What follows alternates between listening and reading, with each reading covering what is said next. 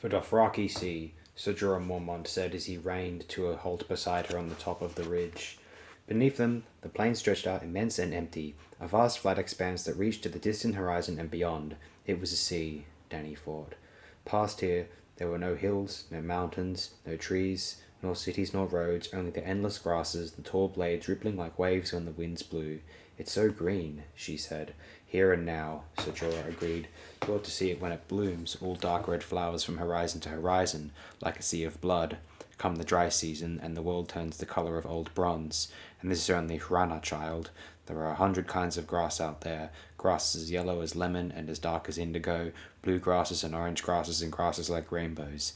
Down in the shadowlands beyond Asai, they say there are oceans of ghost grass, taller than a man on horseback with stalks as pale as milk glass. It murders all other grass and glows in the dark with the spirits of the damned. The Dothraki claim that someday ghost grass will cover the entire world, and then all life will end. That thought gave Dany the shivers. I don't want to talk about that now, she said. It's so beautiful here. I don't want to think about everything dying. As you will, Khaleesi, Sir Jorah said respectfully. She heard the sound of voices and turned to look behind her. She and Mormont had outdistanced the rest of their party, and now the others were climbing the ridge below them. Her handmaid Eerie and the young archers of her cars were fluid as centaurs, but Viserys still struggled with the short stirrups and the flat saddle. Her brother was miserable out here. He ought never have come. Magister Illyrio had urged him to wait in Pentos, had offered him the hospitality of his manse, but Viserys would have none of it. He would stay with Drogo until the debt had been paid, till he had the crown he had been promised. And if he tries to cheat me, he will learn to his sorrow what it means to wake the dragon, Viserys had vowed, laying a hand on his borrowed sword. Illyrio had blinked at that and wished him good fortune. Dany realized that she did not want to listen to any of her brother's complaints right now. The day was too perfect. The sky was a deep blue, and high above them a hunting hawk circled. The grass sea swayed and sighed with each breath of wind. The air was warm on her face, and Dany felt at peace. She would not let Viserys spoil it. Wait here, Dany told Sir Jorah. Tell them all to stay. Tell them I commanded. The knight smiled. Sir Jorah was not a handsome man. He had a neck and shoulders like a bull, and coarse black hair covered his arms and chest so thickly that there was none left for his head. Yet his smiles gave Dany comfort. You are learning to talk like a queen, Daenerys. Not a queen, said Dany. A Khaleesi. She wheeled her horse about and galloped down the ridge alone. The descent was steep and rocky, but Dany rode fiercely, and the joy and the danger of it were a song in her heart. All her life Viserys had told her she was a princess, but not until she rode her silver had Daenerys Targaryen ever felt like one. At first it did not come easy. The Ghalazar broke in camp the morning after her wedding, moving east toward Vaes Dothrak, and by the third day Dany thought she was going to die. Saddle sores opened on her bottom, hideous and bloody. Her thighs were chafed raw, her hands blistered from the reins, the muscles of her legs and back so racked with pain that she could scarcely sit. By the time dusk fell, her handmaids would need to help her down from her mount. Even the knights brought no relief. Khal Drogo ignored her when they rode, even as he had ignored her during their wedding, and spent his evenings drinking with his warriors and blood riders, racing his prize horses, watching women dance and men die. Dany had no place in these parts of his life. She was left to sup alone, with Sir Jorah and her brother, and afterward to cry herself to sleep. Yet every night, sometime before the dawn, Drogo would come to her tent and wake her in the dark, to ride her as relentlessly as he rode his stallion. He always took her from behind, Dothraki fashion, for which Dany was grateful, the way her lord husband could not see the tears that wet her face, and she could use her pillow to muffle her cries of pain. When he was done, he would close his eyes and begin to snore softly, and Dany would lie beside him, her body bruised and sore, hurting too much for sleep. Day followed day, and night followed night, until Dany knew she could not endure a moment longer. She would kill herself rather than go on, she decided one night. Yet when she slept that night, she dreamt the dragon dream again. Viserys was not in it this time. There was only her and the dragon. Its scales were black as night, wet and slick with blood. Her blood, Dany sensed. Its eyes were pools of molten magma, and when it opened its mouth, the flame came roaring out in a hot jet. She could hear it singing to her. She opened her arms to the fire, embraced it, let it swallow her whole, let it cleanse her and temper her and scour her clean. She could feel her flesh sear and blacken and slough away, could feel her blood boil and turn to steam, and yet there was no pain. She felt strong and new and fierce, and the next day, strangely, she did not seem to hurt quite so much. It was as if the gods had heard her and taken pity. Even her handmaids noticed the change. Khaleesi, Jiqui said, "What is wrong? Are you sick?" "I was," she answered, standing over the dragon's eggs that Lirio had given her when she wed. She touched one, the largest of the three, running her hand lightly over the shell. Black and scarlet, she thought, like the dragon in my dream. The stone felt strangely warm beneath her fingers, or was she still dreaming? She pulled her hand back nervously. From that hour onward, each day was easier than the one before it. Her legs grew stronger, her blisters burst, and her hands grew calloused. Her soft thighs toughened, supple as leather. The Carl had commanded the handmaid Eerie to teach Danny to ride in the Dothraki fashion, but it was the filly who was her real teacher. The horse seemed to know her moods, as if they shared a single mind. With every passing day, Danny felt surer in her seat. The Dothraki were a hard and unsentimental people, and it was not their custom to name their animals, so Danny thought of her only as the Silver. She had never loved anything so much. As the riding became less an ordeal, Danny began to notice the beauties of the land around her.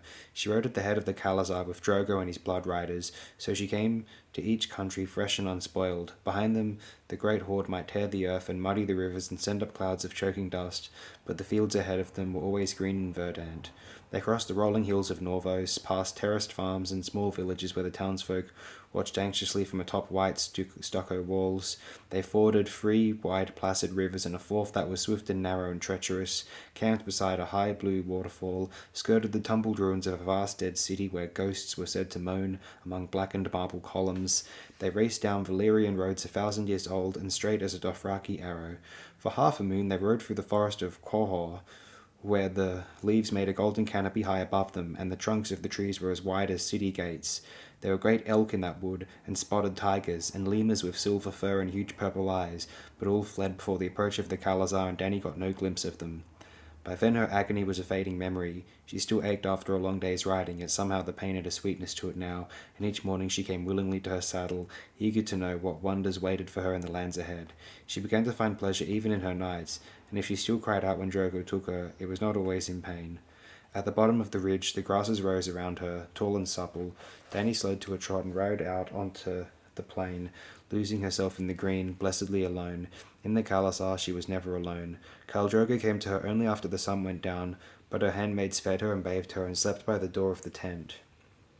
Drogo's blood riders and the men of her cars were never far, and her brother was an unwelcome shadow, day and night. Danny could hear him on the top of the ridge, his voice shrill with anger as he shouted at Ser Jorah. She rode on, submerging herself deeper in the Dothraki sea. The green swallowed her up. The air was rich with the sense of earth and grass, mixed with the smell of horse flesh and Danny's sweat and the oil in her hair. Dothraki smells.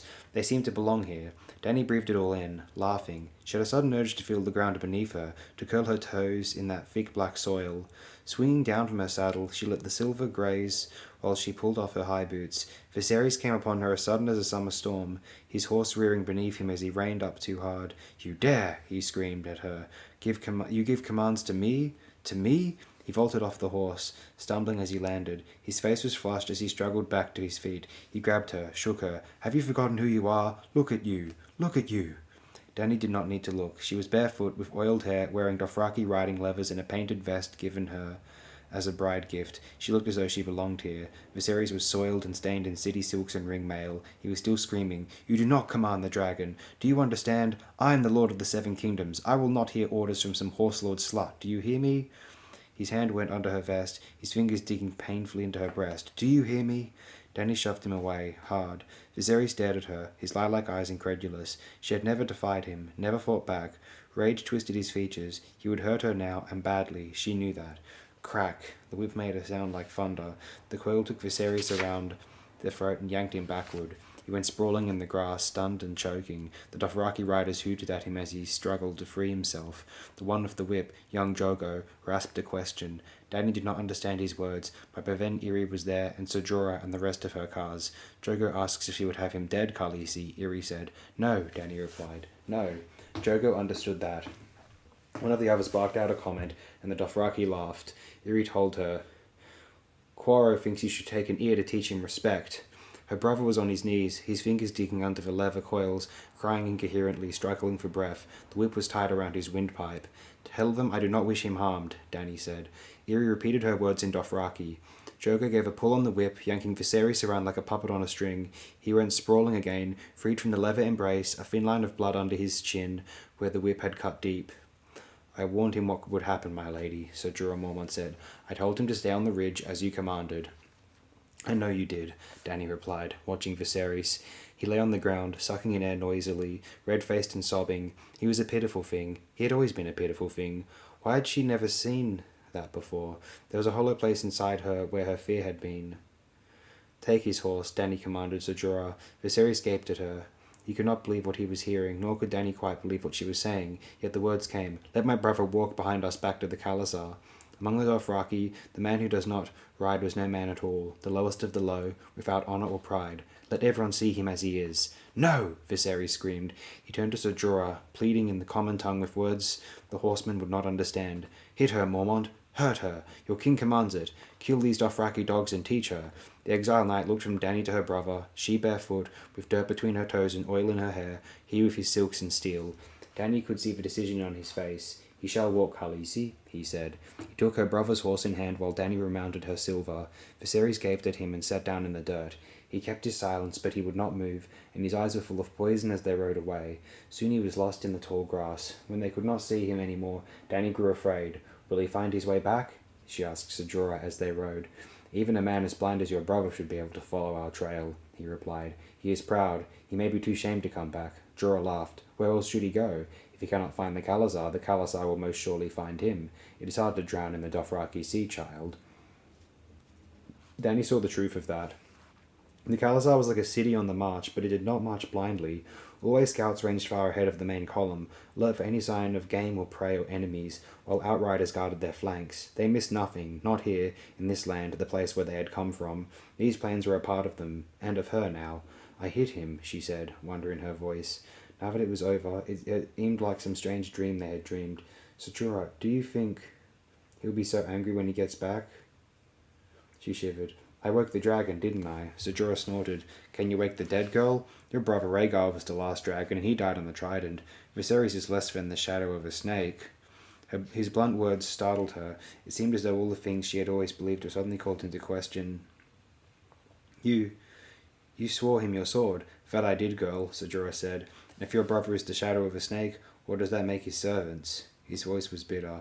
He is still the true king. He is... Jorah pulled up his horse and looked at her. Truth now. Would you want to see Viserys sit on a throne? Dany thought about that. He would not be a very good king, would he? There have been worse, but not many. The knight gave his heels to his mount and started off again. Dany rode close beside him. Still, she said, the common people are waiting for him. Magister Illyrio say they are sowing dragon banners and praying for Viserys to return from across the narrow sea to free them. The common people pray for rain, healthy children, and a summer that never ends. Sir Jorah told her. It is no matter to them if the High Lords play their Game of Thrones, so long as they are left in peace. He gave a shrug. They never are. Dany rode along quietly for a time, working his words like a puzzle box. It went against everything that Viserys had ever told her to think, that the people could care so little whether a true king or usurper reigned over them. Yet the more she thought on Jorah's words, the more they rang of truth. What do you pray for, Sir Jorah? She asked him. Home, he said. His voice was thick with longing. I pray for home too, she told him, believing it. Sir Jorah laughed. Look around you then, Khaleesi. But it was not the plains Dany saw then. It was King's Landing and the great red keep that Aegon the Conqueror had built. It was Dragonstone where she had been born. In her mind's eye they burned with 1,000 lights, a fire blazing in every window. In her mind's eye, all the doors were red. My brother will never take back the 7 kingdoms, Dany said. She had known that for a long time, she realized. She had known it all her life. Only she had never let herself say the words, even in a whisper, but now she said them for Jorah Mormont and all the world to hear. So Jorah gave her a measuring look. You think not. He could not lead an army even if my lord husband gave him one, Dany said. He has no coin, and the only knight who follows him reviles him as less than a snake. For Dothraki make mock of his weakness. He will never take us home. Wise child, the knight smiled. I am no child, she told him fiercely. Her heels pressed into the sides of her mount, rousing the silver to a gallop. Faster and faster she raced, leaving Jorah and Irri and the others far behind, the warm wind in her hair and the setting sun red on her face. By the time she reached the Khalasar, it was dusk. The slaves had erected her tent by the shore of a spring-fed pool. She could hear rough voices from the woven grass palace on the hill. Soon there would be laughter when the men of her cars told the story of what had happened in the grasses today. By the time Viserys came limping back among them, every man, woman and child in the camp would know him for a walker. There were no secrets in the Khalasar. Danny gave the silver over to the slaves for grooming and entered her tent. It was cool and dim beneath the silk. As she let her door flap close behind her, Danny saw a finger of dusty red light reach out to touch her dragon's eggs across the tent. For an instant, 1,000 droplets of scarlet flame swam before her eyes. She blinked and they were gone. Stone, she told herself. They are only stone. Even Illyrio said so. The dragons are all dead. She put her palm against the black egg, fingers spread gently across the curve of the shell. The stone was warm, almost hot. The sun, Danny whispered. The sun warmed them as they rode. She commanded her handmaids to prepare her a bath. Doria built a fire outside the tent, while Iri and Jikwi fetched the big copper tub, another bride gift, from the pack horses and carried water from the pool. When the bath was steaming, Iri helped her into it and climbed in after her. "Have you ever seen a dragon?" she asked as Iri scrubbed her back and Jikwi squeezed sand from her hair. She had heard that the first dragons had come from the east, from the Shadowlands beyond Ashai and the islands of the Jade Sea. Perhaps some were still living there, in a realm strange and wild. "Dragons are gone, Khaleesi," Iri said. "Dead," agreed Jikwi, "long and long ago."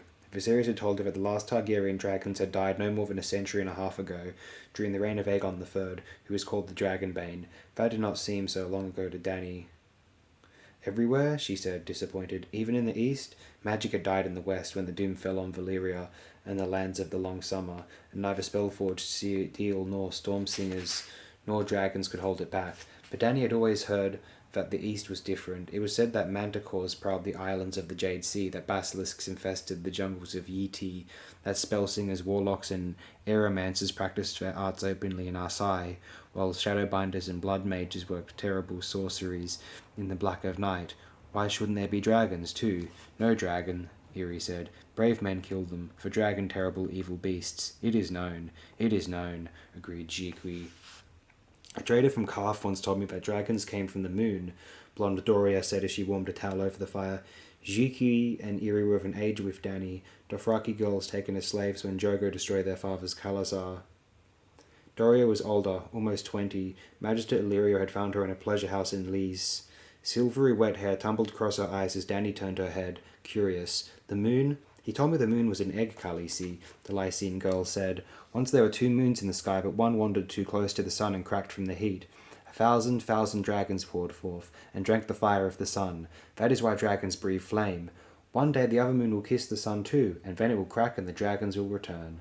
The 2 Dothraki girls giggled and laughed. "You are foolish, straw-head slave," Iri said. "Moon is no egg. Moon is God, woman wife of sun. It is known, Jikwi agreed. Dany's skin was flushed and pink when she climbed from the tub. Jikwi laid her down to oil her body and scrape the dirt from her paws. Afterward, Iri sprinkled her of spice flour and cinnamon.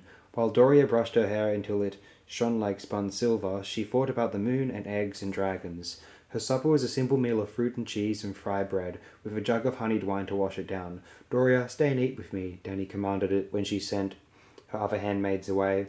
The Lysine girl had hair the colour of honey and eyes like the summer sky. She lowered those eyes when they were alone. "You honour me, Khaleesi," she said, but it was no honour, only service. Long after the moon had risen, they sat together, talking. That night, when Khal Drogo came, Dany was waiting for him. He stood in the door of her tent and looked at her with surprise.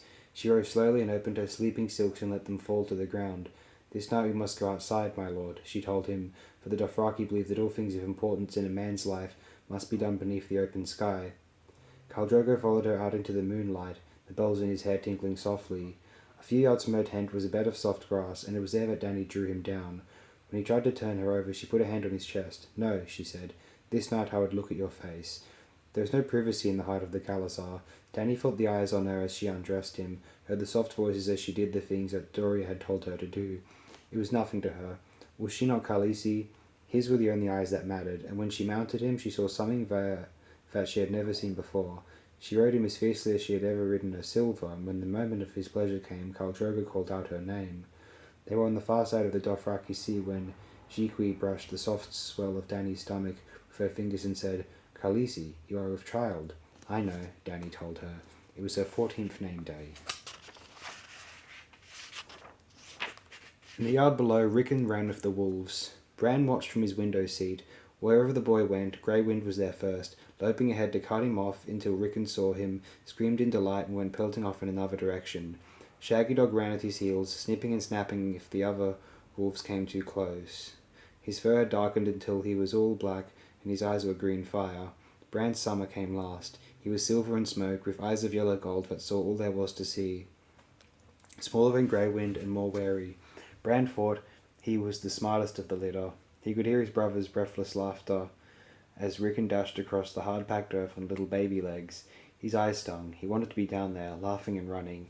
Angry at the thought, Bran knuckled away the tears before they could fall. His 8th name day had come and gone. He was almost a man grown now, too old to cry. It was just a lie, he said bitterly, remembering the crow from his dream. I can't fly. I can't even run. Crows are all liars, Old Nan agreed, from the chair where she sat doing her needlework. I know a story about a crow. I don't want any more stories, Bran snapped, his voice petulant. He had liked Old Nan and her stories once, before, but it was different now. They left her with him all day now, to watch over him and clean him and keep him from being lonely, but she just made it worse. I hate your stupid stories. The old woman smiled at him toothlessly. My stories? No, my little lord, not mine. The stories are before me and after me, before you too. She was a very ugly old woman, Bran thought spitefully, shrunken and wrinkled, almost blind, too weak to climb stairs, with only a few wisps of white hair left to cover a mottled pink scalp. No one really knew how old she was, but his father said she'd been called Old Nan even when he was a boy. She was the oldest person in Winterfell for certain, maybe the oldest person in the Seven Kingdoms. Nan had come to the castle as a wet nurse for a Brandon Stark, whose mother had died birthing him. He had been an older brother of Lord Rickard, Bran's grandfather, or perhaps a younger brother, or a brother to Lord Rickard's father. Sometimes Old Nan told it one way and sometimes another. In all the stories, a little boy died at 3 of a summer chill, but Old Nan stayed on at Winterfell with her own children. She had lost both her sons to the war when King Robert won the throne, and her grandson was killed on the walls of Pike during Balon Greyjoy's rebellion. Her daughters had long ago married and moved away and died. All that was left of her own blood was Hodor, the simple-minded giant who worked in the stables, but Old Nan had just lived on, doing her needlework and telling her stories. I don't care whose stories they are, Bran told her. I hate them. He didn't want stories and he didn't want Old Nan. He wanted his mother and father. He wanted to go running with Summer loping beside him. He wanted to climb the broken tower and feed corn to the crows. He wanted to ride his pony again with his brothers. He wanted it to be the way it had been before. I know a story about a boy who hated stories, Old Nan said with her stupid little smile, her needles moving all the while, click, click, click, until Bran was ready to scream at her. It would never be the way it had been, he knew. The crow had tricked him into flying, but when he woke up he was broken and the world was changed. They had all left him, his father and his mother and his sisters and even his bastard brother Jon. His father had promised he would ride a real horse to King's Landing, but they'd gone without him. Maester Luwin had sent a bird after Lord Eddard with a message, and another to Mother, and a third to Jon on the wall, but there had been no answers. Oft times the bird's a lost child, the Maester had told him. There's many a mile and many a hawk between here and King's Landing. The message may not have reached them. Yet to Bran it felt as if they had all died while he had slept, or perhaps Bran had died and they had forgotten him. Jory and Sir Roderick and Varion Poole had gone too, and Hullen and Harwin and Fat Tom and a quarter of the guard. Only Robb and baby Rickon was still here, and Robb was changed. He was Robb the Lord now, or trying to be. He wore a real sword and never smiled. His days were spent drilling the guard and practicing his swordplay, making the yard ring with the sound of steel as Bran watched forlornly from his window. At night he closeted himself with Maester Luwin, talking or going over account books. Sometimes he would ride out with Hallis Mullen and be gone for days at a time, visiting distant holdfasts. Whenever he was away for more than a day, Rickon would cry and ask Bran if Robb was ever coming back. Even when he was home at Winterfell, Robb the Lord seemed to have more time for Hallis Mullen and Theon Greyjoy than he ever did for his brothers. I could tell you the story about Brandon the Builder, Old Nan said. That was always your favourite. Thousands and thousands of years ago, Brandon the Builder had raised Winterfell, and some said the Wall. Bran knew the story, but it had never been his favourite. Maybe one of the other Brandons had liked that story. Sometimes Nan would talk to him as if he were her Brandon, the baby she had nursed all those years ago, and sometimes she confused him with his uncle Brandon, who was killed by the Mad King before Bran was even born.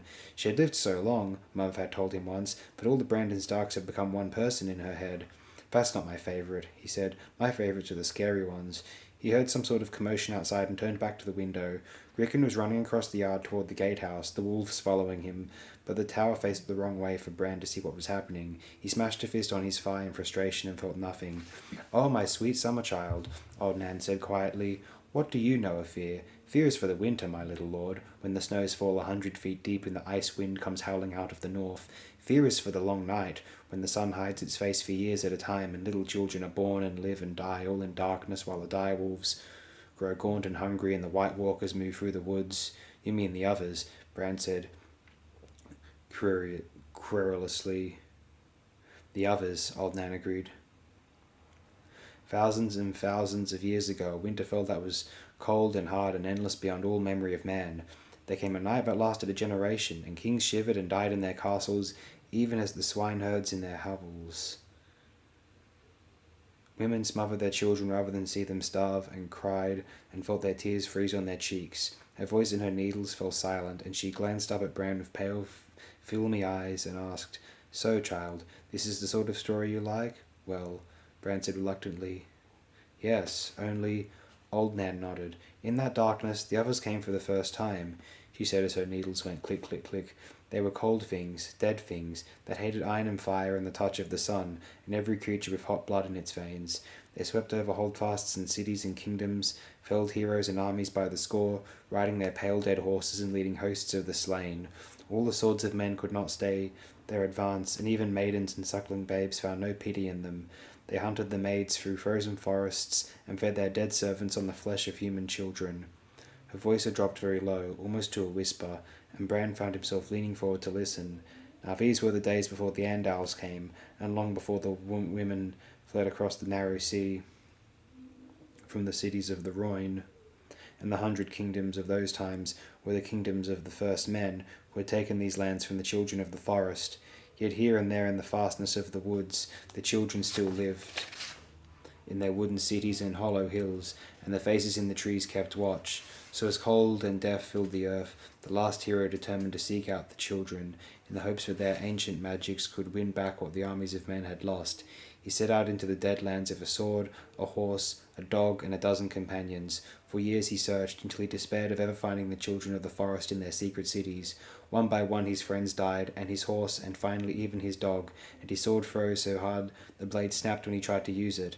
And the others smelled the hot blood in him, and came silent on his trail, stalking him with packs of pale white spiders big as hounds.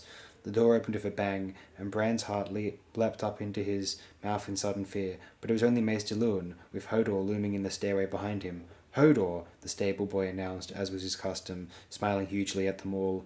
Maester Luwin was not smiling. "We have visitors," he announced, "and your presence is required, Bran." "I'm listening to a story now," Bran complained. "Stories wait, my little lord. When you come back to them, why, there they are," Old Nan said. "Visitors are not so patient, and oft-times they bring stories of their own." "Who is it?" Bran asked Maester Luwin. "Tyrion Lannister, and some men of the Night's Watch, with word from your brother Jon. Robb is meeting with them now. Hodor, will you help Bran down to the hall?" "Hodor," Hodor agreed happily. He ducked to get his great shaggy head under the door. Hodor was nearly 7 feet tall. It was hard to believe that he was the same blood as Old Nan. Bran wondered if he would shrivel up as small as his great-grandmother when he was old. It did not seem likely, even if Hodor lived to be 1,000. Hodor lifted Bran as easy as if he were a bale of hay, and cradled him against his massive chest. He always smelled faintly of horses, but it was not a bad smell. His arms were thick with muscle and matted with brown hair. "Hodor," he said again. Theon Greyjoy had once commented that Hodor did not know much, but no one could doubt that he knew his name. Old Nan had cackled like a hen when Bran told her that, and confessed that Hodor's real name was Waldar. No one knew where Hodor had come from, she said, but when he started saying it, they started calling him by it. It was the only word he had. They left Old Nan in the tower room with her needles and her memories. Hodor hummed tunelessly as he carried Bran down the steps and through the gallery, with Maester Luwin following behind, hurrying to keep up with the stable boy's long strides. Robb was seated in Father's high seat, wearing ringmail and boiled leather and the stern face of Robb the Lord. Theon Greyjoy and Hallis Mullen stood behind him. A dozen guardsmen lined the grey stone walls beneath tall narrow windows. In the centre of the room, the dwarf stood with his servants and 4 strangers in the black of the Night's Watch. Bran could sense the anger in the hall the moment that Hodor carried him through the doors. "Any man of the Night's Watch is welcome here at Winterfell for as long as he wishes to stay," Robb was saying with the voice of Robb the Lord. His sword was across his knees, the steel bare for all the world to see. Even Bran knew what it meant to greet a guest with an unsheathed sword. "Any man of the Night's Watch," Fedorf repeated. "But not me. Do I take your meaning, boy?" Robb stood and pointed to the little man with his sword. I am the lord here while my mother and father are away, Lannister. I am not your boy. If you are a lord, you might learn a lord's courtesy, the little man replied, ignoring the sword point in his face. Your bastard brother has all your father's graces, it would seem. John, Bran gasped out from Hodor's arms. The dwarf turned to look at him. So it is true. The boy lives. I could scarce believe it. You Starks are hard to kill. You Lannisters had best remember that, Robb said, lowering his sword. Hodor, bring my brother here. Hodor, Hodor said, and he trotted forward, smiling, and set Bran in the high seat of the Starks, where the Lords of Winterfell had sat since the days when they called themselves the King in the North. The seat was cold stone, polished smooth by countless bottoms. The carved heads of direwolves snarled on the ends of its massive arms. Bran clasped them as he sat, his useless legs dangling. The great seat made him feel half a baby. Robb put a hand on his shoulder. You said you had business with Bran. Well, here he is, Lannister. Bran was uncomfortably aware of Tyrion Lannister's eyes. One was black and one was green, and both were looking at him, studying him, weighing him. I am told you were quite the climber, Bran, the little man said at last. Tell me, how is it you happened to fall that day? I never, Bran insisted. He never fell. Never, never, never. The child does not remember anything of the fall, or the climb that came before it, said Maester Luwin gently. Curious, said Tyrion Lannister.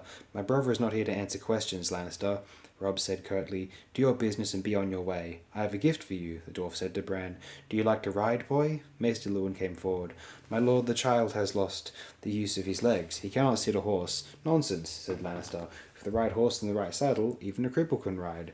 The word was a knife through Bran's heart. He felt tears come unbidden to his eyes. I am not a cripple, and I am not a dwarf, the dwarf said with a twist of his mouth. My father will rejoice to hear it. Greyjoy laughed. What sort of horse and saddle are you suggesting? Maester Luwin asked. A smart horse, Lannister replied. The boy cannot use his legs to command the animal, so you must shape the horse to the rider. Teach it to respond to the reins, to the voice. I would begin with an unbroken yearling, with no old training to be unlearned. He drew a rolled paper from his belt. Give this to your saddler. He will provide the rest. Maester Luwin took the paper from the dwarf's hand, curious as a small grey squirrel. He unrolled it, studied it. I see. You draw nicely, my lord. Yes, this ought to work. I should have thought of this myself. It came easier to me, Maester. It is not terribly unlike my own saddles. Will I truly be able to ride? Bran asked. He wanted to believe them, but he was afraid. Perhaps it was just another lie. The crow had promised him that he could fly. You will, the dwarf told him, and I swear to you, boy, on horseback you will be as tall as any of them. Robb Stark seemed puzzled. Is this some trap, Lannister? What's Bran to you? Why should you want to help him? Your brother John asked it of me, and I have a tender spot in my heart for cripples and bastards and broken things. Tyrion Lannister placed a hand over his heart and grinned. The door to the yard flew open. Sunlight came streaming across the hall as Rickon burst in, breathless. The direwolves were with him. The boy stopped by the door, wide-eyed, but the wolves came on. Their eyes found Lannister, or perhaps they caught his scent. Some began to growl first. Grey Wind picked it up. They padded toward the little man, one from the right and one from the left. The wolves do not like your smell, Lannister, Theon Greyjoy commented. Perhaps it's time I took my leave, Tyrion said. He took a step backward, and Shaggy Dog came out of the shadows behind him, snarling. Lannister recoiled, and Summer lunged at him from the other side. He reeled away, unsteady on his feet, and Grey Wind snapped at his arm, teeth ripping at his sleeve and tearing loose a scrap of cloth. No! Bran shouted from the high seat as Lannister's men reached for their steel. Summer here! Summer, to me! The direwolf heard the voice, glanced at Bran and again at Lannister. He crept backward, away from the little man, and settled down below Bran's dangling feet. Robb had been holding his breath. He let it out with a sigh and called, Grey Wind. His direwolf moved to him, swift and silent. Now there was only Shaggy Dog, rumbling at the small man, his eyes burning like green fire. Rickon, call him, Bran shouted to his baby brother, and Rickon remembered himself and screamed, Home, Shaggy! Home now! The Black Wolf gave Lannister one final snarl and bounded off to Rickon, who hugged him tightly around the neck. Tyrion Lannister undid his scarf, mopped at his brow, and said in a flat voice, How interesting. Are you well, my lord? Asked one of his men, his sword in hand. He glanced nervously at the direwolves as he spoke. My sleeve is torn and my breeches are unaccountably damp, but nothing was harmed save my dignity. Even Robb looked shaken. The wolves. I don't know why they did that. No doubt they mistook me for dinner. Lannister bowed stiffly to Bran. I thank you for calling them off, young sir. I promise you they would have found me quite indigestible. Now I will be leaving, truly. A moment, my lord, Maester Luwin said. He moved to Robb and they huddled close together, whispering. Bran tried to hear what they were saying, but their voices were too low. Rob Stark finally sheathed his sword. I may have been hasty with you, he said. You've done Bran a kindness, and, well... Rob composed himself with an effort. The hospitality of Winterfell is yours if you wish it, Lannister. Spare me your false courtesies, boy. You do not love me, and you do not want me here. I saw an inn outside your walls in the Winter Town. I'll find a bed there, and both of us will sleep easier. For a few coppers, I may even find a comely wench to warm the sheets for me. He spoke to one of the Black Brothers, an old man with a twisted back and a tangled beard. Yoren, we go south at daybreak. You will find me on the road, no doubt. With that he made his exit, struggling across the hall on his short legs, past Rickon and out the door. His men followed. The 4 of the night's watch remained. Rob turned to them uncertainly. I have had rooms prepared, and you'll find no lack of hot water to wash off the dust of the road. I hope you will honour us at table tonight. He spoke the words so awkwardly that even Bran took note. It was a speech he had learned, not words from the heart, but the Black Brothers thanked him all the same. Summer followed them up the tower steps as Hodor carried Bran back to his bed. Old Nan was asleep in her chair. Hodor gathered up his great-grandmother and carried her off, snoring softly, while Bran lay thinking. Robert promised that he could feast with the Night's Watch in the Great Hall. Summer, he called. The wolf bounded up on the bed. Bran hugged him so hard he could feel the hot breath on his cheek. I can ride now, he whispered to his friend. We can go hunting in the woods soon. Wait and see. After a time he slept. In his dream he was climbing again, pulling himself up an ancient windowless tower, his fingers forcing themselves between blackened stones, his feet scrabbling for purchase. Higher and higher he climbed, through the clouds and into the night sky, and still the tower rose before him. When he paused to look down, his head swam dizzily and he felt his fingers slipping. Bran cried out and clung for dear life. The earth was 1,000 miles beneath him and he could not fly. He could not fly. He waited until his heart had stopped pounding, until he could breathe, and he began to climb again. There was no way to go but up. Far above him, outlined against a vast pale moon, he thought he could see the shapes of gargoyles. His arms were sore and aching, but he dared not rest. He forced himself to climb faster. The gargoyles watched him ascend. Their eyes glowed red as hot coals in a brazier. Perhaps once they had been lions, but now they were twisted and grotesque. Bran could hear them whispering to each other in soft stone voices terrible to hear. He must not listen, he told himself. He must not hear. So long as he did not hear them, he was safe. But when the gargoyles pulled themselves loose from the stone and padded down the side of the tower to where Bran clung, he knew he was not safe after all. I didn't hear, he wept as they came closer and closer. I didn't. He woke gasping, lost in darkness, and saw a vast shadow looming over him. I didn't hear, he whispered, trembling in fear, but then the shadow said, Hodor, and lit the candle by the bedside, and Bran sighed with relief. Hodor washed the sweat from him with a warm, damp cloth, and dressed him with deft and gentle hands. When it was time, he carried him down to the great hall, where a long trestle table had been set up near the fire. The lord's seat at the head of the table had been left empty, but Rob sat to the right of it, with Bran across from him. They had suckling pig that night, and pigeon pie, and turnips soaking in butter, and afterward the cook had promised honeycombs. Summer snatched table scraps from Bran's hand, while Greywind and Shaggy Dog fought over a bone in the corner. Winterfell's dogs would not come near the hall now. Bran had found that strange at first, but he was growing used to it. Yoren was senior among the Black Brothers, so the steward had seated him between Rob and Maester Luwin. The old man had a sour smell, as if he had not washed in a long time. He ripped at the meat with his teeth, cracked the ribs to suck out the marrow from the bones, and shrugged at the mention of Jon Snow. Sir Alice's bane, he grunted, and 2 of his companions shared a laugh that Bran did not understand. But when Rob asked for news of their Uncle Benjen, the Black Brothers grew ominously quiet. What is it? Bran asked. Yoren wiped the fingers on his vest. There's hard news, my lords, and a cruel way to pay you for your meat and mead, but the man who asks the questions must bear the answer. Stark's gone. One of the other men said, The old bear sent him out to look for Waymar Royce, and he's late returning, my lord. Too long, Yoren said. Most like he's dead. My uncle is not dead, Robb Stark said loudly, anger in his tones. He rose from the bench and laid his hand on the hilt of his sword. Do you hear me? My uncle is not dead. His voice rang against the stone walls, and Bran was suddenly afraid. Old sour-smelling Yoren looked up at Robb, unimpressed. Whatever you say, my lord, he said. He sucked at a piece of meat between his teeth. The youngest of the Black Brothers shifted uncomfortably in his seat. There's not a man on the wall knows the haunted forest better than Benjen Stark. He'll find his way back. Well, said Yoren, maybe he will and maybe he won't. Good men have gone into those woods before and never come out. All Bran could think of was old Nan's story of the others and the last hero, hounded through the white woods by dead men and spiders as big as hounds. He was afraid for a moment, until he remembered how that story ended. The children will help him, he blurted. The children of the forest. Theon Greyjoy sniggered, and Maester Luwin said, Bran, the children of the forest have been dead and gone for thousands of years. All that is left of them are the faces in the trees. Down here might be that's true, Maester, Euron said, but up past the wall, who's to say? Up there a man can't always tell what's alive and what's dead. That night, after the plates had been cleared, Robb carried Bran up to bed himself. Grey Wind led the way, and Summer came close behind. His brother was strong for his age, and Bran was as light as a bundle of rags, but the stairs were steep and dark, and Robb was breathing hard by the time they reached the top. He put Bran into bed, covered him with blankets, and blew out the candle. For a time, Robb sat beside him in the dark. Bran wanted to talk to him, but he did not know what to say. We'll find a horse for you, I promise, Robb whispered at last. Are they ever coming back? Bran asked him. Yes, Robb said with such hope in his voice that Bran knew he was hearing his brother and not just Robb the Lord. Mother will be home soon. Maybe we can ride out to meet her when she comes. Wouldn't that surprise her to see you a horse? Even in the dark room, Bran could feel his brother's smile. And afterward, we'll ride north to see the wall. We won't even tell Jon we're coming. We'll just be there one day, you and me. It will be an adventure. An adventure, Bran repeated wistfully. He heard his brother sob.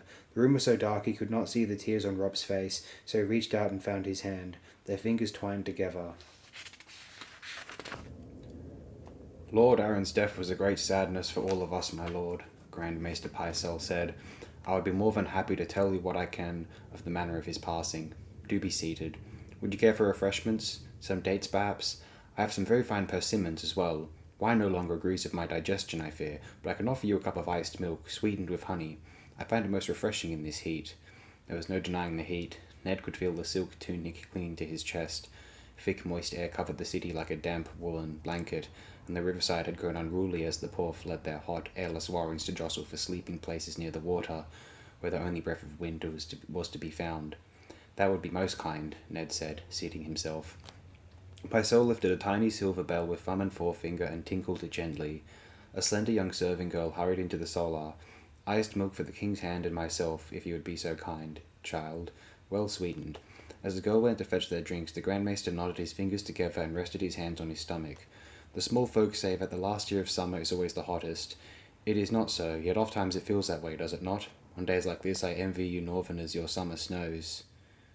The heavy jewelled chain around the old man's neck chinked softly as he shifted in his seat. To be sure, King Maekar's summer was hotter than this one, and near as long.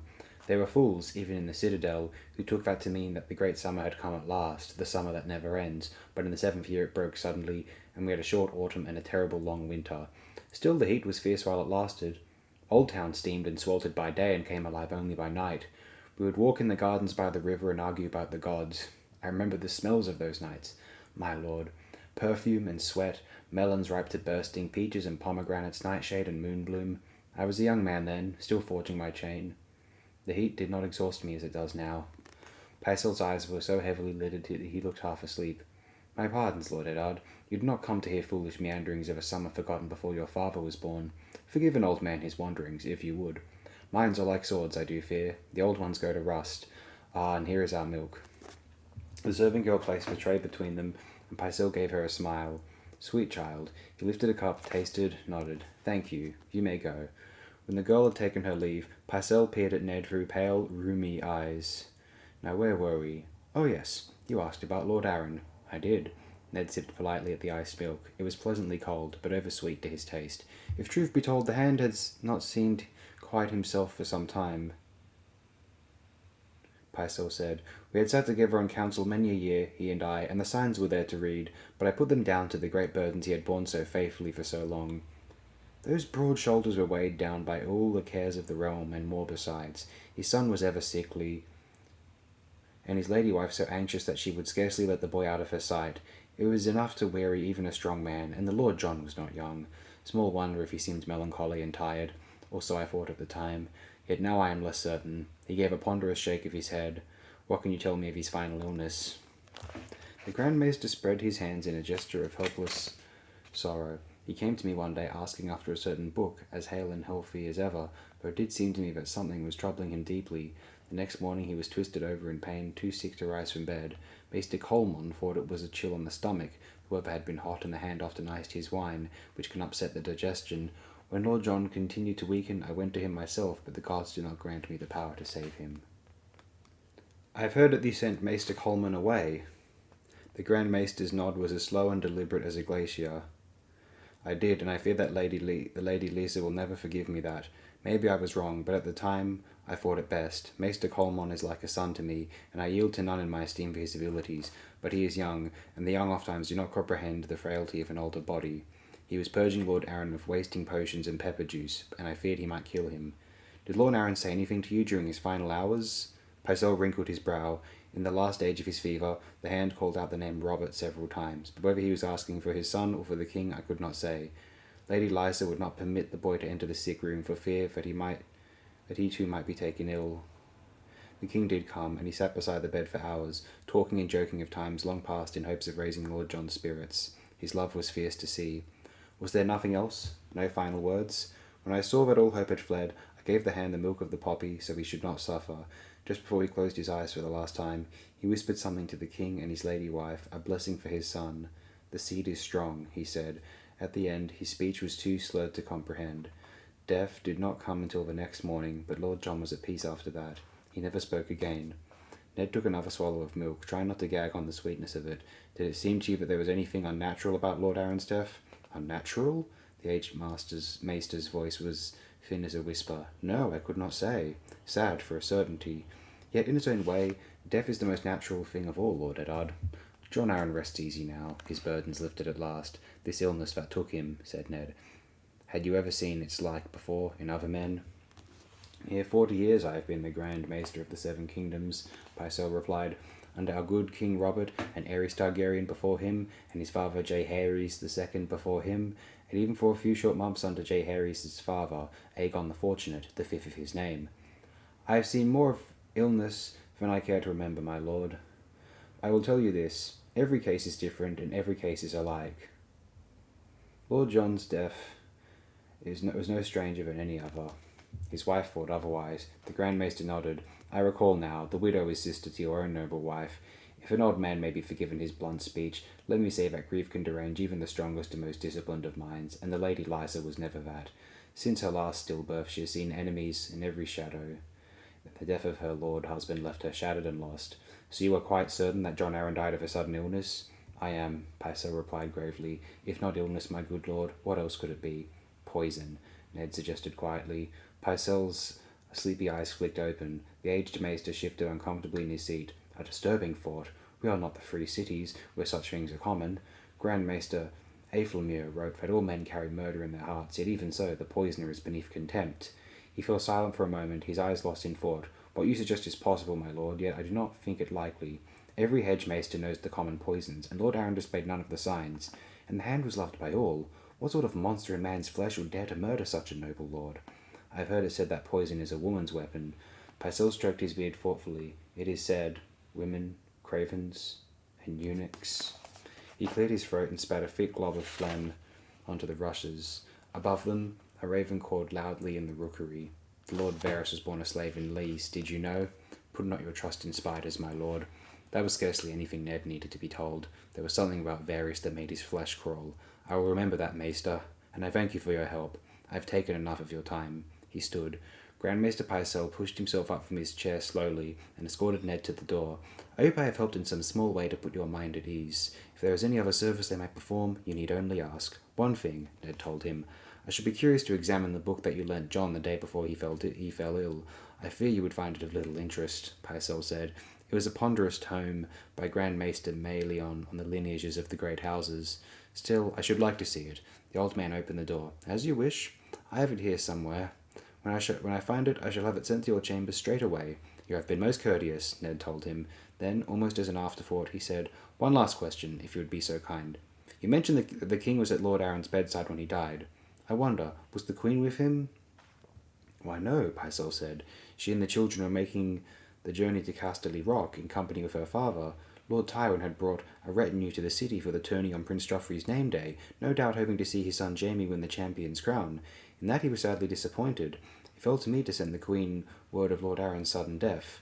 Never have I sent off a bird with a heavier heart. Dark wings, dark words, Ned murmured. It was a proverb old Nan had taught him as a boy.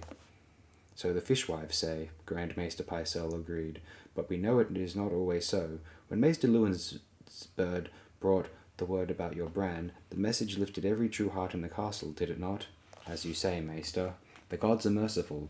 Pycelle bowed his head. Come to me as often as you like, Lord Eddard. I am here to serve. Yes, Ned thought as the door swung shut. But whom? On the way back to his chambers, he came upon his daughter Arya on the winding steps of the Tower of the Hand, windmilling her arms as she struggled to balance on one leg. The rough stone had scuffed her bare feet. Ned stopped and looked at her. Arya, what are you doing? Sirio says a water dancer can stand on one toe for hours. Her hands flailed at the air to steady herself.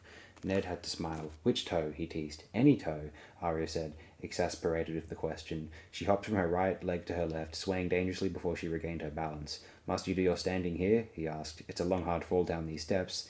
Sirio says a water dancer never falls. She lowered her leg to stand on 2 feet. Father, will Bran come and live with us now? Not for a long time, sweet one, he told her. He needs to win his strength back. Arya bit her lip. What will Bran do when he's of age? Ned knelt beside her. He has years to find that answer, Arya. For now, it is enough to know that he will live. The night the bird had come from Winterfell, Eddard Stark had taken the girls to the castle Godswood, an acre of elm and alder and black cottonwood overlooking the river. The heart tree there was a great oak, its ancient limbs overgrown with smokeberry vines. They knelt before it to offer their thanksgiving, as if it had been a weirwood. Sansa drifted to sleep as the moon rose, Arya several hours later, curling up in the grass under Ned's cloak. All through the dark hours he kept his vigil alone. When dawn broke over the city, the dark red blooms of dragon's breath surrounded the girls where they lay. I dreamed of Bran, Sansa had whispered to him. I saw him smiling. He was going to be a knight, Arya was saying now, a knight of the Kingsguard. Can he still be a knight? No, Ned said. He saw no use in lying to her, yet some day he may be the lord of a great holdfast and sit on the king's council. He might raise castles like Brandon the Builder, or sail a ship across the sunset sea, or enter your mother's faith and become the High Septon. But he will never run beside his wolf again, he thought with a sadness too deep for words, or lie with a woman, or hold his own son in his arms. Arya cocked her head to one side. Can I be a king's counsellor and build castles and become the High Septon? You, Ned said, kissing her lightly on the brow, will marry a king and rule his castle, and your sons will be knights and princes and lords and yes, perhaps even a High Septon. Arya screwed up her face. No, she said. That's Sansa. She folded up her right leg and resumed her balancing. Ned sighed and left her there. Inside his chambers, he stripped off his sweat-stained silks and sluiced cold water over his head from the basin beside the bed.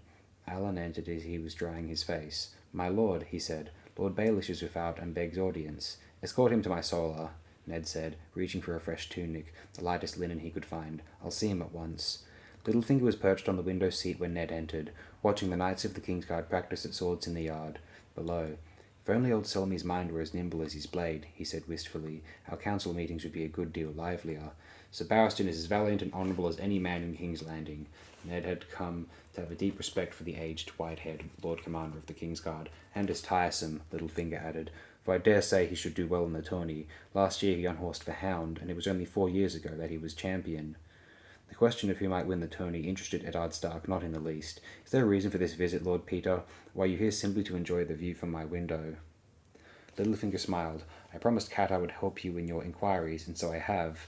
That took Ned aback. Promise or no promise, he could not find it in him to trust Lord Peter Baelish, who struck him as too clever by half. You have something for me? Someone, Littlefinger corrected. 4 someones, if truth be told.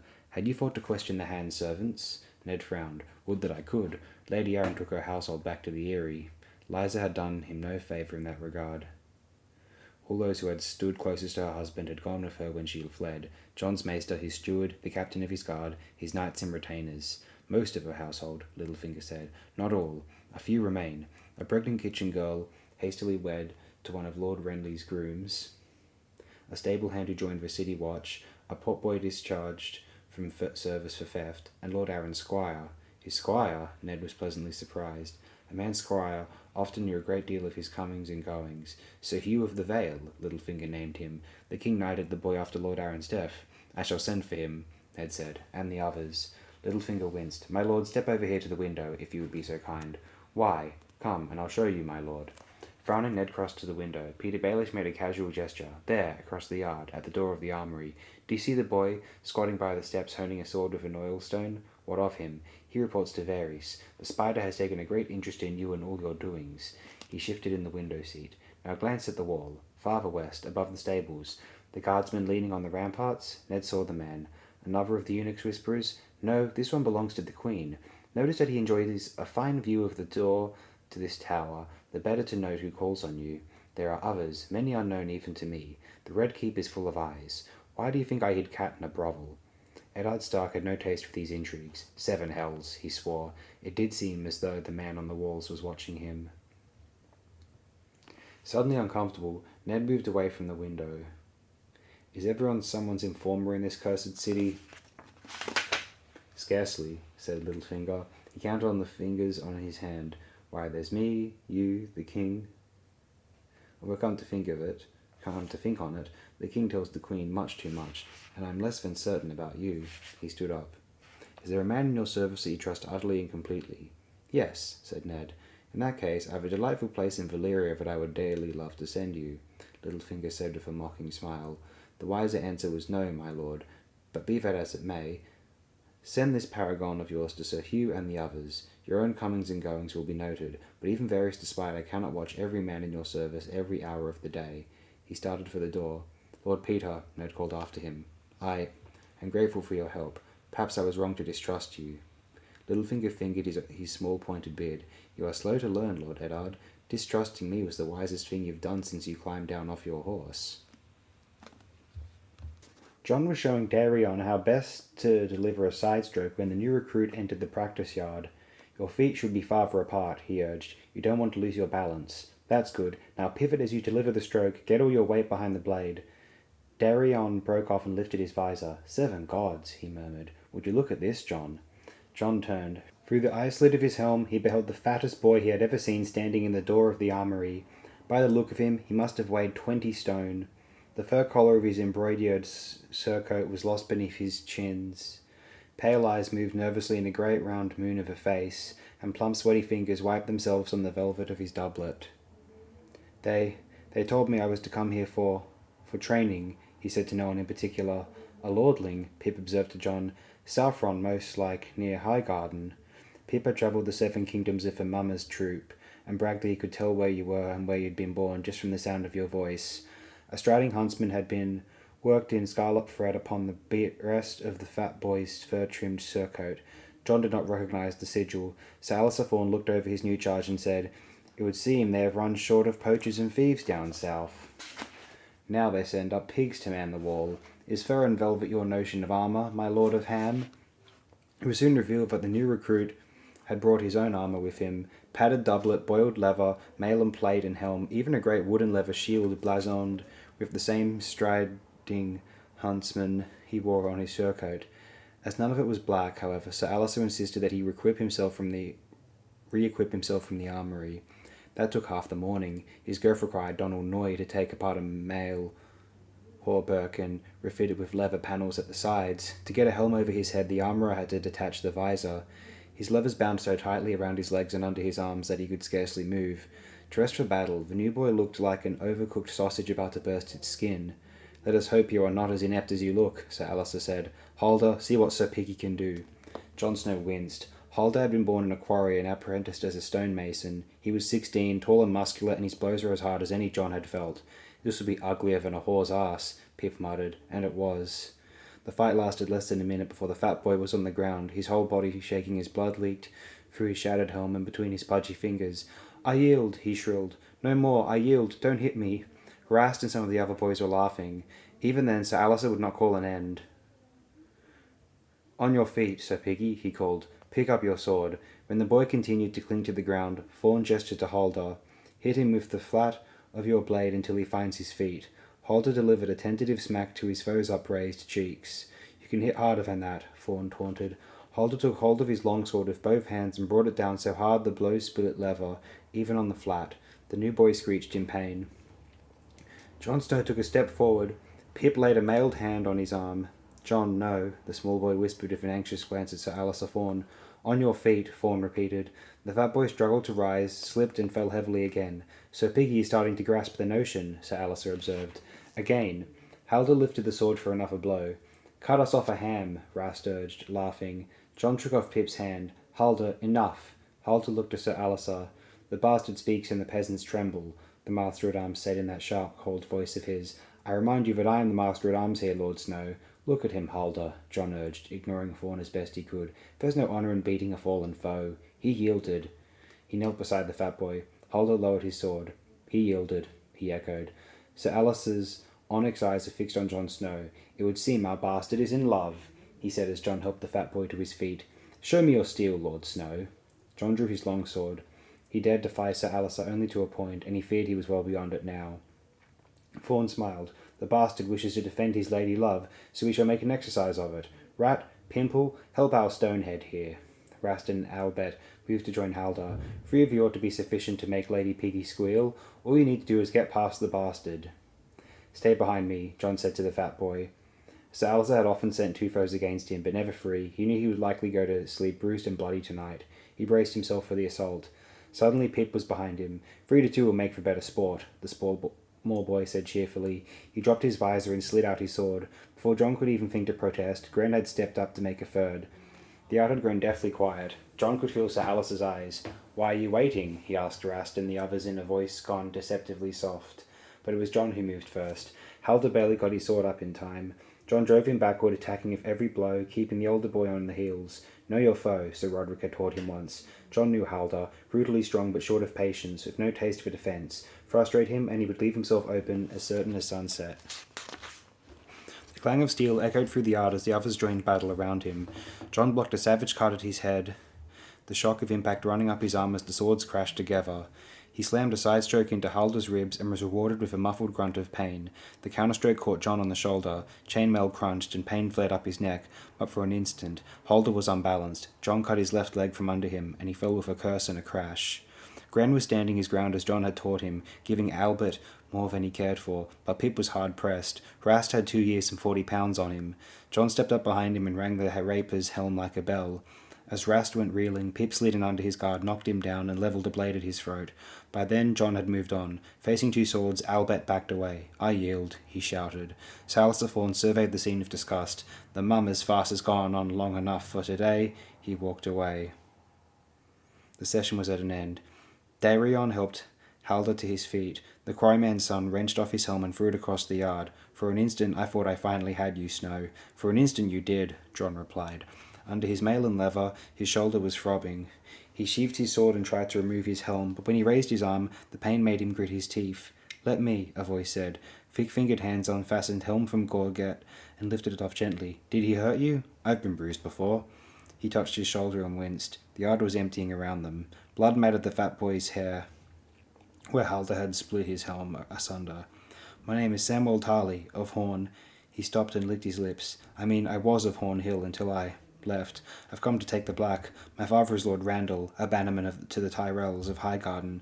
I used to be his heir, only. His voice trailed off.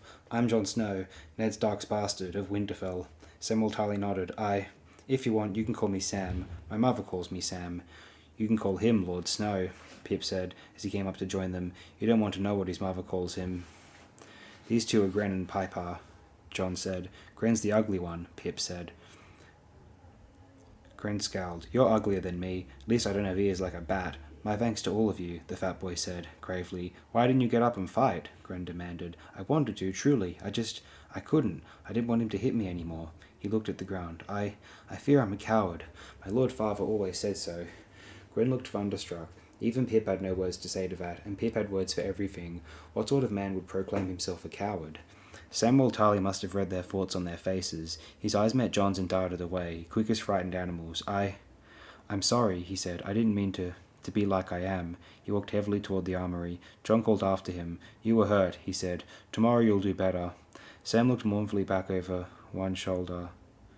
No, I won't, he said, blinking back tears. I never do better. When he was gone, Gran frowned. Nobody likes cravens, he said, uncomfortably. I wish we hadn't helped him. What if they think we're craven too? You're too stupid to be craven, Pip told him. I am not, Gran said. Yes, you are. If a bear attacked you in the woods, you'd be too stupid to run away. I would not, Gran insisted. I'd run away faster than you. He stopped suddenly, scowling when he saw Pip's grin and realized what he'd just said. His thick neck flushed a dark red. John left them there, arguing as he returned to the armory, hung up his sword, and stripped off his battered armour. Life at Castle Black followed certain patterns. The mornings were for swordplay, the afternoons for work. The Black brothers set new recruits to many different tasks to learn where their skills lay. John cherished the rare afternoons when he was sent out with Ghost ranging at his side to bring back game for the Lord Commander's table, but for every day spent hunting, he gave a dozen to Donald Noy in the armoury, spinning the whetstone while the one-armed smith sharpened axes grown dull from use, or pumping the bellows as Noy hammered out a new sword. Other times he ran messages, stood at guard, mucked out stables, fletched arrows, assisted Maester Aemon with his birds or Bowen Marsh with his counts and inventories. That afternoon the watch commander sent him to the winch cage with 4 barrels of fresh coal-ashed stone to scatter gravel over the icy footpaths atop the wall. It was lonely and boring work, even with Ghost along for company, but John found he did not mind. On a clear day you could see half the world from the top of the wall, and the air was always cold and bracing. He could think here, and he found himself thinking of Samwell Tarly, and oddly, of Tyrion Lannister. He wondered what Tyrion would have made of the fat boy.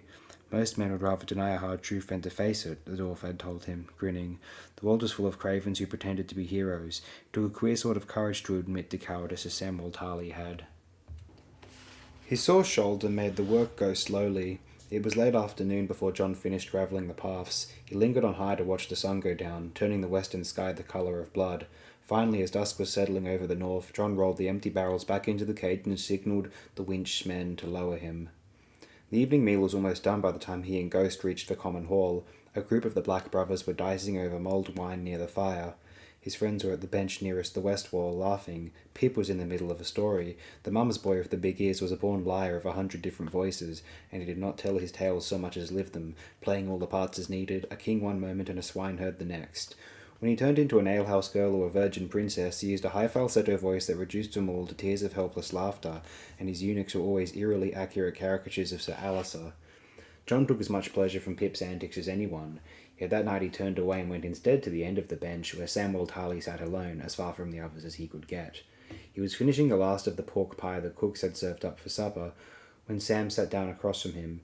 The fat boy's eyes widened at the sight of Ghost. "Is that a wolf?" "A direwolf," John said. "His name is Ghost, but direwolf is the sigil of my father's house." "Ours is a striding huntsman," Samwell Tarly said. "Do you like to hunt?" The fat boy shuddered. "I hate it." He looked as though he was going to cry again. "What's wrong now?" John asked him. "Why are you always so frightened?" Sam stared at the last of his pork pie and gave a feeble shake of his head, too scared even to talk. A burst of laughter filled the hall. John heard Pip squeaking in a high voice. He stood. "Let's go outside." The round fat face looked up at him, suspicious. "Why? What will we do outside?" "Talk," John said. "Have you seen the wall?" "I'm fat, not blind," Samwell Tarly said. "Of course I saw it. It's 700 feet high." Then he stood up all the same, wrapped a fur-lined cloak over his shoulders, and followed John from the common hall, still wary as if he suspected some cruel trick was waiting for him in the night. Ghost padded along beside them. "I never thought it would be like this," Sam said as they walked, his words steaming in the cold air. Already he was huffing and puffing as he tried to keep up. "All the buildings are falling down, and it's so cold." A hard frost was settling over the castle, and John could hear the soft crunch of grey weeds beneath his boots. Sam nodded miserably. "I hate the cold," he said. "Last night I woke up in the dark and the fire had gone out and I was certain I was going to freeze to death by morning. It must have been warmer where you come from. I never saw snow until last month. We were crossing the Barrowlands, me and the men my father sent to see me north, and this white stuff began to fall like a soft rain. At first I thought it was so beautiful, like feathers drifting from the sky, but it kept on and on, until I was frozen to the bone. The men had crusts of snow in their beards and more on their shoulders, and still it kept coming. I was afraid it would never end." John smiled. The wall loomed before them, glimmering palely in the light of the half-moon. In the sky above, the stars burned clear and sharp. "Are they going to make me go up there?" Sam asked. His face curdled like old milk as he looked at the great wooden stairs. "I'll die if I have to climb that." "There's a winch," John said, pointing. "They can draw you up in a cage." Samwell Tarly sniffled. "I don't like high places." It was too much. John frowned, incredulous. "Are you afraid of everything?" he asked. "I don't understand. If you are truly so craven, why are you here? Why would a coward want to join the Night's Watch?" Samwell Tarly looked at him for a long moment, and his round face seemed to cave in on itself. He sat down on the frost-covered ground and began to cry, huge choking sobs that made his whole body shake. Jon Snow could only stand and watch. Like the snowfall on the Barrowlands, it seemed the tears would never end. It was Ghost who knew what to do. Silent as shadow, the pale direwolf moved closer and began to lick the warm tears off Samwell Tarly's face. The fat boy cried out, startled, and somehow in a heartbeat his sobs turned to laughter. Jon Snow laughed with him. Afterward, they sat on the frozen ground, huddled in their cloaks with Ghost between them. Jon told the story of how he and Robb had found the pups newborn in the late summer snows. It seemed 1,000 years ago now. Before long, he found himself talking of Winterfell. "Sometimes I dream of it," he said. "I'm walking down this long empty hall. My voice echoes all around, but no one answers. So I walk faster, opening doors, shouting names. I don't even know who I'm looking for. Most nights it's my father, but sometimes it's Robb instead, or my little sister Arya, or my uncle." The thought of Benjen Stark saddened him. His uncle was still missing. The old bear had sent out rangers in search of him. Sir Jeremy Ricker had led 2 sweeps, and Corin Halfhand had gone forth from the Shadow Tower, but they'd found nothing aside from a few blazes in the trees that his uncle had left to mark his way. In the stony highlands to the northwest, the mark stopped abruptly and all trace of Ben Stark vanished. "Do you ever find anyone in your dream?" Sam asked. Jon shook his head. "No one. The castle is always empty." He had never told anyone of the dream, and he did not understand why he was telling Sam now, yet somehow it felt good to talk of it. "Even the ravens are gone from the rookery, and the stables are full of bones. That always scares me. I start to run then, throwing open doors, climbing the tower 3 steps at a time, screaming for anyone. And then I find myself in front of the door to the crypts. It's black inside and I can see the steps spiraling down. Somehow I know I have to go down there, but I don't want to. I'm afraid of what might be waiting for me. The old kings of winter are down there, sitting on their thrones with stone wolves at their feet and iron swords across their laps. But it's not them I'm afraid of.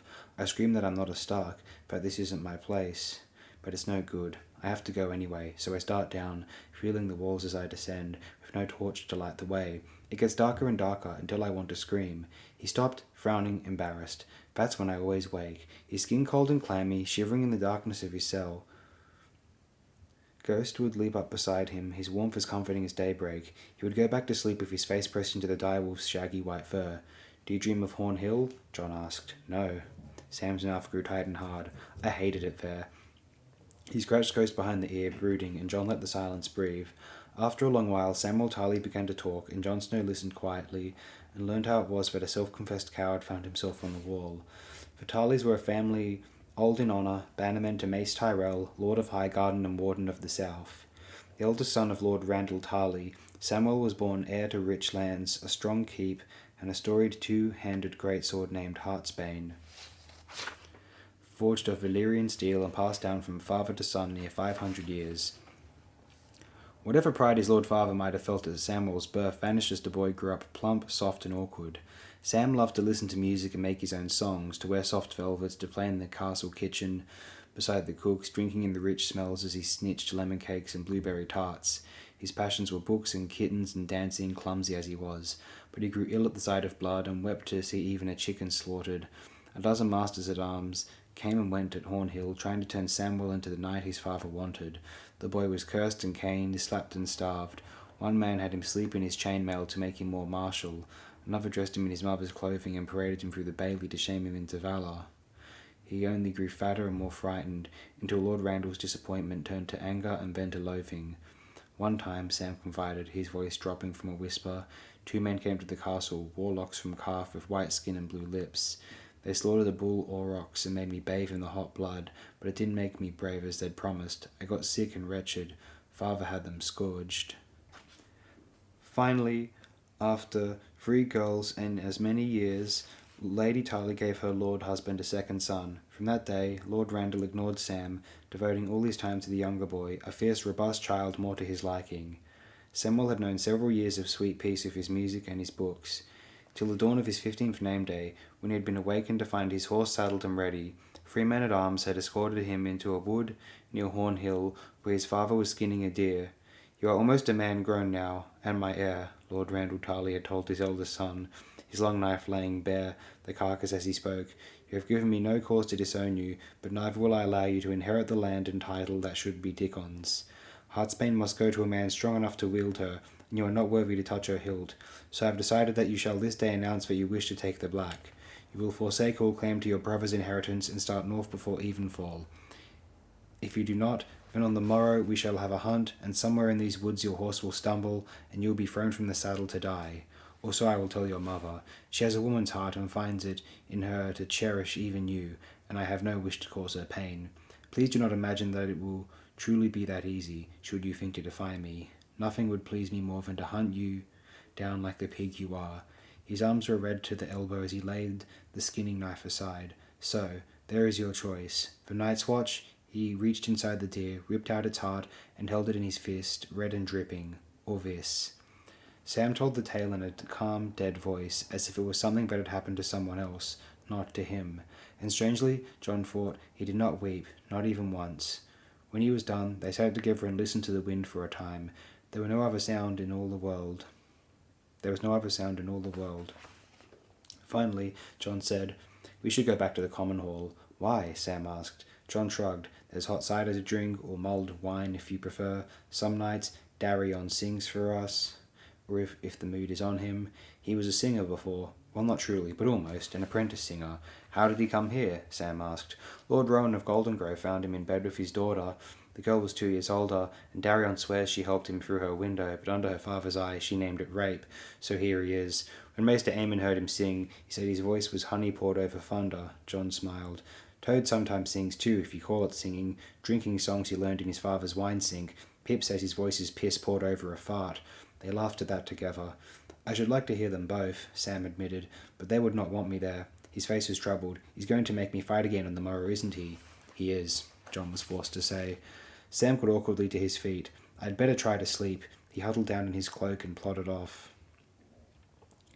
The others were still in the common room when John returned, alone but for Ghost. "Where have you been?" Pip asked. "Talking of Sam," he said. "He truly is craven," said Gren. "At supper, there were still places on the bench when he got his pie, but he was too scared to come sit with us." "The Lord of Ham thinks he's too good to eat with the likes of us," suggested Jaren.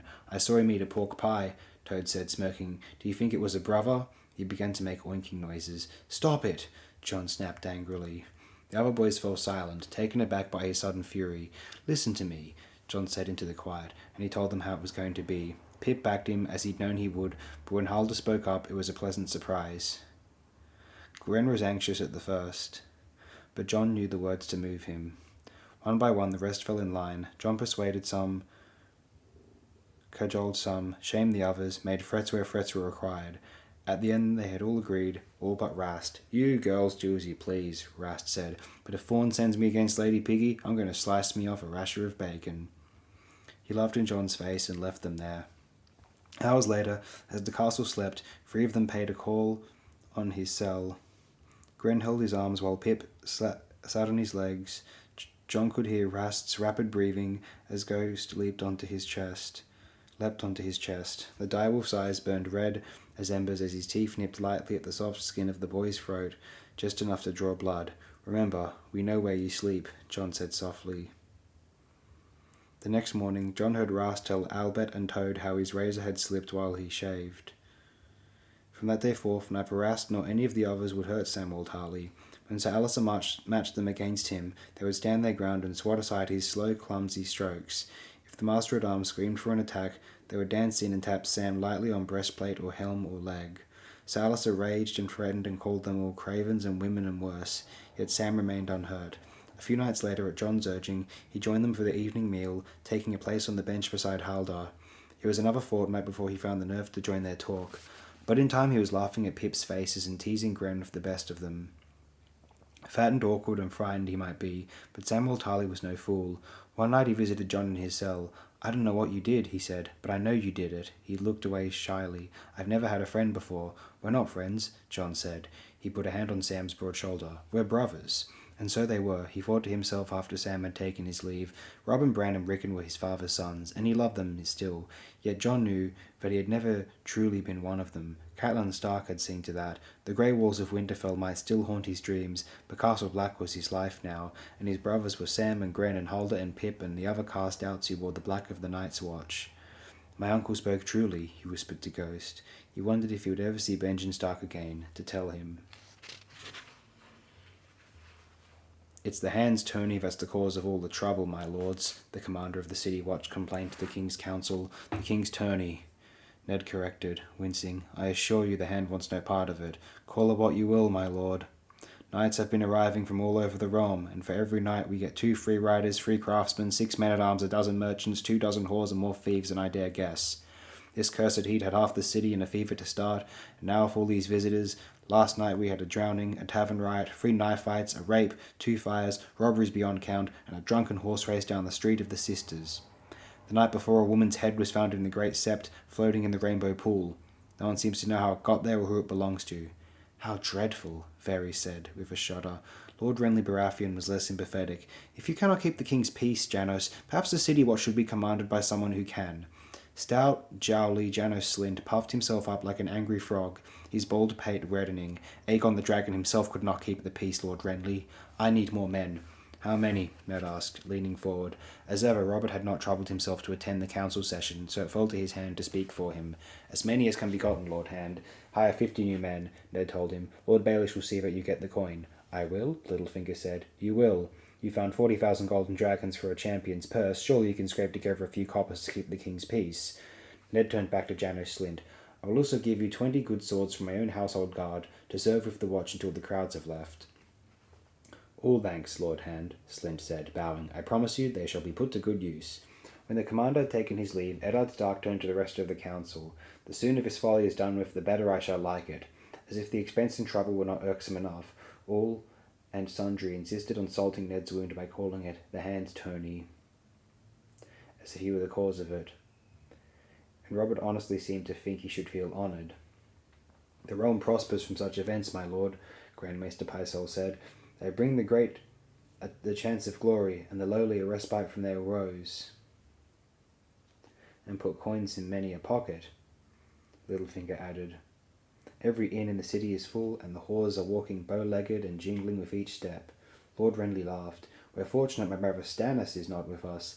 Remember the time he proposed to outlaw brothels? The king asked him if perhaps he'd like to outlaw eating, shitting, and breathing while he was at it. If truth be told, I oftentimes wonder how Stannis ever got that ugly daughter of his. He goes to his marriage bed like a man marching to a battlefield, with a grim look in his eyes and a determination to do his duty. Ned had not joined the laughter. I wonder about your brother Stannis as well. I wonder when he intends to end his visit to Dragonstone and resume his seat on this council. No doubt as soon as we've scourged all those whores into the sea, Littlefinger replied, provoking more laughter. I have heard quite enough about whores for one day, Ned said, rising. Until the morrow. Harwin had the door when Ned returned to the Tower of the Hand. Summon Jory to my chambers and tell your father to saddle my horse, Ned told him, too brusquely. As you say, my lord. The Red Keep and the Hand's tourney were chafing him raw, Ned reflected as he climbed. He yearned for the comfort of Catelyn's arms, for the sounds of Robb and Jon crossing swords in the practice yard, for the cool days and cold nights of the north. In his chambers he stripped off his council silks and sat for a moment with the book while he waited for Jory to arrive. The lineages and histories of the great houses of the Seven Kingdoms, with descriptions of many high lords and noble ladies and their children, by Grand Maester Malleon. Pycelle had spoken truly. It made for ponderous reading. Yet John Arryn had asked for it, and Ned felt certain he had reasons. There was something here, some truth buried in these brittle yellow pages, if only he could see it. But what? The tome was over a century old. Scarcely a man now alive had yet been born when Malleon had compiled his dusty lists of weddings, births, and deaths. He opened to the section on House Lannister once more, and turned the pages slowly, hoping against hope that something would leap out at him. The Lannisters were an old family, tracing their descent back to Lann the Clever, a trickster from the Age of Heroes who was no doubt as legendary as Bran the Builder, though far more beloved of singers and tale-tellers. In the songs, Lann was the fellow who winkled the Casterlys out of Casterly Rock with no weapon but his wits, and stole gold from the sun to brighten his curly hair. Ned wished he were here now to winkle the truth out of this damnable book. A sharp rap on the door heralded Jory Castle. Ned closed Malleon's tome and bid him enter. I've promised the city watch 20 of my guard until the tourney is done, he told him. I rely on you to make the choice. Give Alan the command and make certain the men understand that they are needed to stop fights, not start them. Rising, Ned opened a cedar chest and removed a light linen undertunic. Did you find the stable boy? The watchman, my lord, Jory said. He vows he'll never touch another horse. What did he have to say? He claims he knew Lord Arryn well. Fast friends they were, Jory snorted. The Hand always gave the lads a copper on their name days, he says. Had a way with horses. Never rode his mounts too hard and brought them carrots and apples, so they were always pleased to see him. Carrots and apples, Ned repeated. It sounded as if this boy would be even less use than the others. And he was the last of the 4 Littlefinger had turned up. Jory had spoken to each of them in turn. Sir Hugh had been brusque and uninformative and arrogant as only a new-made knight can be. If the hand wished to talk to him, he should be pleased to receive him, but he would not be questioned by a mere captain of guards, even if said captain was 10 years older and 100 times the swordsman.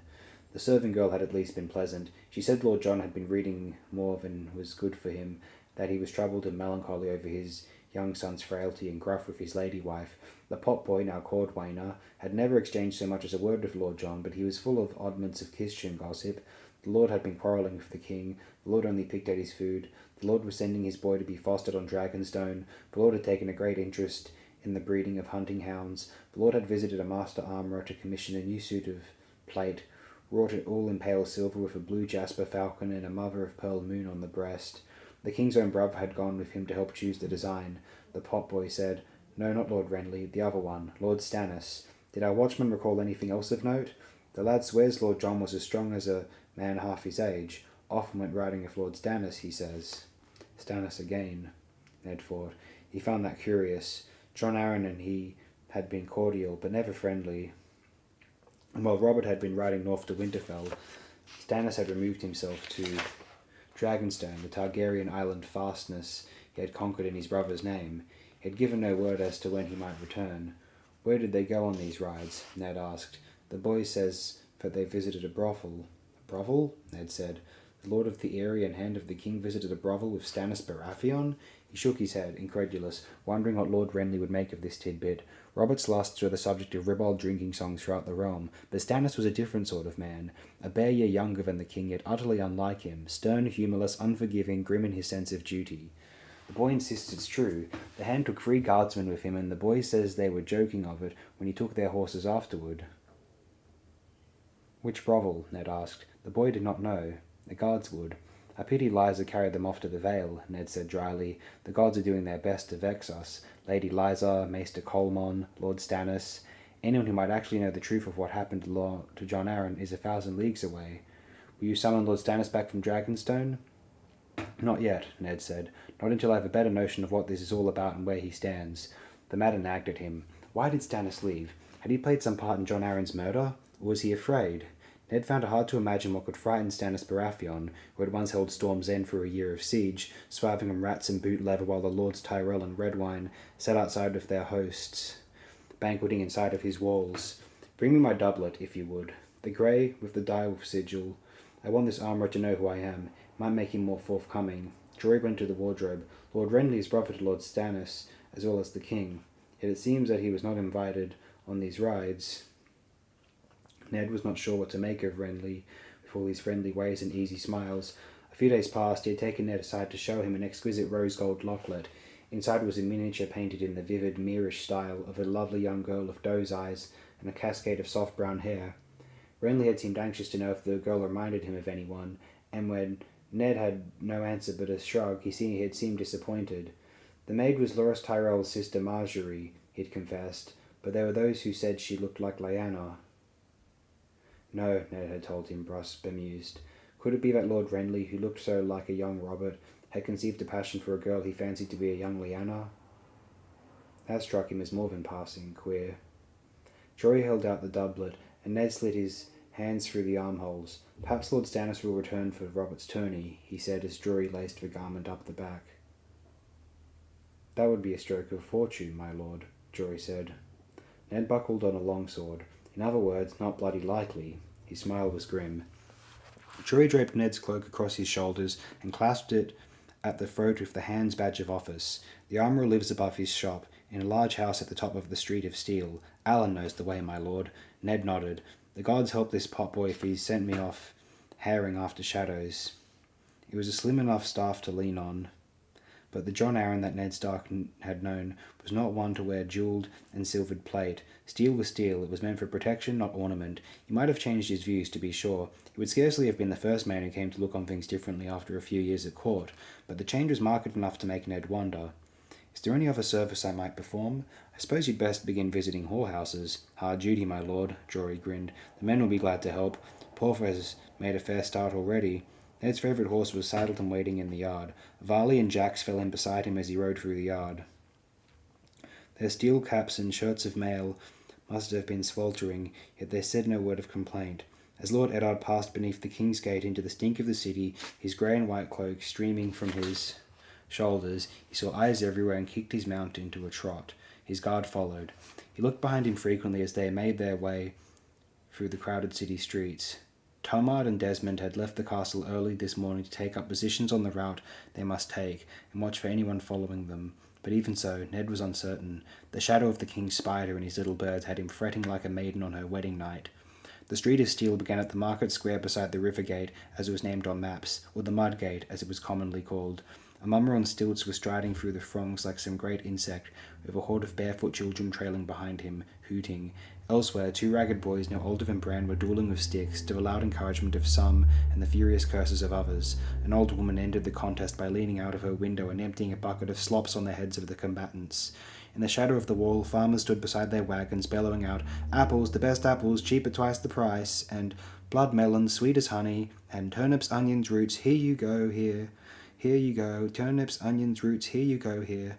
The mud gate was open, and a squad of city watchmen stood under the portcullis in their golden cloaks, leaning on spears. When a column of riders appeared from the west, the guardsmen sprang into action, shouting commands and moving the carts and foot traffic aside to let the knight enter with his escort. The first rider through the gate carried a long black banner. The silk rippled in the wind like a living thing, across the fabric that was blazoned a night sky slashed with purple lightning. "Make way for Lord Beric," the rider shouted. "Make way for Lord Beric." And close behind came the young lord himself, a dashing figure on a black courser with red gold hair and a black satin cloak dusted with stars. "Here to fight in the hand's tourney, my lord?" a guardsman called out to him. "Here to win the hand's tourney," Lord Beric shouted back as the crowd cheered. Ned turned off the square where the Street of Steel began and followed its winding path up a long hill, past blacksmiths working at open forges, free riders haggling over mail shirts, and grizzled ironmongers selling old blades and razors from their wagons. The farther they climbed, the larger the buildings grew. The man they wanted was all the way at the top of the hill, in a huge house of timber and plaster whose upper stories loomed over the narrow street. The double doors showed a hunting scene carved in ebony and weirwood. A pair of stone knights stood sentry at the entrance, armoured in fanciful suits of polished red steel that transformed them into griffin and unicorn.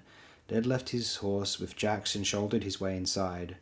The slim young serving girl took quick note of Ned's badge and the sigil on his doublet, and the master came hurrying out, all smiles and bows. "Wine for the king's hand," he told the girl, gesturing Ned to a coach. "I am Tobho Mott, my lord. Please, put yourself at ease." He wore a black velvet coat with hammers embroidered on the sleeves in silver thread. Around his neck was a heavy silver chain and a sapphire as large as a pigeon's egg. "If you are in need of new arms for the hand's tourney, you have come to the right shop."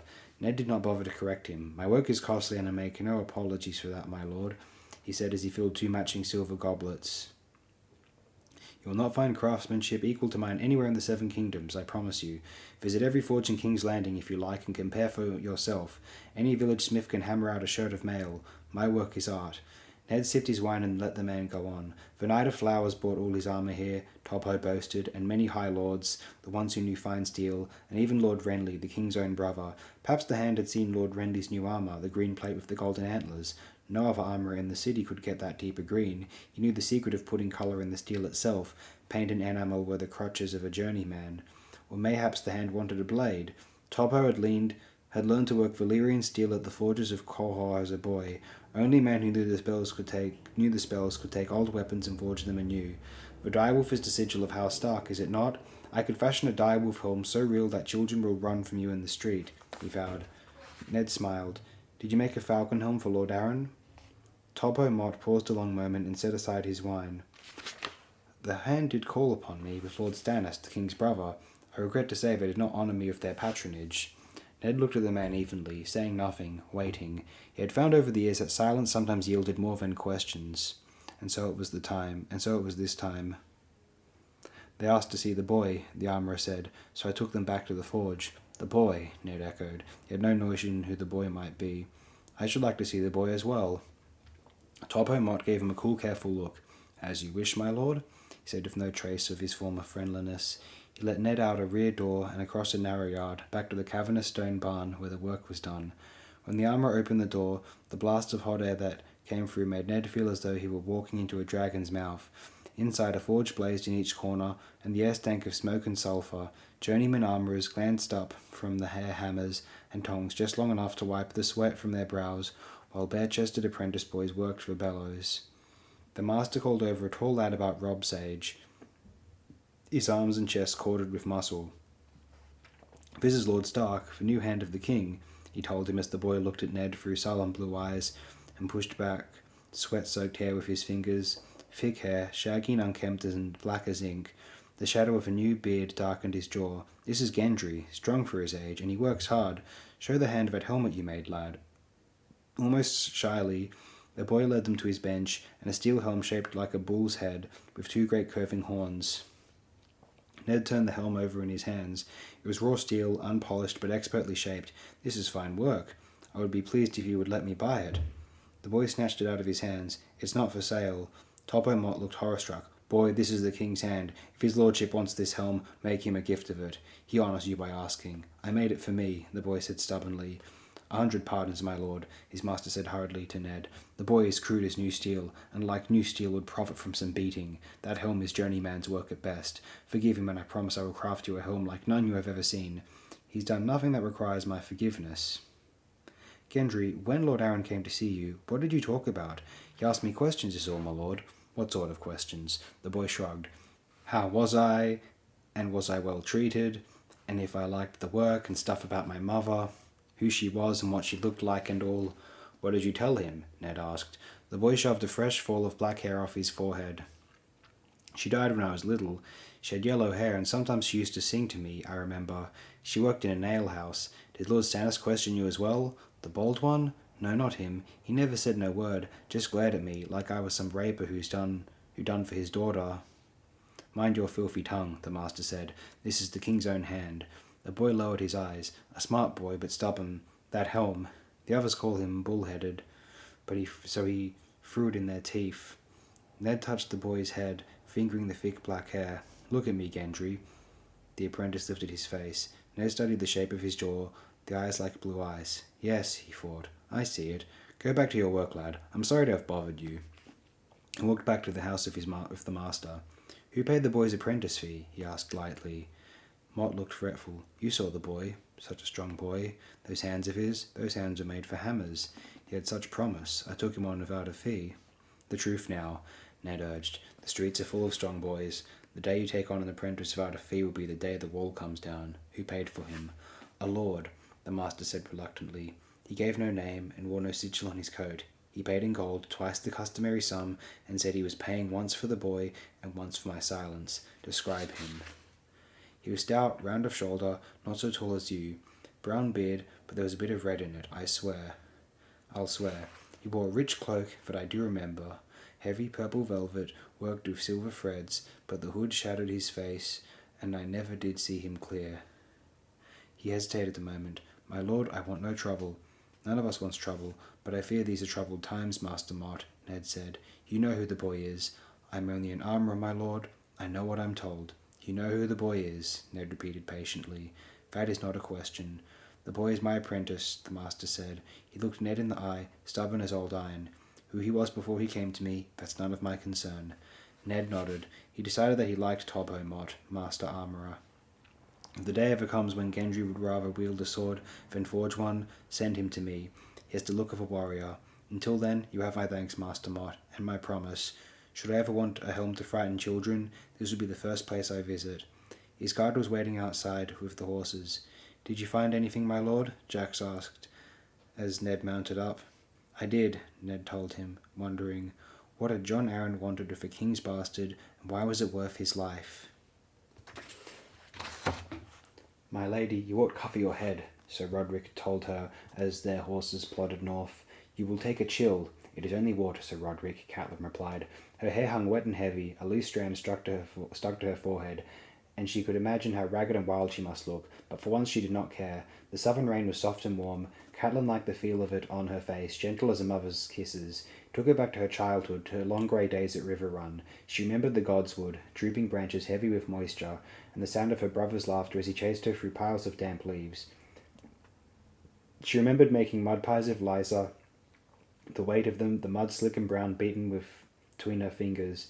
They'd served them to Littlefinger, giggling, and he'd eaten so much mud he was sick for a week. How young they all had been. Catelyn had almost forgotten. In the north the rain fell cold and hard, and sometimes at night it turned to ice. It was as likely to kill a crop as nurture it, and it sent grown men running for the nearest shelter. That was no rain for little girls to play in. I am soaked through, Sir Roderick complained. Even my bones are wet. The woods pressed close around them, and the steady pattering of rain on leaves was accompanied by the small sucking sounds their horses made as their hoofs pulled free of the mud. We will want a fire tonight, my lady, and a hot meal would serve us both. There was an inn at the crossroads up ahead, Catelyn told him. She had slept many a night there in her youth, travelling with her father. Lord Hostertully had been a restless man in his prime, always riding somewhere. She still remembered the innkeep, a fat woman named Masha Heddle, who chewed sour leaf night and day and seemed to have an endless supply of smiles and sweet cakes for the children. The sweet cakes had been soaked with honey, rich and heavy on the tongue, but how Catelyn had dreaded those smiles. The sour leaf had stained Masha's teeth a dark red and made her smile a bloody horror. An inn, Sir Roderick repeated wistfully. If only. But we dare not risk it. If we wish to remain unknown, I think it best we seek out some small holdfast. He broke off as they heard sounds up the road. Splashing water, the clink of mail, a horse's whinny. Riders, he warned, his hand dropping to the hilt of his sword. Even on the King's Road it never hurt to be wary. They followed the sounds around a lazy bend of the road and saw them, a column of armed men noisily fording a swollen stream. Catelyn reined up to let them pass. The banner in the hand of the foremost rider hung sodden and limp, but the guardsmen wore indigo cloaks, and on their shoulders flew the silver eagle of Seaguard. Malisters, Sir Roderick whispered to her, as if she had not known. My lady, best pull up your hood. Catelyn made no move. Lord Jason Mallister himself rode with them, surrounded by his knights, his son Patrick by his side, and their squires close behind. They were riding for King's Landing in the hands Tony, she knew. For the past week the travellers had been thick as flies upon the King's Road, knights and free riders, singers with their harps and drums, heavy wagons laden with hops or corn or casks of honey, traders and craftsmen and whores, and all of them moving south.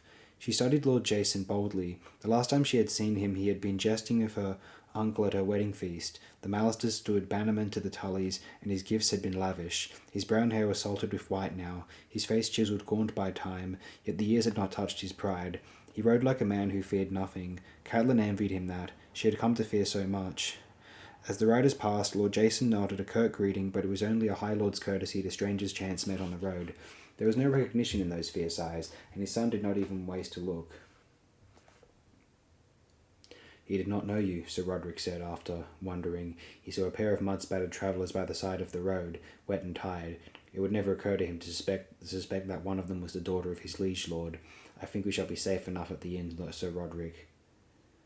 It was near dark when they reached it, at the crossroads north of the great confluence of the Trident. Masha Heddle was fatter and grave, and Catelyn remembered, still chewing her sour leaf, but she gave them only the most cursory of looks, with nary a hint of her ghastly red smile. 2 rooms at the top of the stair, that's all there is, she said, chewing all the while. They're under the bell tower. You won't be missing meals. Though there's some thinks it's too noisy. Can't be helped. We're full up, or near us makes no matter. It's those rooms or the road. It was those rooms, low dusty garrets at the top of a cramped narrow staircase. Leave your boots down here, Masha told them after she'd taken their coin. The boys will clean them. I won't have you tracking mud up my stairs. Mind the bell. Those who come late to meals don't eat. There were no smiles and no mention of sweet cakes. When the supper bell rang, the sound was deafening. Catelyn had changed into dry clothes. She sat by the window, watching rain run down the pane. The glass was milky and full of bubbles, and a wet dusk was falling outside. Catelyn could just make out the muddy crossing where the 2 great roads met. The crossroads gave her pause. If they turned west from here, it was an easy ride down to River Run. Her father had always given her wise counsel when she needed it most, and she yearned to talk to him, to warn him of the gathering storm. If Winterfell needed to brace for war, how much more so River Run, so much closer to King's Landing, with the power of Casterly Rock looming to the west like a shadow. If only her father had been stronger, she might have chanced it, but Hostertully had been bedridden these past 2 years, and Catelyn was loath to tax him now. The eastern road was wilder and more dangerous, climbing through rocky foothills and thick forests into the mountains of the moon, past high passes and deep chasms, to the Vale of Arryn and the stony fingers beyond. Above the vale, the Eyrie stood high and impregnable, its towers reaching for the sky. There she would find her sister, and perhaps some of the answers Ned sought. Surely Liza knew more than she had dared to put in her letter. She might have the very proof that Ned needed to bring the Lannisters to ruin, and if it came to war, they would need the Arryns and the eastern lords who owed them service. Yet the mountain road was perilous. Shadowcats prowled those passes. Rock slides were common, and the mountain clans were lawless brigands, descending from the heights to rob and kill and melting away like snow whenever the knights rode out from the vale in search of them. Even John Arryn, as great a lord as any the Eyrie had ever known, had always travelled in strength when he crossed the mountains. Catelyn's only strength was one elderly knight, armoured in loyalty. No, she thought, Riverrun and the Eyrie would have to wait. Her path ran north to Winterfell, where her sons in her duty were waiting for her. As soon as they were safely past the neck, she could declare herself to one of Ned's bannermen and send riders racing ahead with orders to mount a watch on the King's Road. The rain obscured the fields beyond the crossroads, but Catelyn saw the land clear enough in her memory. The marketplace was just across the way, and the village a mile farther on, 100 white cottages surrounding a small stone sept. There would be more now. The summer had been long and peaceful. North of here, the King's Road ran along the green fork of the Trident, through fertile valleys and green woodlands, past thriving towns and stout holdfasts and the castles of the river lords. Catelyn knew them all. The Blackwoods and the Brackens, ever enemies, whose quarrels her father was obliged to settle, Lady Went, last of her line, who dwelt with her ghosts in the cavernous vaults of Harrenhal, irascible Lord Frey, who had outlived 7 wives and filled his twin castles of children, grandchildren, and great-grandchildren, and bastards and grandbastards as well. All of them were bannermen to the Tullys, their swords sworn to the service of Riverrun. Catelyn wondered if that would be enough, if it came to war. Her father was the staunchest man who'd ever lived, and she had no doubt that he would call his banners. But would the banners come? The Darrys and Rygers and Moutons had sworn oaths to Riverrun as well, yet they had fought with Rhaegar Targaryen on the Trident, while Lord Frey had arrived with his levies well after the battle was over, leaving some doubt as to which army he had planned to join. Theirs, he had assured the victors solemnly in the aftermath, but ever after her father had called him the late Lord Frey. It must not come to war, Catelyn thought fervently. They must not let it. Sir Roderick came for her just as the bell ceased its clangour. "We had best make haste if we hope to eat tonight, my lady." "It might be safer if we were not knight and lady until we passed the neck," she told him. "Common travellers attract less notice. A father and daughter taken to the road on some family business, say." "As you say, my lady," Sir Roderick agreed. It was only when she laughed that he realised what he'd done. The old courtesies die hard, my daughter. He tried to tug on his missing whiskers and sighed with exasperation. Catelyn took his arm. "Come, father," she said. "You'll find that Masha Heddle sets a good table, I think, but try not to praise her. You truly don't want to see her smile." The common room was long and draughty, with a row of huge wooden kegs at one end and a fireplace at the other. A serving boy ran back and forth with skewers of meat while Masha drew beer from the kegs, chewing her sour leaf all the while. The benches were crowded, townsfolk and farmers mingling freely with all manner of travellers. The crossroads made for odd companions. Dyers with black and purple hands shared a bench with rivermen reeking of fish, an ironsmith thick with muscles squeezed in beside a wizened old septon. Hard-bitten sellswords and soft plump merchants swapped news like boon companions. The company included more swords than Catelyn would have liked. Free by the fire wore the red stallion badge of the Brackens. There was a large party in blue steel ringmail and capes of a silvery grey. On their shoulder was another familiar sigil, the twin towers of House Frey. She studied their faces, but they were all too young to have known her.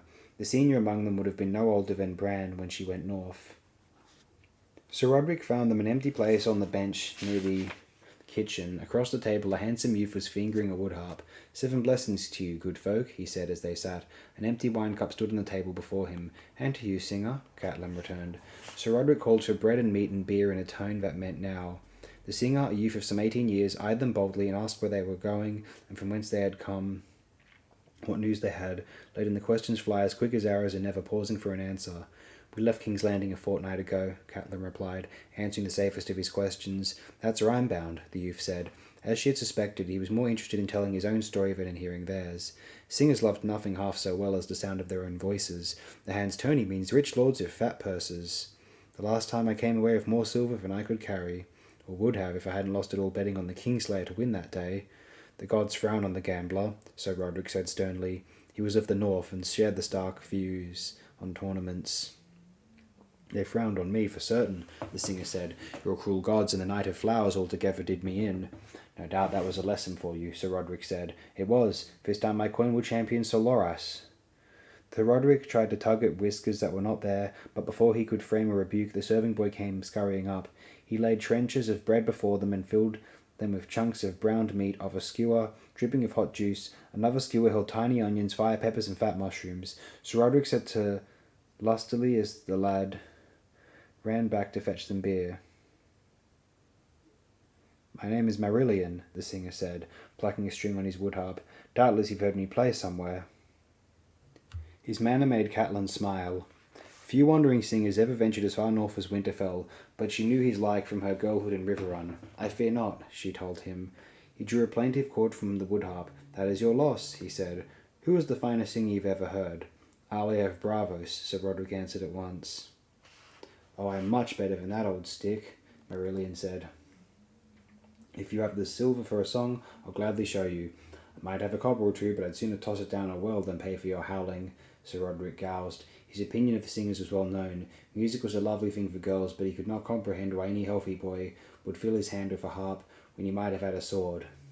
"Your grandfather has a sour nature," Marillion said to Catelyn. "I meant to do you honour, and homage to your beauty. In truth, I was made to sing for kings and high lords." "Oh, I can see that," Catelyn said.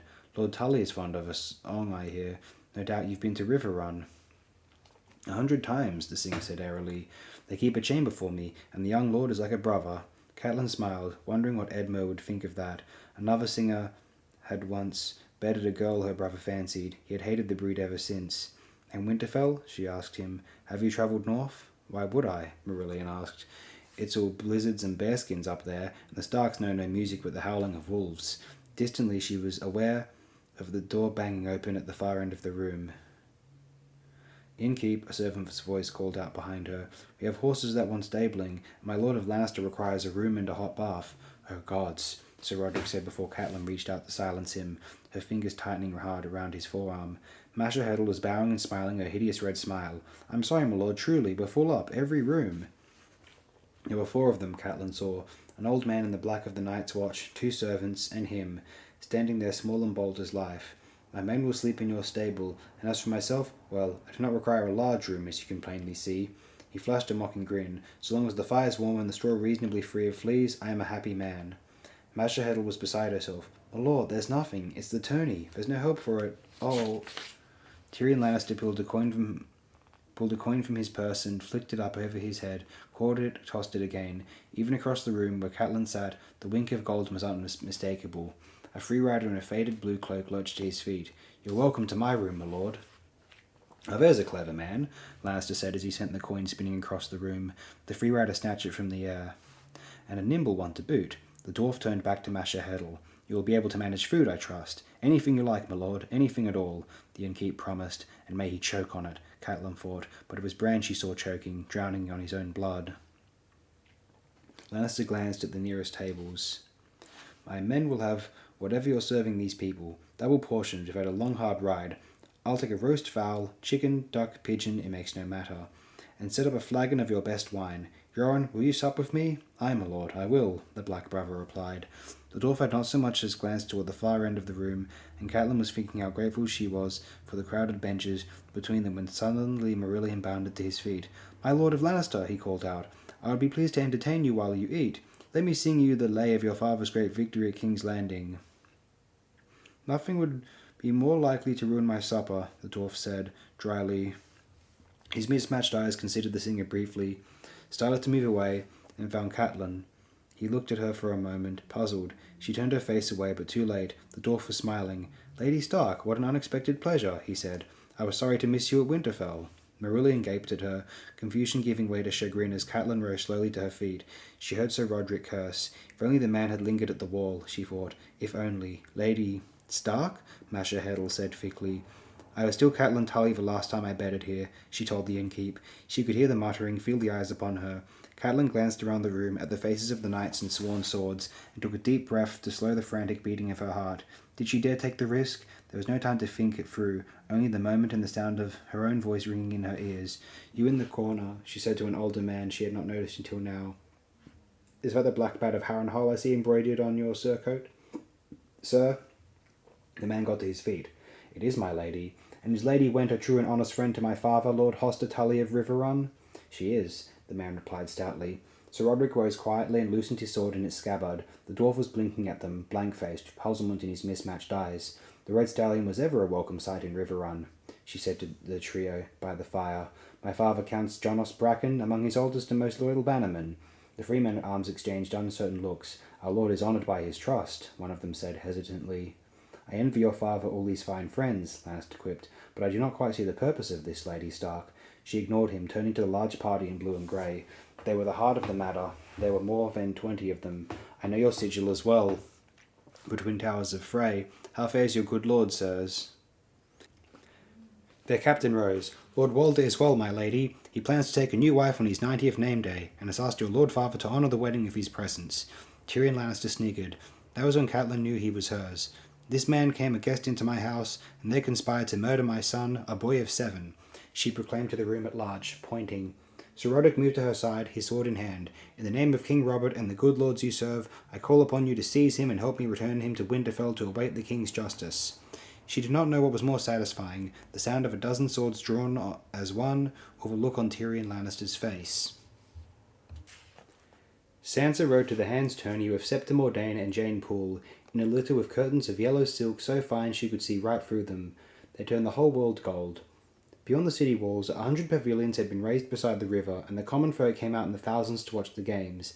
The splendour of it all took Sansa's breath away. The shining armour, the great chargers, caparisoned in silver and gold, the shouts of the crowd, the banners snapping in the wind, and the knights themselves, the knights most of all. It is better than the songs, she whispered when they found the places that her father had promised her among the high lords and ladies. Sansa was dressed beautifully that day, in a green gown that brought out the auburn of her hair, and she knew they were looking at her and smiling. They watched the heroes of 100 songs ride forth, each more fabulous than the last. The 7 knights of the Kingsguard took the field, all but Jaime Lannister in scalded armour the colour of milk, their cloaks as white as fresh fallen snow.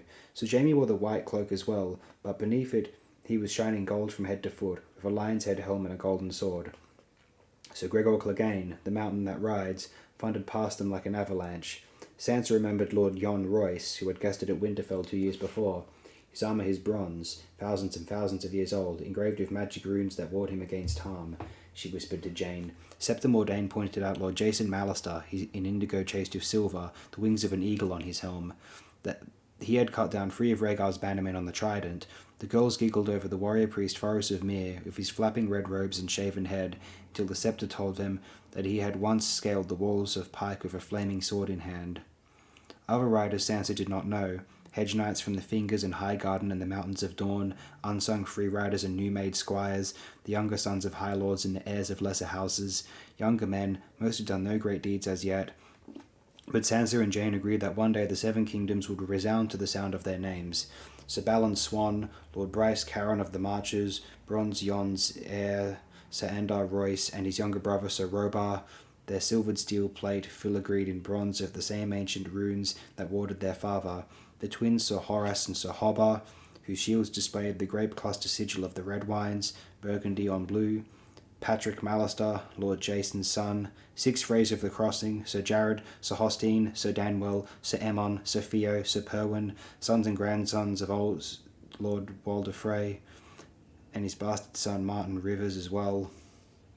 Jane Poole confessed herself frightened by the look of Jalapar Jo, an exiled prince from the Summer Isles who wore a cape of green and scarlet feathers over skin as dark as night, but when she saw young Lord Beric Dondarrion, with his hair like red gold and his black shield slashed by lightning, she pronounced herself willing to marry him on the instant. The Hound entered the lists as well, and so too the king's brother, handsome Lord Renly of Storm's End.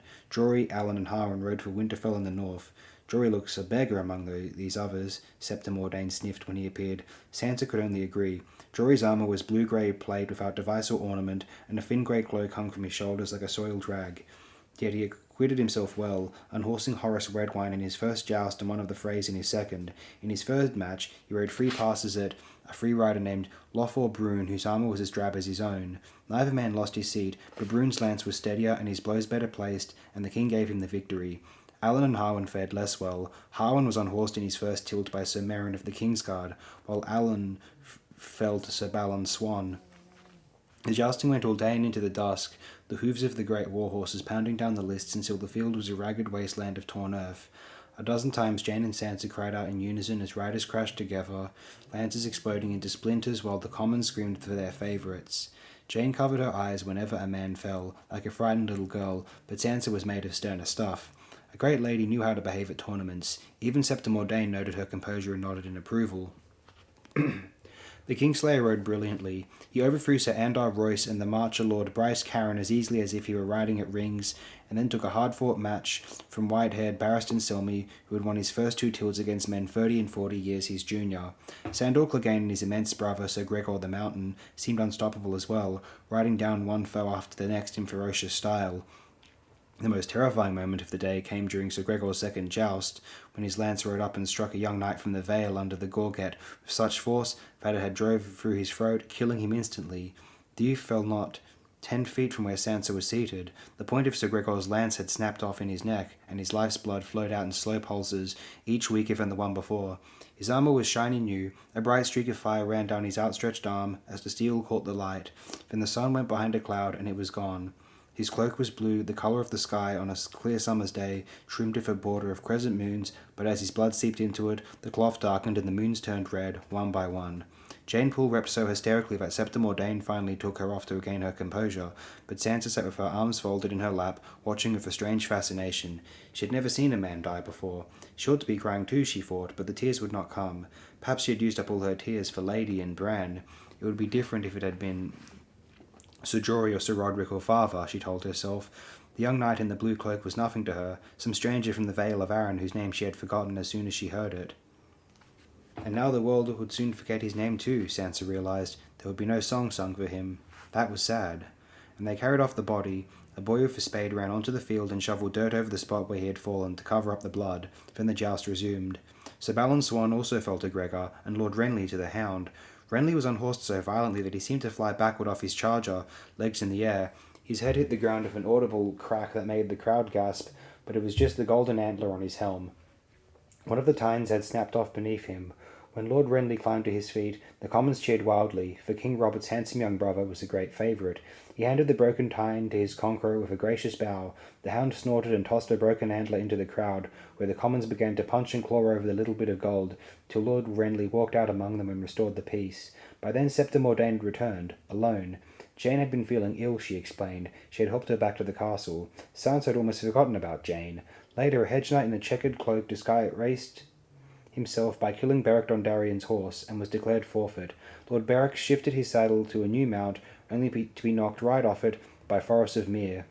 Sir Aron Santagar and Lothar Brune tilted thrice without result. Sir Aron fell afterward to Lord Jason Mallister, and Brune to Jon Royce's younger son, Robar. In the end it came down to 4. The Hound and his monstrous brother Gregor, Jaime Lannister the Kingslayer, and Sir Loras Tyrell, the youth they called the Knight of Flowers. Sir Loras was the younger son of Mace Tyrell, the Lord of Highgarden and Warden of the South. At 16 he was the youngest rider on the field, yet he had unhorsed 3 knights of the Kingsguard that morning in his first 3 jousts. Sansa had never seen anyone so beautiful. His plate was intricately fashioned and enamelled as a bouquet of 1,000 different flowers, and his snow-white stallion was draped in a blanket of red and white roses. After each victory, Sir Loras would remove his helm and ride slowly round the fence, and finally pluck a single white rose from the blanket and toss it to some fair maiden in the crowd. His last match of the day was against the younger Royce. Sir Robar's ancestral runes proved small protection as Sir Loras split his shield and drove him from his saddle to crash with an awful clangor in the dirt. Robar lay moaning as the victor made his circuit of the field. Finally, they called for a litter and carried him off to his tent, dazed and unmoving. Sansa never saw it. Her eyes were only for Sir Loras. When the white horse stepped in front of her, she thought her heart would burst. To the other maidens he had given white roses, but the one he plucked for her was wed. "Sweet lady," he said, "no victory is half so beautiful as you." Sansa took the flower timidly, struck dumb by his gallantry.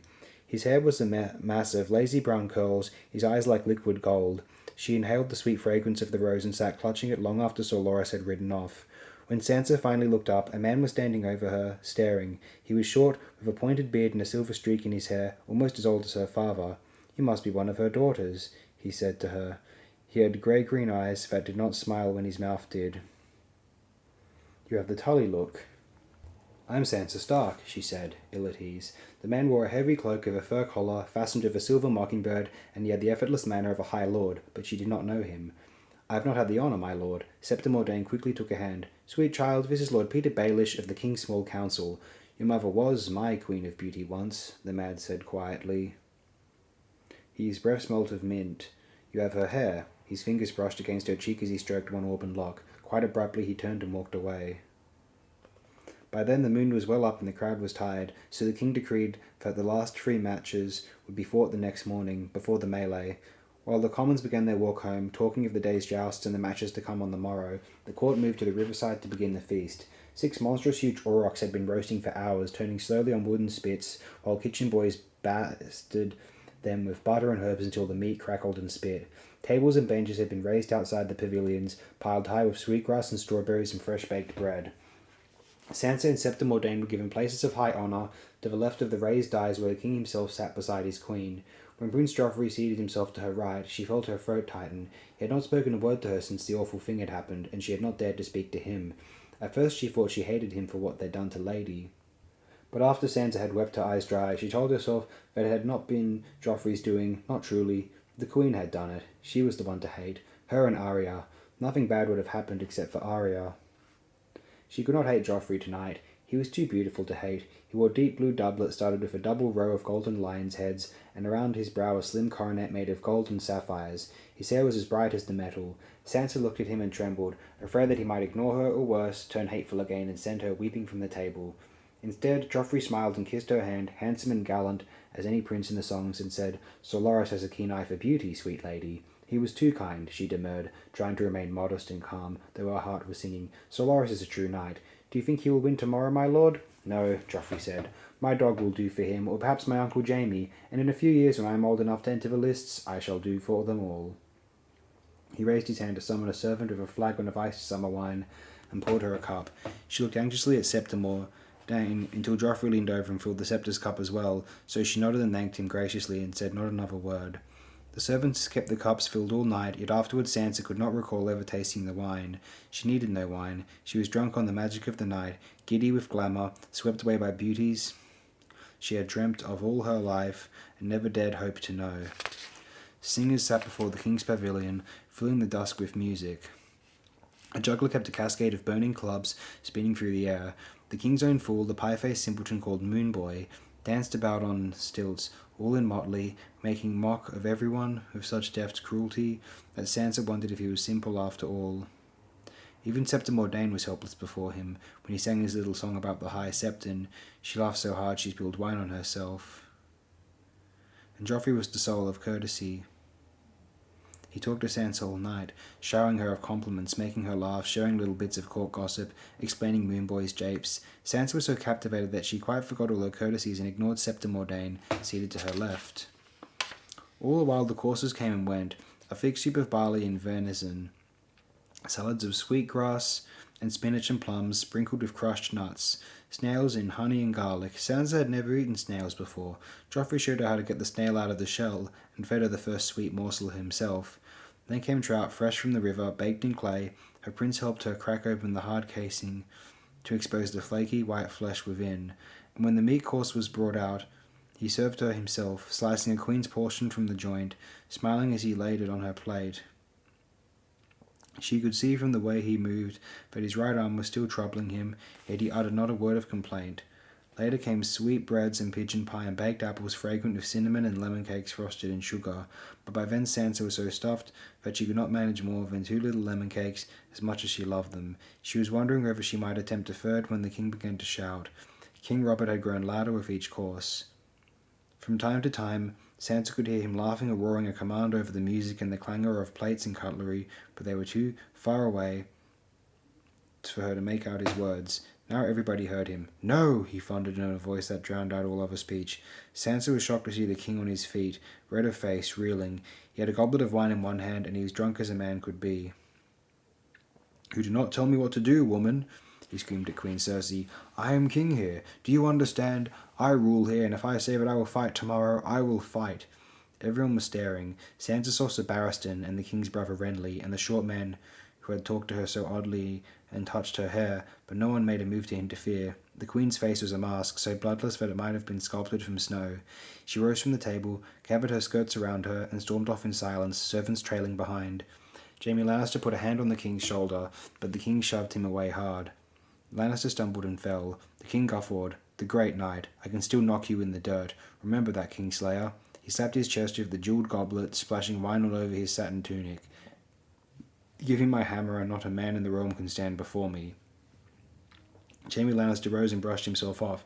"As you say, your grace." His voice was stiff. Lord Renly came forward, smiling. "You've spilled your wine, Robert. Let me bring you a fresh goblet." Sansa started as Joffrey laid his hand on her arm. "It grows late," the prince said. He had a queer look on his face, as if he were not seeing her at all. "Do you need an escort back to the castle?" "No," Sansa began. She looked for Septa Mordain, and was startled to find her with her head on the table, snoring soft and ladylike snores. "I mean to say, yes, thank you, that would be most kind. I am tired, and the way is so dark. I should be glad for some protection." Joffrey called out, "Dog!" Sandor Clegane seemed to take form out of the night, so quickly did he appear. He had exchanged his armour for a red woolen tunic with a leather dog's head sewn on the front. The light of the torches made his burned face shine a dull red. "Yes, your grace," he said. "Take my betrothed back to the castle, and see that no harm befalls her," the prince told him brusquely, and without even a word of farewell, Joffrey strode off, leaving her there. Sansa could feel the hound watching her. "Did you think Joff was going to take you himself?" He laughed. He had a laugh like the snarling of dogs in a pit. "Small chance of that." He pulled her unresisting to her feet. "Come, you're not the only one who needs sleep." "I've drunk too much, and I may need to kill my brother tomorrow." He laughed again. Suddenly terrified, Sansa pushed at Septa Mordain's shoulder, hoping to wake her, but she only snored the louder. King Robert had stumbled off, and half the benches were suddenly empty. The feast was over, and the beautiful dream had ended with it. The hound snatched up a torch to light their way. Sansa followed close beside him. The ground was rocky and uneven. The flickering light made it seem to shift and move beneath her. She kept her eyes lowered, watching where she placed her feet. They walked among the pavilions. Each of its banner and its armour hung outside, the silence weighing heavier with every step. Sansa could not bear the sight of him. He frightened her so. Yet she had been raised in all the ways of courtesy. A true lady would not notice his face, she told herself.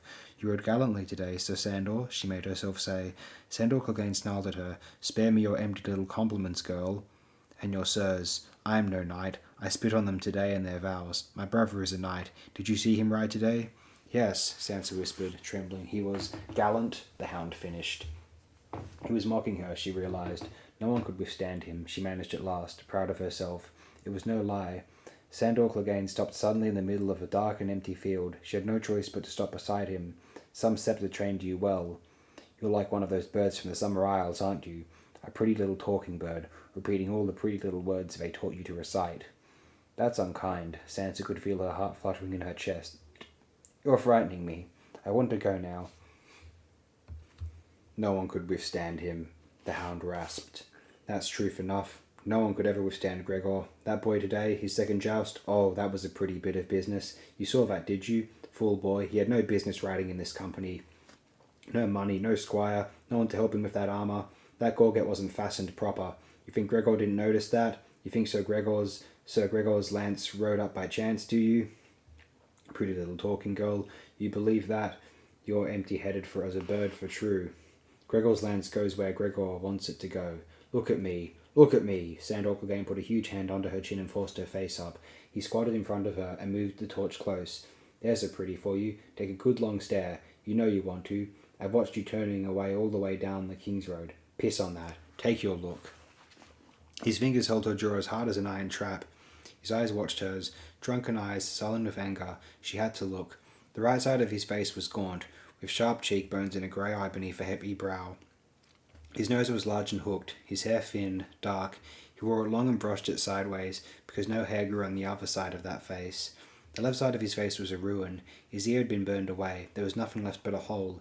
His eye was still good, but all around it was a twisted mass of scar, slick black flesh, hard as leather, pocked with craters and fissured by deep cracks that gleamed red and wet when he moved. Down by his jaw, you could see a hint of bone where the flesh had been seared away. Sansa began to cry. He let go of her then, and snuffed out the torch in the dirt. "No pretty words for that, girl? No little compliment the Septa taught you?" When there was no answer, he continued. "Most of them, they think it was some battle, a siege, a burning tower, an enemy with a torch. One fool asked if it was dragon's breath. His laugh was softer this time, but just as bitter. I'll tell you what it was, girl, he said, a voice from the night, a shadow leaning so close now that she could smell the sour stench of wine on his breath. I was younger than you, 6, maybe 7. A woodcarver set up shop in the village under my father's keep, and to buy favour he sent us gifts. The old man made marvellous toys. I don't remember what I got, but it was Gregor's gift I wanted. A wooden knight, all painted up, every joint pegged separate and fixed with strings so you could make him fight. Gregor was 5 years older than me. The toy was nothing to him. He was already a squire, near 6 foot tall and muscled like an ox. So I took his knight, but there was no joy to it, I tell you. I was scared all the while, and true enough, he found me. There was a brazier in the room. Gregor never said a word, just picked me up under his arm and shoved the side of my face down in the burning coals and held me there while I screamed and screamed. You saw how strong he is. Even then, it took 3 grown men to drag him off me. The Septons preach about the 7 hells. What do they know? Only a man who's been burned knows what hell is truly like. My father told everyone my bedding had caught fire, and our maester gave me ointments. Ointments! Gregor got his ointments too. 4 years later they anointed him with the 7 oils, and he recited his knightly vows, and Rhaegar Targaryen tapped him on the shoulder and said, "Arise, Sir Gregor." The rasping voice trailed off. He squatted silently before her, a hulking black shape shrouded in the night, hidden from her eyes. Sansa could hear his ragged breathing. She was sad for him, she realized. Somehow the fear had gone away. The silence went on, so long that she began to grow afraid once more, but she was afraid for him now, not for herself. She found his massive shoulder with her hand. He was no true knight, she whispered to him. The hound threw back his head and roared. Sansa stumbled back, away from him, but he caught her arm. "No," he growled at her. "No, little bird, he was no true knight." The rest of the way into the city, Sandor Clegane said not a word. He led her to where the carts were waiting, told the driver to take them back to the Red Keep, and climbed in after her. They rode in silence through the King's Gate and up torchlit city streets. He opened the postern door and led her into the castle, his burned face twitching and his eyes brooding, and he was one step behind her as they climbed the tower stairs. He took her safe all the way to the corridor outside her bedchamber. "Thank you, my lord," Sansa said meekly. The hound caught her by the arm and leaned close. "The things I told you tonight," he said, his voice sounding even rougher than usual. "If you ever told Joffrey, your sister, your father, any of them—" "I won't," Sansa whispered. "I promise. It was not enough. If you ever tell anyone," he finished, "I'll kill you." "I stood last vigil for him myself," Sir Barristan Selmy said as they looked down at the body in the back of the cart. "He had no one else. A mother in the Vale, I am told." In the pale dawn light, the young knight looked as though he was sleeping. He had not been handsome, but death had smoothed his rough-hewn features, and the Silent Sisters had dressed him in his best velvet tunic, with a high collar to cover the ruin the lance had made of his throat. Eddard Stark looked at his face, and wondered if it had been for his sake that the boy had died. Slain by a Lannister bannerman before Ned could speak to him. Could that be mere happenstance? He supposed he would never know. "Hugh was John Arryn's squire for 4 years, Selmy went on. The king knighted him before he rode north, in John's memory. The lad wanted it desperately, yet I fear he was not ready. Ned had slept badly last night, and he felt tired beyond his years. None of us is ever ready," he said. "For knighthood, for death." Gently, Ned covered the boy with his cloak, a blood-stained bit of blue bordered in crescent moons. When his mother asked why her son was dead, he reflected bitterly. They would tell her he had fought to honour the king's hand, Eddard Stark. This was needless. War should not be a game. Ned turned to the woman beside the cart, shrouded in grey, face hidden but for her eyes.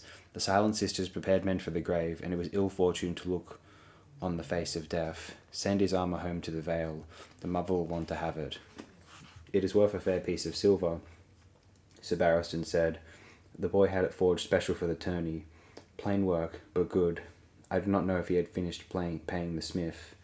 "He paid yesterday, my lord, and he paid dearly," Ned replied. And to the Silent Sister he said, "Send the mother the armour. I will deal with this smith." She bowed her head. Afterwards, Sir Barristan walked with Ned to the king's pavilion. The camp was beginning to stir. Fat sausages sizzled and spit over fire pits, spicing the air with the scents of garlic and pepper. Young squires hurried about on errands as their masters woke, yawning and stretching to meet the day. A serving man with a goose under his arm bent his knee when he caught sight of them. "My lords," he muttered as the goose honked and pecked at his fingers. The shields displayed outside each tent heralded its occupant. the silver eagle of Seaguard, Bryce Caron's field of nightingales, a cluster of grapes for the red wines, brindled boar, red ox, burning tree, white ram, triple spiral, purple unicorn, dancing maiden, black adder, twin towers, horned owl, and last the pure white blasons of the King's Guard, shining like the dawn. The king means to fight in the melee today, Sir Barristan said as they were passing Sir Merrin's shield, its paint sullied by a deep gash where Loras Tyrell's lance had scarred the wood as he drove him from his saddle. Yes, Ned said grimly. Drury had woken him last night to bring him that news. Small wonder he had slept so badly. Sir Barristan's look was troubled. They say night's beauties fade at dawn, and the children of wine are oft disowned in the morning light. They say so, Ned agreed, but not of Robert. Other men might reconsider words spoken in drunken bravado, but Robert Baratheon would remember, and remembering, would never back down. The king's pavilion was close by the water, and the morning mists off the river had wreathed it in wisps of grey. It was all of gold and silk, the largest and grandest structure in the camp. Outside the entrance, Robert's warhammer was displayed beside an immense iron shield blazoned with the crowned stag of House Baratheon. Ned had hoped to discover the king still abed in a wine-soaked sleep, but luck was not with him. They found Robert drinking beer from a polished horn and roaring his displeasure at two young squires who were trying to buckle him into his armour.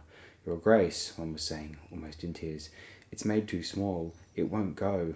He fumbled, and the gorget he was trying to fit around Robert's thick neck tumbled to the ground. "Seven hells," Robert swore. "Do I have to do it myself? Piss on the both of you. Pick it up. Don't just stand there gaping, Lancel. Pick it up." The lad jumped, and the king noticed his company. "Look at these oafs, Ned. My wife insisted I take this Jew to squire for me, and they're worse than useless. Can't even put a man's armour on him properly. Squires, they say. I say they're swineherds dressed up in silk." Ned only needed a glance to understand the difficulty. "The boys are not at fault," he told the king. "You're too fat for your armour, Robert." Robert Baratheon took a long swallow of beer, tossed the empty horn onto his sleeping furs, wiped his mouth with the back of his hand, and said darkly, "Fat. Fat, is it? Is that how you speak to your king?" He let go his laughter, sudden as a storm. "Ah, damn you, Ned. Why are you always right?" The squires smiled nervously until the king turned on them. Yes, both of you. You heard the hand. The king is too fat for his armour. Go find Zaron Santagar. Tell him I need the breastplate stretcher. Now, what are you waiting for?" The boys tripped over each other in their haste to be quit of the tent. Robert managed to keep a stern face until they were gone. Then he dropped back into a chair, shaking with laughter. Sir Barristan Selmy chuckled with him. Even Eddard Stark managed to smile. Always, though, the graver thoughts crept in. He could not help taking note of the two squires. Handsome boys, fair and well-made. One was Sansa's age, with long golden curls, the other perhaps 15, sandy-haired, with a wisp of a moustache and the emerald-green eyes of the Queen. "Ah, I wish I could be there to see Sandigar's face," Robert said. "I hope he'll have the wit to send them to someone else. We ought to keep them running all day." "Those boys," Ned asked him, "Lannisters?" Robert nodded, wiping tears from his eyes. "Cousins. Sons of Lord Tywin's brother. One of the dead ones. Or perhaps the live one, now that I come to think on it. I don't recall. My wife comes from a very large family, Ned. A very ambitious family," Ned thought. He had nothing against the squires, but it troubled him to see Robert surrounded by the Queen's kin, waking and sleeping. The Lannister appetite for offices and honours seemed to know no bounds. "The talk is you and the Queen had angry words last night." The mirth curdled on Robert's face. "The woman tried to forbid me to fight in the melee. She's sulking in the castle now, damn her. Your sister would never have shamed me like that. You never knew Lyanna as I did, Robert," Ned told him. "You saw her beauty, but not the iron underneath. She would have told you that you have no business in the melee." "You too?" the king frowned. "You are a sour man, Stark. Too long in the north, all the juices have frozen inside you. Well, mine are still running." He slapped his chest to prove it. "You are the king," Ned reminded him. "I sit on the damn iron seat when I must. Does that mean I don't have the same hungers as other men? A bit of wine now and again, a girl squealing in bed, the feel of a horse between my legs. Seven hells, Ned, I want to hit someone." Sir Barristan Selmy spoke up. "Your Grace," he said, "it is not seemly that the king should ride into the melee. It would not be a fair contest. Who would dare strike you?" Robert seemed honestly taken aback. "By all of them, damn it, if they can. And the last man left standing will be you," Ned finished. He saw at once that Selmy had hit the mark. The dangers of the melee were only a savour to Robert, but this touched on his pride. Sir Barristan is right. There's not a man in the 7 kingdoms who would dare risk your displeasure by hurting you. The king rose to his feet, his face flushed. Are you telling me those prancing cravens will let me win? For a certainty, Ned said, and Sir Barristan Selmy bowed his head in silent accord. For a moment, Robert was so angry he could not speak. He strode across the tent, whirled, strode back, his face dark and angry. He snatched up his breastplate from the ground and threw it at Barristan Selmy in a wordless fury. Selmy dodged. Get out, the king said then, coldly. Get out before I kill you. Sir Barristan left quickly. Ned was about to follow when the king called out again. Not you, Ned. Ned turned back. Robert took up his horn again, filled it with beer from a barrel in the corner, and thrust it at Ned. Drink, he said, brusquely. I've no thirst. Drink!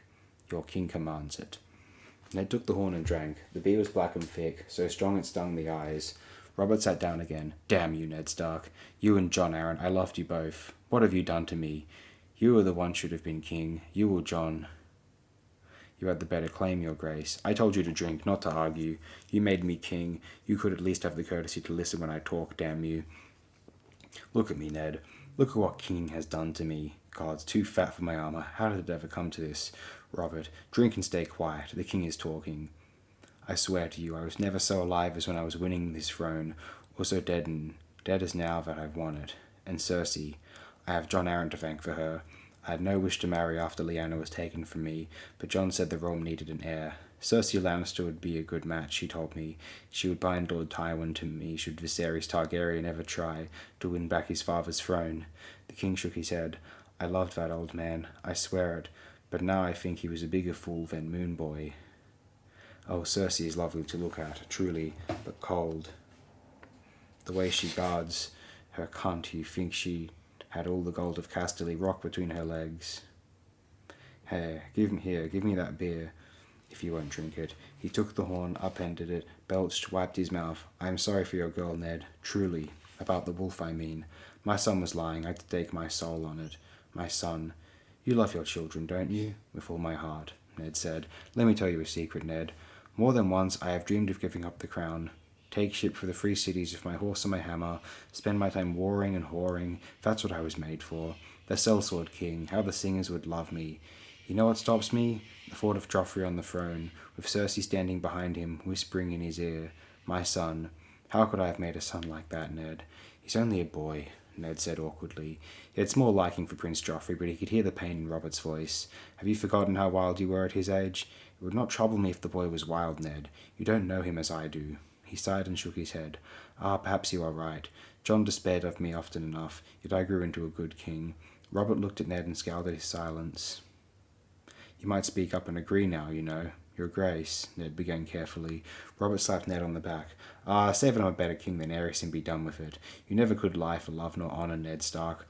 I'm still young. Now that you're here with me, things will be different. We'll make this a reign to sing of, and damn the Lannisters to 7 hells. I smell bacon. Who do you think our champion will be today? Have you seen Mace Tyrell's boy? The Knight of Flowers, they call him.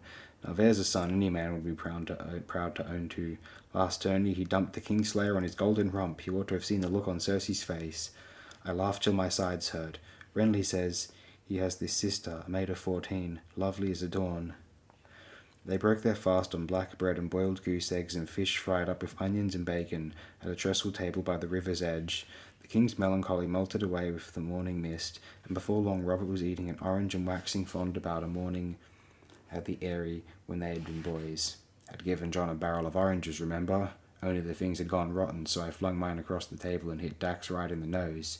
You remember Redford's pock-faced squire? He tossed one back at me, and before John could so much as fart, there were oranges flying across the high hall in every direction.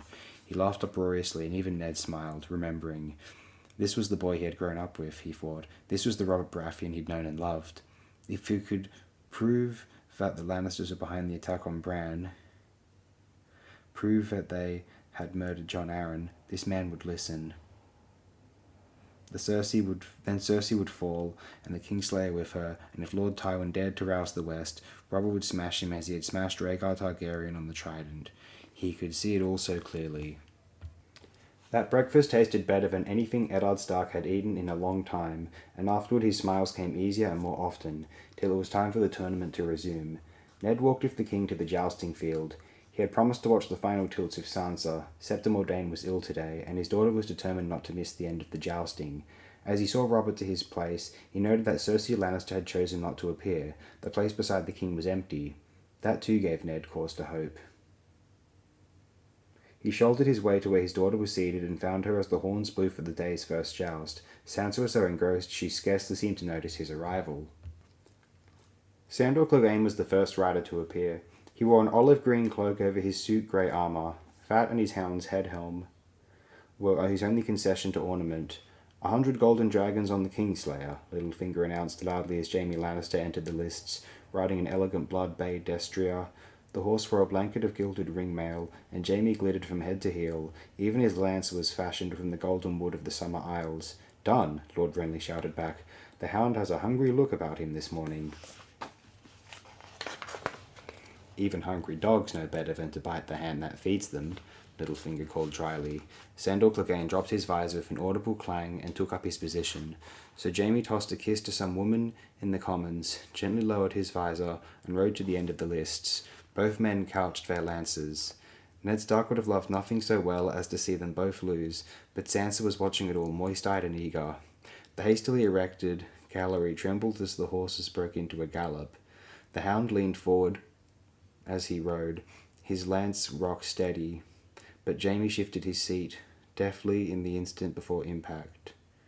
Clegane's point was turned harmlessly against the golden shield with the lion blazon, while his own hit square.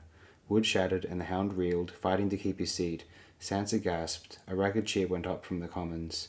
"I wonder how I ought to spend your money," Littlefinger called down to Lord Renly. The hound just managed to stay in his saddle. He jerked his mount around hard and rode back to the lists for the second pass. Jaime Lannister tossed down his broken lance and snatched up a fresh one, jesting with his squire. The hound spurred forward at a hard gallop. Lannister rode to meet him. This time, when Jaime shifted his seat, Sandor Clegane shifted with him. Both lances exploded, and by the time the splinters had settled, a riderless blood bay was trotting off in search of grass while Sir Jaime Lannister rolled in the dirt, golden and dented. Sansa said, "I knew the hound would win." Littlefinger overheard. "If you know who's going to win the second match, speak up now before Lord Renly plucks me clean," he called to her. Ned smiled. "A pity the imp is not here with us," Lord Renly said. "I should have won twice as much." Jaime Lannister was back on his feet, but his ornate lion helmet had been twisted around and dented in his fall, and now he could not get it off. The commons were hooting and pointing, the lords and ladies were trying to stifle their chuckles, and failing, and over it all Ned could hear King Robert laughing, louder than anyone. Finally, they had to lead the line of Lannister off to a blacksmith, blind and stumbling. By then Sir Gregor Clegane was in position at the head of the lists. He was huge, the biggest man that Eddard Stark had ever seen. Robert Baratheon and his brothers were all big men, as was the Hound, and back at Winterfell there was a simple-minded stable boy named Hodor who dwarfed them all, but the knight they called the Mountain that rides would have towered over Hodor. He was well over 7 feet tall, close to 8, with massive shoulders and arms thick as the trunks of small trees. His destrier seemed a pony in between his armoured legs, and the lance he carried looked as small as a broom handle. Unlike his brother, Sir Gregor did not live at court. He was a solitary man who seldom left his own lands but for wars and tourneys. He had been with Lord Tywin when King's Landing fell, a new-made knight of 17 years, even then distinguished by his size and his implacable ferocity. Some said it had been Sir Gregor who dashed the skull of the infant prince Aegon Targaryen against a wall, and whispered that afterward he had raped the mother, the Dornish princess Elia, before putting her to the sword. These things were not said in Gregor's hearing. Ned Stark could not recall ever speaking to the man, though Gregor had ridden with them during Balon Greyjoy's rebellion, one night among thousands. He watched him with disquiet. Ned seldom put much stock in gossip, but the things said of Sir Gregor were more than ominous. He was soon to be married for the 3rd time, and one heard dark whisperings about the deaths of his first 2 wives. It was said that his keep was a grim place where servants disappeared unaccountably, and even the dogs were afraid to enter the hall. And there had been a sister who had died young under queer circumstances, and the fire that had disfigured his brother, and the hunting accident that had killed their father. Gregor had inherited the keep, the gold, and the family estates. His younger brother Sandor had left the same day to take service of the Lannisters as a sworn sword, and it was said that he had never returned, not even to visit. When the Knight of Flowers made his entrance, a murmur ran through the crowd, and he heard Sansa's fervent whisper, "Oh, he's so beautiful." Sir Loras Tyrell was slender as a reed, dressed in a suit of fabulous silver armour polished to a blinding sheen and filigreed with twinning black vines and tiny blue forget-me-nots. The commons realised in the same instant as Ned that the blue of the flowers came from sapphires. A gasp went up from 1,000 throats. Across the boy's shoulders his cloak hung heavy. It was woven of forget-me-nots, real ones, hundreds of fresh blooms sewn to a heavy woolen cape. His courser was as slim as her rider, a beautiful grey mare, built for speed. Sir Gregor's huge stallion trumpeted as he caught her scent. The boy from Highgarden did something with his legs, and his horse pranced sideways, nimble as a dancer. Sansa clutched at his arm. "Father, don't let Sir Gregor hurt him," she said. Ned saw she was wearing the rose that Sir Loras had given her yesterday. Drury had told him about that as well. "These are tourney lances," he told his daughter. "They make them to splinter on impact, so no one is hurt." Yet he remembered the dead boy in the cart with his cloak of crescent moons and the words of war in his throat. Sir Gregor was having trouble controlling his horse. The stallion was screaming and pawing the ground, shaking his head. The mountain kicked at the animal savagely with an armoured boot. The horse reared and almost threw him. The Knight of Flowers saluted the king, rode to the far end of the list, and couched his lance ready. Sir Gregor brought his animal to the line, fighting with the reins, and suddenly it began. The mountain stallion broke in a hard gallop, plunging forward wildly, while the mare charged as smooth as a flow of silk. Sir Gregor wrenched his shield into position, juggled with his lance, and all the while fought to hold his unruly mount on a straight line, and suddenly Loras Tyrell was on him, placing the point of his lance just there, and in an eye blink the mountain was falling. He was so huge that he took his horse down with him in a tangle of steel and flesh. Ned heard applause, cheers, whistles, shocked gasps, excited muttering, and over it all the rasping, raucous laughter of the hound. The Knight of Flowers reined up at the end of the lists. His lance was not even broken. His sapphires winked in the sun as he raised his visor, smiling. The commons went mad for him. In the middle of the field, Sir Gregor Clegane disentangled himself and came boiling to his feet. He wrenched off his helm and slammed it down onto the ground. His face was dark with fury, and his hair fell down into his eyes. "My sword," he shouted to his squire, and the boy ran it out to him. By then his stallion was back on its feet as well. Sir Gregor Clegane killed the horse with a single blow of such ferocity that it half severed the animal's neck. Cheers turned to shrieks in a heartbeat. The stallion went to its knees, screaming as it died. By then Gregor was striding down the lists towards Sir Loras Tyrell, his bloody sword clutched in his fist. "Stop him!" Ned shouted. But his words were lost in the roar. Everyone else was yelling as well, and Sansa was crying. It all happened so fast. The Knight of Flowers was shouting for his own sword as Sir Gregor knocked his squire aside and made a grab for the reins of his horse. The mare scented blood and reared. Loras Tyrell kept his seat, but barely. Sir Gregor swung his sword, a savage two-handed blow that took the boy in the chest and knocked him from the saddle. The courser dashed away in panic as Sir Loras lay stunned in the dirt. But as Gregor lifted his sword for the killing blow, a rasping voice warned, "Leave him be," and a steel-clad hand wrenched him away from the boy. The mountain pivoted in wordless fury, swinging his long sword in a killing arc with all his massive strength behind it, but the hound caught the blow and turned it, and for what seemed an eternity the two brothers stood hammering at each other as a dazed Loras Tyrell was helped to safety. Thrice Ned saw Sir Gregor aim savage blows at the hound's helmet, yet not once did Sandor send a cut at his brother's unprotected face. It was the king's voice that put an end to it, the king's voice and 20 swords. Dronaran had told them that a commander needs a good battlefield voice, and Robert had proved the truth of that on the Trident. He used that voice now. "Stop this madness!" he boomed. "In the name of your king!" The hound went to one knee. Sir Gregor's blow cut air, and at last he came to his senses. He dropped his sword and glared at Robert, surrounded by his Kingsguard and a dozen other knights and guardsmen. Wordlessly, he turned and strode off, shoving past Barristan and Selmy. "Let him go," Robert said, and as quickly as that, it was over. "Is the hound the champion now?" Sansa asked Ned. "No," he told her. "There will be one final joust between the hound and the Knight of Flowers." But Sansa had the right of it after all. A few moments later, Sir Loras Tyrell walked back onto the field in a simple linen doublet and said to Sandor Clegane, "I owe you my life. The day is yours, sir." "I am no sir." the hound replied, but he took the victory and the champion's purse, and for perhaps the first time in his life, the love of the commons. They cheered him as he left the lists to return to his pavilion. As Ned walked with Sansa to the archery field, Littlefinger and Lord Renly and some of the others fell in with them. Tyrell had to know the mare was in heat, Littlefinger was saying. I swear the boy planned the whole thing. Gregor has always favoured huge, ill-tempered stallions of more spirit than sense. The notion seemed to amuse him. It did not amuse Sir Barristan Selmy. There is small honour in tricks, the old man said stiffly. Small honour and 20,000 golds, Lord Renly smiled. That afternoon, a boy named Angai, an unheralded commoner from the Dornish marches, won the archery competition, outshooting Sir Balin Swan and Jalabar Joe at 100 paces after all the other bowmen had been eliminated at the shorter distances. Ned sent Alan to seek him out and offer him a position with the Hand's Guard, but the boy was flush with wine and victory and riches undreamed of, and he refused. The melee went on for 3 hours. Near 40 men took part, free riders and hedge knights and new-made squires in search of a reputation. They fought with blunted weapons in a chaos of mud and blood, small troops fighting together, and then turning on each other as alliances formed and fractured, till only one man was left standing. The victor was the Red Priest, Forrest of Mere, a madman who shaved his head and fought with a flaming sword. He had won melees before. The fire sword frightened the mounts of the other riders, and nothing frightened Forrest.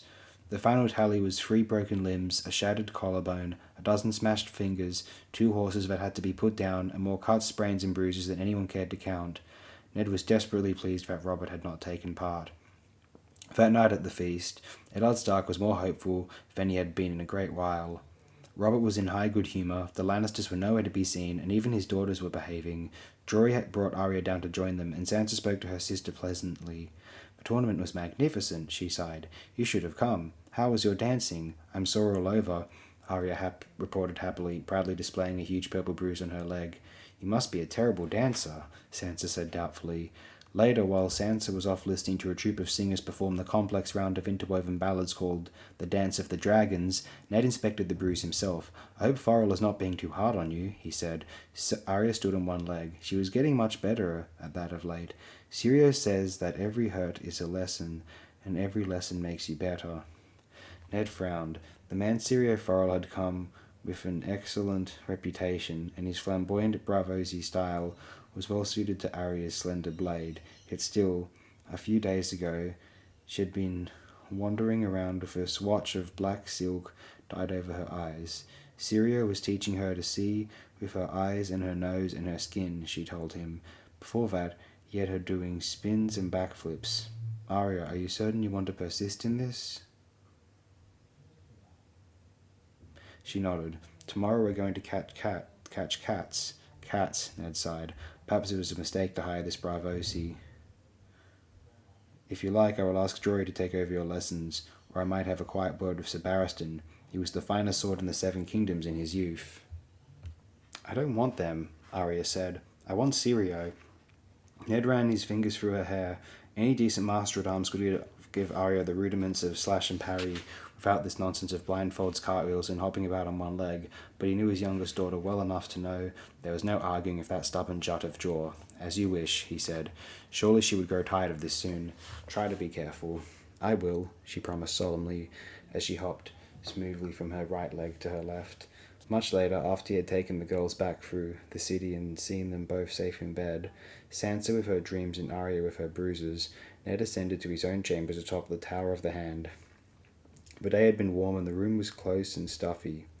Ned went to the window and unfastened the heavy shutters to let in the cool night air. Across the great yard, he noticed the flickering glow of candlelight from Littlefinger's windows. The hour was well past midnight. Down by the river, the revels were only now beginning to dwindle and die. He took out the dagger and studied it. Littlefinger's blade, won by Tyrion Lannister in a tourney wager, sent to slay Bran in his sleep. Why? Why would the dwarf want Bran dead? Why would anyone want Bran dead? The dagger, Bran's fall, all of it was linked somehow to the murder of Jon Arryn. He could feel it in his gut, but the truth of Jon's death remained as clouded to him as when he had started. Lord Stannis had not returned to King's Landing for the tourney. Lysa Arryn held her silence behind the high walls of the Eyrie. The squire was dead, and Jory was still searching the whorehouses. What did he have but Robert's bastard? That the armourer's sullen apprentice was the king's son, Ned had no doubt. The Baratheon look was stamped on his face, in his jaw, his eyes, that black hair. Renly was too young to have fathered a boy of that age. Stannis too cold and proud in his honour. Gendry had to be Robert's. Yet knowing all that, what had he learned? The king had other base-born children scattered throughout the Seven Kingdoms. He had openly acknowledged one of his bastards, a boy of Bran's age whose mother was highborn. The lad was being fostered by Lord Renly's castellan at Storm's End. Ned remembered Robert's first child as well, a daughter born in the Vale, and Robert was scarcely more than a boy himself. A sweet little girl, the young Lord of Storm's End had doted on her. He used to make daily visits to play with the babe, long after he had lost interest in the mother. Ned was often dragged along for company, whether he willed it or not. The girl would be 17 or 18 now, he realized, older than Robert had been when he fathered her. A strange thought. Cersei could not have been pleased by her lord husband's byblows, yet in the end it mattered little whether the king had one bastard or 100. Law and custom gave the baseborn few rights. Gendry, the girl in the Vale, the boy at Storm's End, none of them could threaten Robert's true-born children. His musings were ended by a soft rap on the door. "A man to see you, my lord," Harwin called. "He will not give his name. Send him in," Ned said, wondering. The visitor was a stout man in cracked, mud-caked boots and a heavy brown robe of the coarsest rough spun, his features hidden by a cowl, his hands drawn up into voluminous sleeves. "Who are you?" Ned asked. "A friend," the cowled man said in a strange, low voice. "We must speak alone, Lord Stark." Curiosity was stronger than caution. "Harwin, leave us," he commanded. Not until they were alone behind closed doors did his visitor draw back his cowl. "Lord Varys?" Ned said in astonishment. "Lord Stark," Varys said politely, seating himself. "I wonder if I might trouble you for a drink." Ned filled 2 cups of some wine and handed one to Varys. "I might have passed within a foot of you and never recognized you," he said, incredulous. He had never seen the eunuch dress in anything but silk and velvet and the richest damasks, and this man smelled of sweat instead of lilacs. "That was my dearest hope," Varys said. "It would not do if certain people learned that we had spoken in private. The Queen watches you closely. This wine is very choice. Thank you." "How did you get past my other guards?" Ned asked. Porver and Cain had been posted outside the tower, and Alan on the stairs. "The Red Keep has ways known only to ghosts and spiders." Varys smiled apologetically. "I will not keep you long, my lord. There are things you must know. You are the king's hand, and the king is a fool." The eunuch's cloying tones were gone. Now his voice was thin and sharp as a whip. "Your friend, I know, yet a fool nonetheless, and doomed unless you save him. Today was a near thing. They had hoped to kill him during the melee." For a moment, Ned was speechless with shock. "Who?" Varys sipped his wine. "If I truly need to tell you that, you are a bigger fool than Robert, and I am on the wrong side." "The Lannisters," Ned said. "The Queen. No, I will not believe that, not even of Cersei. She asked him not to fight. She forbade him to fight, in front of his brother, his knights, and half the court. Tell me truly, do you know any surer way to force King Robert into the melee? I ask you." Ned had a sick feeling in his gut. The eunuch had hit upon a truth. Tell Robert Baratheon he could not, should not, or must not do a thing, and it was as good as done. Even if he'd fought, who would have dared to strike the king? Varys shrugged. "There are 40 riders in the melee. The Lannisters have many friends. Amidst all that chaos, with horses screaming and bones breaking and Forrest of Mere waving that absurd fire sword of his, who could name it murder if some chance blow felled his grace?" He went to the flagon and refilled his cup. After the deed was done, the slayer would be beside himself with grief. I can almost hear him weeping. So sad. Yet no doubt the gracious and compassionate widow would take pity, lift the poor unfortunate to his feet, and bless him with a gentle kiss of forgiveness. Good King Joffrey would have no choice but to pardon him. The eunuch stroked his cheek. Or perhaps Cersei would let Sir Ilyn strike off his head. Less risk for the Lannisters that way, though quite an unpleasant surprise for their little friend. Ned felt his anger rise. "You knew of this plot, and yet you did nothing. I command whisperers, not warriors. You might have come to me earlier." "Oh, yes, I confess it. And you would have rushed straight to the king, yes? And when Robert heard of his peril, what would he have done?" "I wonder." Ned considered that. He would have damned them all, and fought anyway, to show he did not fear them. Varys spread his hands. "I will make another confession, Lord Eddard. I was curious to see what you would do. Why not come to me, you ask? And I must answer, why, because I did not trust you, my lord." "You did not trust me?" Ned was frankly astonished. "The Red Keep shelters 2 sorts of people, Lord Eddard," Varys said. "Those who are loyal to the realm and those who are loyal only to themselves. Until this morning I could not say which you might be. So I waited to see. And now I know for a certainty." He smiled a plump, tight little smile, and for a moment his private face and public mask were one. I begin to comprehend why the Queen fears you so much. Oh, yes, I do. You are the one she ought to fear, Ned said. No, I am what I am. The king makes use of me, but it shames him. A more puissant warrior is our Robert, and such a manly man has little love for sneaks and spies and eunuchs. If a day should come when Cersei whispers, "Kill that man," ill and pain will snick my head off in a twinkling, and who will mourn poor Varys then? North or south they sing no songs for spiders. He reached out and touched Ned with a soft hand. But you, Lord Stark, I think, no, I know. He would not kill you, not even for his queen, and there may lie our salvation. It was all too much. For a moment Eddard Stark wanted nothing so much as to return to Winterfell, to the clean simplicity of the north, where the enemies were winter and the wildlings beyond the wall. Surely Robert has other loyal friends, he protested. His brothers, his wife, Varys finished with a smile that cut. His brothers hate the Lannisters, true enough, but hating the Queen and loving the King are not quite the same thing, are they? Sir Barristan loves his honour, Grand Maester Pycelle loves his office, and Littlefinger loves Littlefinger. The King's Guard, a paper shield, the eunuch said. Try not to look so shocked, Lord Stark. Jaime Lannister is himself a sworn brother of the White Swords, and we all know what his oath is worth. The days when men like Ryan Redwine and Prince Aemon the Dragon Knight wore the white cloak are gone to dust and song.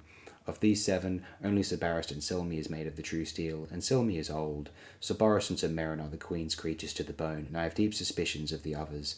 No, my lord, when the swords come out in earnest, you will be the only true friend Robert Baratheon will have. Robert must be told, Ned said. If what you say is true, if even a part of it is true, the king must hear it for himself. What proof shall we lay before him? My words against theirs? My little birds against the Queen and the Kingslayer, against his brothers and his council, against the wardens of east and west, against all the might of Casterly Rock? Pray send for Sir Ilyn directly. It will save us all some time. I know where that road ends. Yet if what you say is true, they will only bide their time and make another attempt. Indeed they will, said Varys, and sooner rather than later, I do fear. You are making them most anxious, Lord Eddard, but my little birds will be listening, and together we may be able to forestall them, you and I. He rose and pulled up his cowl so his face was hidden once more. Thank you for the wine. We will speak again. When you see me next at council, be certain to treat me with your accustomed contempt. You should not find it difficult. He was at the door when Ned called, Varys. The eunuch turned back. How did Jon Arryn die? I wondered when you would get around to that. Tell me. The tears of Lys, they call it. A rare and costly thing, clear and sweet as water, and it leaves no trace. I begged Lord Arryn to use a taster. In this very room I begged him, but he would not hear of it.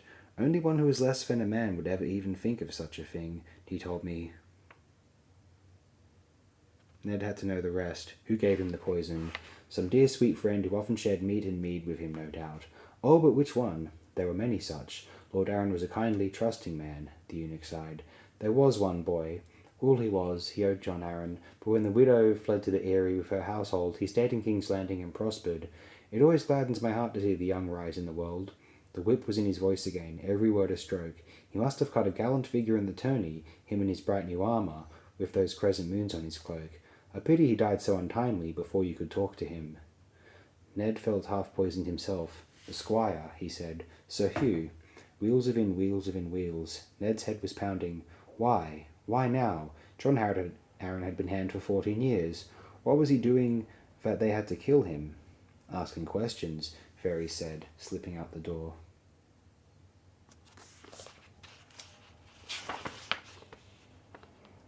As he stood in the pre-dawn chill watching Chiggin butcher his horse, Tyrion Lannister chalked up one more debt owed to the Starks. Steam rose from inside the carcass when the squat sellsword opened the belly with his skinning knife. His hands moved deftly, with never a wasted cut. The work had to be done quickly, before the stink of blood brought shadowcats down from the heights. None of us will go hungry tonight, Bronn said. He was near a shadow himself, bone-thin and bone-hard, with black eyes and black hair and a stubble of beard. Some of us may, Tyrion told him. I am not fond of eating horse, particularly my horse. Meat is meat, Bronn said with a shrug. But Dothraki like horse more than beef or pork. Do you take me for a Dothraki? Tyrion asked sourly. The Dothraki ate horse, in truth, but they also left deformed children out for the feral dogs who ran behind their Khalazars. Dothraki customs had scant appeal for him. Chiggin sliced a thin strip of bloody meat off the carcass and held it up for inspection. Want a taste, dwarf? My brother Jaime gave me that mare for my 23rd name day, Tyrion said in a flat voice. Thank him for us, then, if you ever see him again. Chicken grinned, showing yellow teeth, and swallowed the raw meat in 2 bites. Tastes well bred. Better if you fry it up with onions, Bronn put in. Wordlessly, Tyrion limped away. The cold had settled deep in his bones, and his legs were so sore he could scarcely walk.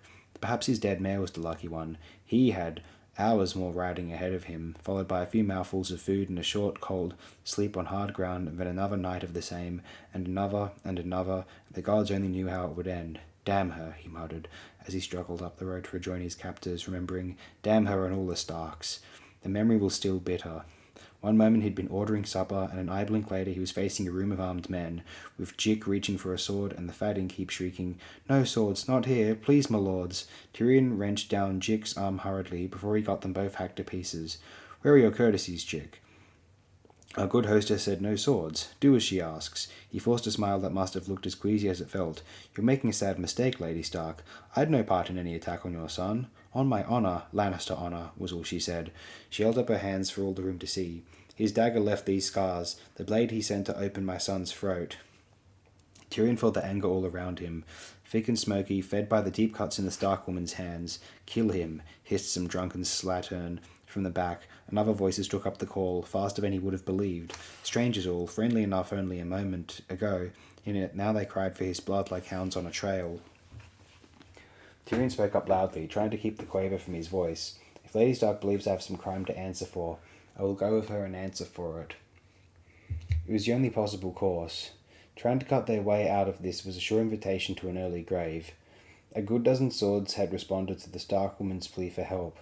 The Harrenhal man, the Free Brackens, a pair of unsavoury sellswords who looked as though they'd kill him as soon as spit, and some full field hands who doubtless had no idea what they were doing. Against that, what did Tyrion have? A dagger at his belt and 2 men. Jick swung a fair enough sword, but Morrick scarcely counted. He was part groom, part cook, part body servant, and no soldier. As for Yoren, whatever his feelings might have been, the Black Brothers were sworn to take no part in the quarrels of the realm. Yoren would do nothing.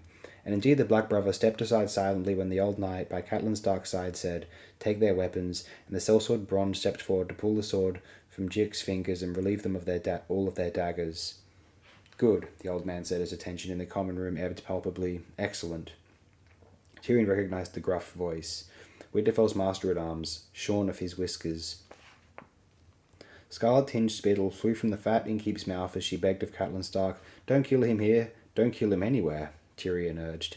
"Take him somewhere else. No blood here, my lady. I want no High Lordland's quarrels." "We're taking him back to Winterfell," she said, and Tyrion thought, well, perhaps. But then he'd had a moment to glance over the room and get a better idea of the situation. He was not altogether displeased by what he saw. Oh, the Stark woman had been clever, no doubt of it. Forced them to make a public affirmation of the oath sworn her father by the lords they served, and then call on them for succour, and her a woman. Yes, that was sweet. Yet her success was not as complete as she might have liked. There were close to 50 in the common room, by his rough count. Catelyn Stark's plea had roused a bare dozen. The others looked confused or frightened or sullen. Only 2 of the Freys had stirred, Tyrion noted, and had sat back down quick enough when their captain failed to move. He might have smiled if he'd dared. "Winterfell it is, then," he said instead. That was a long ride, as he could well attest, having just ridden it the other way. So many things could happen along the way. "My father will wonder what has become of me," he added, catching the eye of the swordsman who'd offered to yield up his room. He'll pay a handsome reward to any man who brings him word of what happened here today." Lord Tywin would do no such thing, of course, but Tyrion would make up for it if he won free. Sir Roderick glanced at his lady. His look worried, as well it might be. "His men come with him," the old knight announced, "and will thank the rest of you to stay quiet about what you've seen here." It was all Tyrion could do not to laugh. Quiet? The old fool. Unless he took the whole in, the word would begin to spread the instant they were gone. The free rider with the gold coin in his pocket would fly to Casterly Rock like an arrow. If not him, then someone else. Yoren would carry the story south. That fool Singer might make a lay of it. The Freys would report back to their lord, and the gods only knew what he might do. Lord Walder Frey might be sworn to Riverrun, but he was a cautious man who had lived a long time by making certain he was always on the winning side. At the very least he would send his birds winging south to King's Landing, and he might well dare more than that. Catelyn Stark wasted no time. "We must ride at once. We'll want fresh mounts and provisions for the road." You men know that you have the eternal gratitude of House Stark. If any of you choose to help us guard our captives and get them safe to Winterfell, I promise you shall be well rewarded. That was all it took. The fools came rushing forward. Tyrion studied their faces. They would indeed be well rewarded, he vowed to himself, but perhaps not quite as they imagined. Yet even as they were bundling him outside, saddling the horses in the rain, and tying his hands with a length of coarse rope, Tyrion Lannister was not truly afraid. They would never get him to Winterfell. He would have given odds on that. Riders would be after them within the day. Birds would take wing. And surely one of the river lords would want to carry favour with his father enough to take a hand. Tyrion was congratulating himself on his subtlety when someone pulled a hood down over his eyes and lifted him up onto a saddle. They set out through the rain at a hard gallop, and before long Tyrion's thighs were cramped and aching, and his butt throbbed with pain. Even when they were safely away from the inn, and Catelyn Stark slowed them to a trot, it was a miserable pounding journey over rough ground, made worse by his blindness. Every twist and turn put him in danger of falling off his horse. The hood muffled sound, so he could not make out what was being said around him, and the rain soaked through the cloth and made it cling to his face until even breathing was a struggle. The rope chafed his wrists wore and seemed to grow tighter as the night wore on. I was about to settle down to a warm fire and a roast fowl, and that wretched singer had to open his mouth, he thought mournfully. The wretched singer had come along with them. There is a great song to be made from this, and I'm the one to make it, he told Catelyn Stark when he announced his intention of riding with them to see how the splendid adventure turned out. Tyrion wondered whether the boy would think the adventure quite so splendid once the Lannister riders caught up with them. The rain had finally stopped, and dawn light was seeping through the wet cloth over his eyes when Catelyn Stark gave the command to dismount. Rough hands pulled him down from his horse, untied his wrists, and yanked the hood off his head. When he saw the narrow stony road, the foothills rising high and wild all around them, and the jagged snow-capped peaks on the distant horizon, all the hope went out of him in a rush. "This is the high road," he gasped, looking at Lady Stark with accusation. "The eastern road.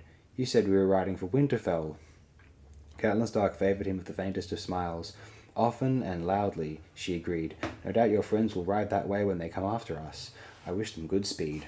And even now, long days later, the memory filled him with a bitter rage. All his life, Tyrion had prided himself on his cunning, the only gift the gods had seen fit to give him, and yet this 7 times damned she-wolf, Catelyn Stark, had outwitted him at every turn. The knowledge was more galling than the bare fact of his abduction. They stopped only as long as it took to feed and water the horses, and then they were off again. This time Tyrion was spared the hood. After the second night they no longer bound his hands, and once they had gained the heights they scarcely bothered to guard him at all. It seemed they did not fear his escape, and why should they? Up here the land was harsh and wild, and the high road little more than a stony track. If he did run, how far could he hope to go, alone and without provisions? The shadow cats would make a morsel of him, and the clans that dwelt in the mountain fastnesses were brigands and murderers who bowed to no law but the sword. Yet still the Stark woman drove them forward relentlessly. He knew where they were bound. He had known it since the moment they pulled off his hood. These mountains were the domain of House Arryn, and the late Hand's widow was a Tully, Catelyn Stark's sister, and no friend to the Lannisters. Tyrion had known the Lady Lysa slightly during her years at King's Landing, and did not look forward to renewing the acquaintance. His captors were clustered around a stream a short ways down the high road. The horses had drunk their fill of the icy cold water, and were grazing on clumps of brown grass that grew from clefts in the rock. Jick and Morrick huddled close, sullen and miserable. Mahor stood over them, leaning on his spear and wearing a rounded iron cap that made him look as if he had a bowl on his head. Nearby, Marillion the singer sat oiling his wood harp, complaining of what the damp was doing to his strings.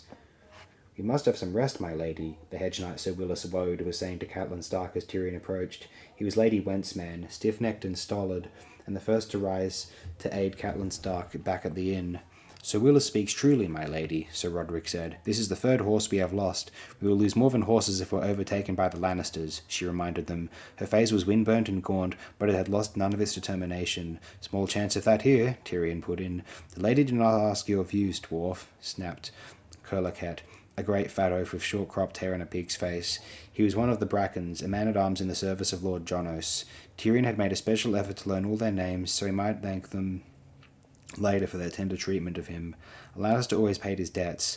Curlicat would learn that some day, as would his friends Larys and Mohor, and the good Sir Willis, and the sellswords Bronn and Chigan. He planned an especially sharp lesson for Marillion. him of the wood harp and the sweet tenor voice, who was struggling so manfully to rhyme imp with gimp and limp so he could make a song of this outrage. Let him speak, Lady Stark commanded. Tyrion Lannister seated himself on a rock. By now our pursuit is likely racing across the neck, chasing your lie up the King's Road, assuming there is a pursuit, which is by no means certain. Oh, no doubt the word has reached my father, but my father does not love me overmuch, and I am not at all sure that he will bother to bestir himself. It was only half a lie. Lord Tywin Lannister cared not a fig for his deformed son, but he tolerated no slights on the honour of his house. This is a cruel land, Lady Stark. You will find no succour until you reach the Vale, and each mount you lose burdens the others all the more. Worse, you risk losing me. I am small and not strong, and if I die, then what's the point? That was no lie at all. Tyrion did not know how much longer he could endure this pace. It might be said that your death is the point, Lannister, Catelyn Stark replied. I think not, Tyrion said. If you wanted me dead, you had only to say the word, and one of these staunch friends of yours would gladly have given me a red smile. He looked at Curlicat, but the man was too dim to taste the mockery. The Starks do not murder men in their beds. Nor do I, he said. I tell you again, I had no part in the attempt to kill your son. The assassin was armed with your dagger. Tyrion felt the heat rise in him. It was not my dagger, he insisted. How many times must I swear to that, Lady Stark? Lady Stark, whatever you may believe of me, I am not a stupid man. Only a fool would arm a common footpad with his own blade. Just for a moment he thought he saw a flicker of doubt in her eyes, but what she said was, Why would Peter lie to me? Why does a bear shit in the woods? He demanded. Because it is his nature. Lying comes as easily as breathing to a man like Littlefinger. You ought to know that, you of all people. She took a step toward him, her face tight. What does that mean, Lannister? Tyrion cocked his head. Why, every man at court has heard him tell how he took your maidenhead, my lady. That is a lie, Catelyn Stark said. Oh, wicked little imp, Marilion said, shocked. Curlicat drew his dirk, a vicious piece of black iron. At your word, milady, I'll toss his lying tongue at your feet. His pig eyes were wet with excitement at the prospect. Catelyn Stark stared at Tyrion with a coldness on her face such as he had never seen. Peter Baelish loved me once. He was only a boy. His passion was a tragedy for all of us, but it was real and pure, and nothing to be made mock of. He wanted my hand. That is the truth of the matter. You are truly an evil man, Lannister. And you are truly a fool, Lady Stark. Littlefinger has never loved anyone but Littlefinger, and I promise you that it is not your hand that he boasts of, it's those ripe breasts of yours, and that sweet mouth, and the heap between your legs. Curlicat grabbed a handful of hair and yanked his head back in a hard jerk, baring his throat. Tyrion felt the cold kiss of steel beneath his chin. Shall I bleed him, my lady? Kill me and the truth dies with me, Tyrion gasped. Let him talk, Catelyn Stark commanded. Curlicat let go of Tyrion's hair reluctantly. Tyrion took a deep breath. How did Littlefinger tell you I came by this dagger of his? Answer me that. You won it from him in a wager during the tourney on Prince Joffrey's name day. When my brother Jaime was unhorsed by the Knight of Flowers, that was his story, no? It was, she admitted. A line creased her brow. Riders! The shriek came from the wind-carved ridge above them. Sir Roderick had sent Larys scrambling up the rock face to watch the road while they took their rest. For a long second, no one moved. Catelyn Stark was the first to react. Sir Roderick, Sir Willis, to horse, she shouted. Get the other mounts behind us. Mahor, guard the prisoners. Arm us! Tyrion sprang to his feet and seized her by the arm. You will need every sword. She knew he was right. Tyrion could see it. The mountain clans cared nothing for the enmities of the great houses. They would slaughter Stark and Lannister with equal fervour as they slaughtered each other. They might spare Catelyn herself. She was still young enough to bear sons. Still, she hesitated. I hear them, Sir Roderick called out. Tyrion turned his head to listen, and there it was, hoofbeats, a dozen horses or more, coming nearer. Suddenly everyone was moving, reaching for weapons, running to their mounts. Pebbles ran down around them as Larys came springing and sliding down the ridge. He landed breathlessly in front of Catelyn Stark, an ungainly-looking man with wild tufts of rust-coloured hair sticking out from under a conical steel cap. 20 men, maybe 25, he said breathless. Milk snakes or moon brothers, by my guess. They must have eyes out, milady, hidden watchers. They know we're here. Sir Roderick Castle was already a horse, a longsword in hand. Mahor crouched behind a boulder, both hands on his iron-tipped spear, a dagger between his teeth. You singer, Sir Willis Word called out. Help me with this breastplate. Marilion sat frozen, clutching his wood harp, his face as pale as milk. But Tyrion's man, Morak, bounded quickly to his feet and moved to help the knight with his armour. Tyrion kept his grip on Catelyn Stark. You have no choice, he told her. 3 of us, and a 4th man wasted, guarding us. 4 men can be the difference between life and death up here. Give me a word that you will put down your swords again after the fight is done." "My word?" The hoofbeats were louder now. Tyrion grinned crookedly. "I'll bet you have, my lady. On my honour as a Lannister."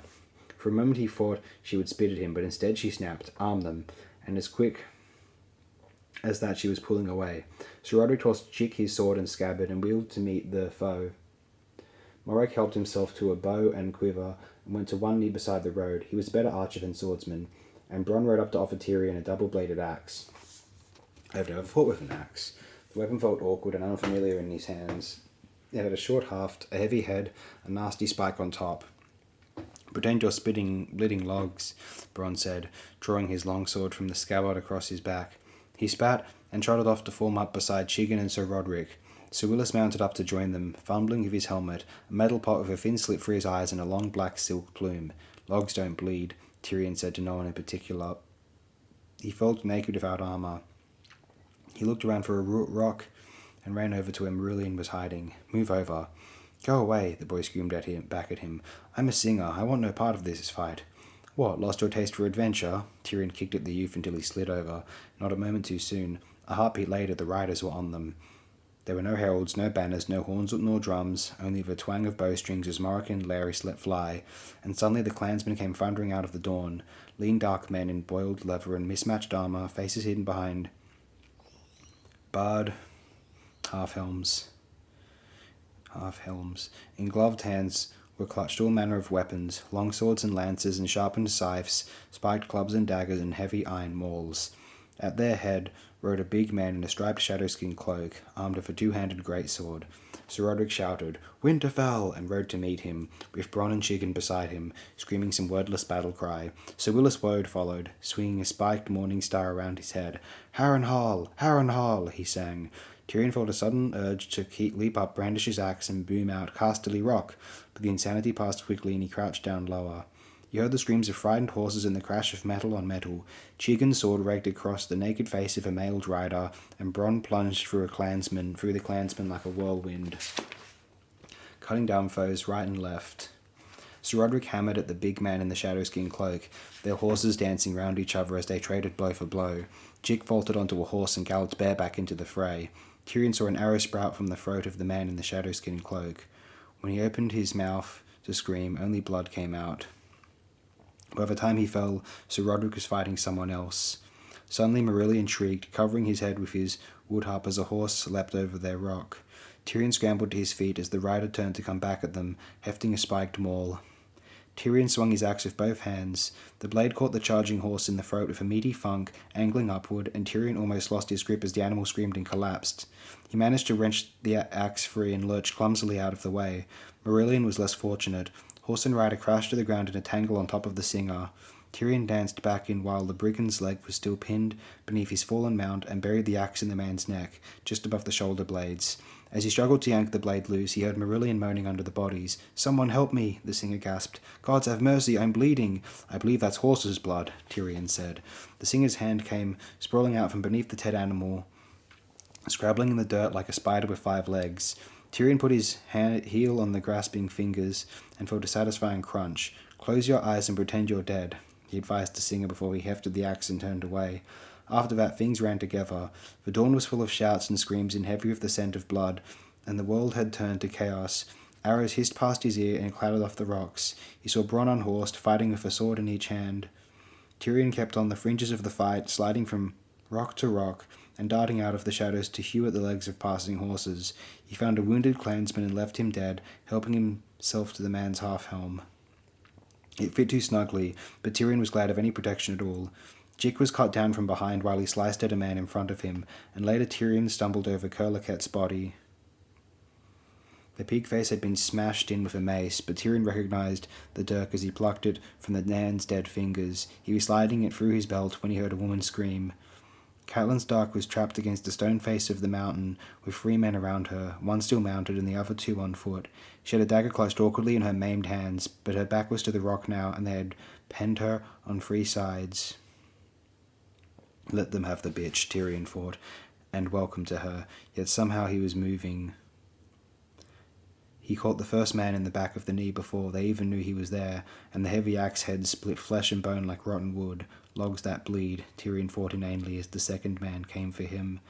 Tyrion ducked under his sword, lashed out with the axe. The man reeled backward, and Catelyn Stark stepped up behind him and opened his throat. The horseman remembered an urgent engagement elsewhere and galloped off suddenly. Tyrion looked around. The enemy were all vanquished or vanished. Somehow the fighting had ended when he wasn't looking.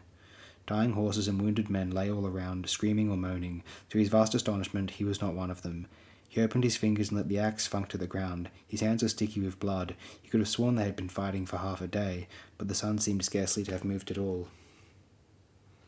"Your first battle?" Bronn asked later as he bent over Jick's body, pulling off his boots. They were gold boots, as befit one of Lord Tywin's men.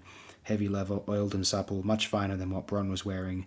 Tyrion nodded. "My father will be so proud," he said. His legs were cramping so badly he could scarcely stand. Odd, he had never once noticed the pain during the battle.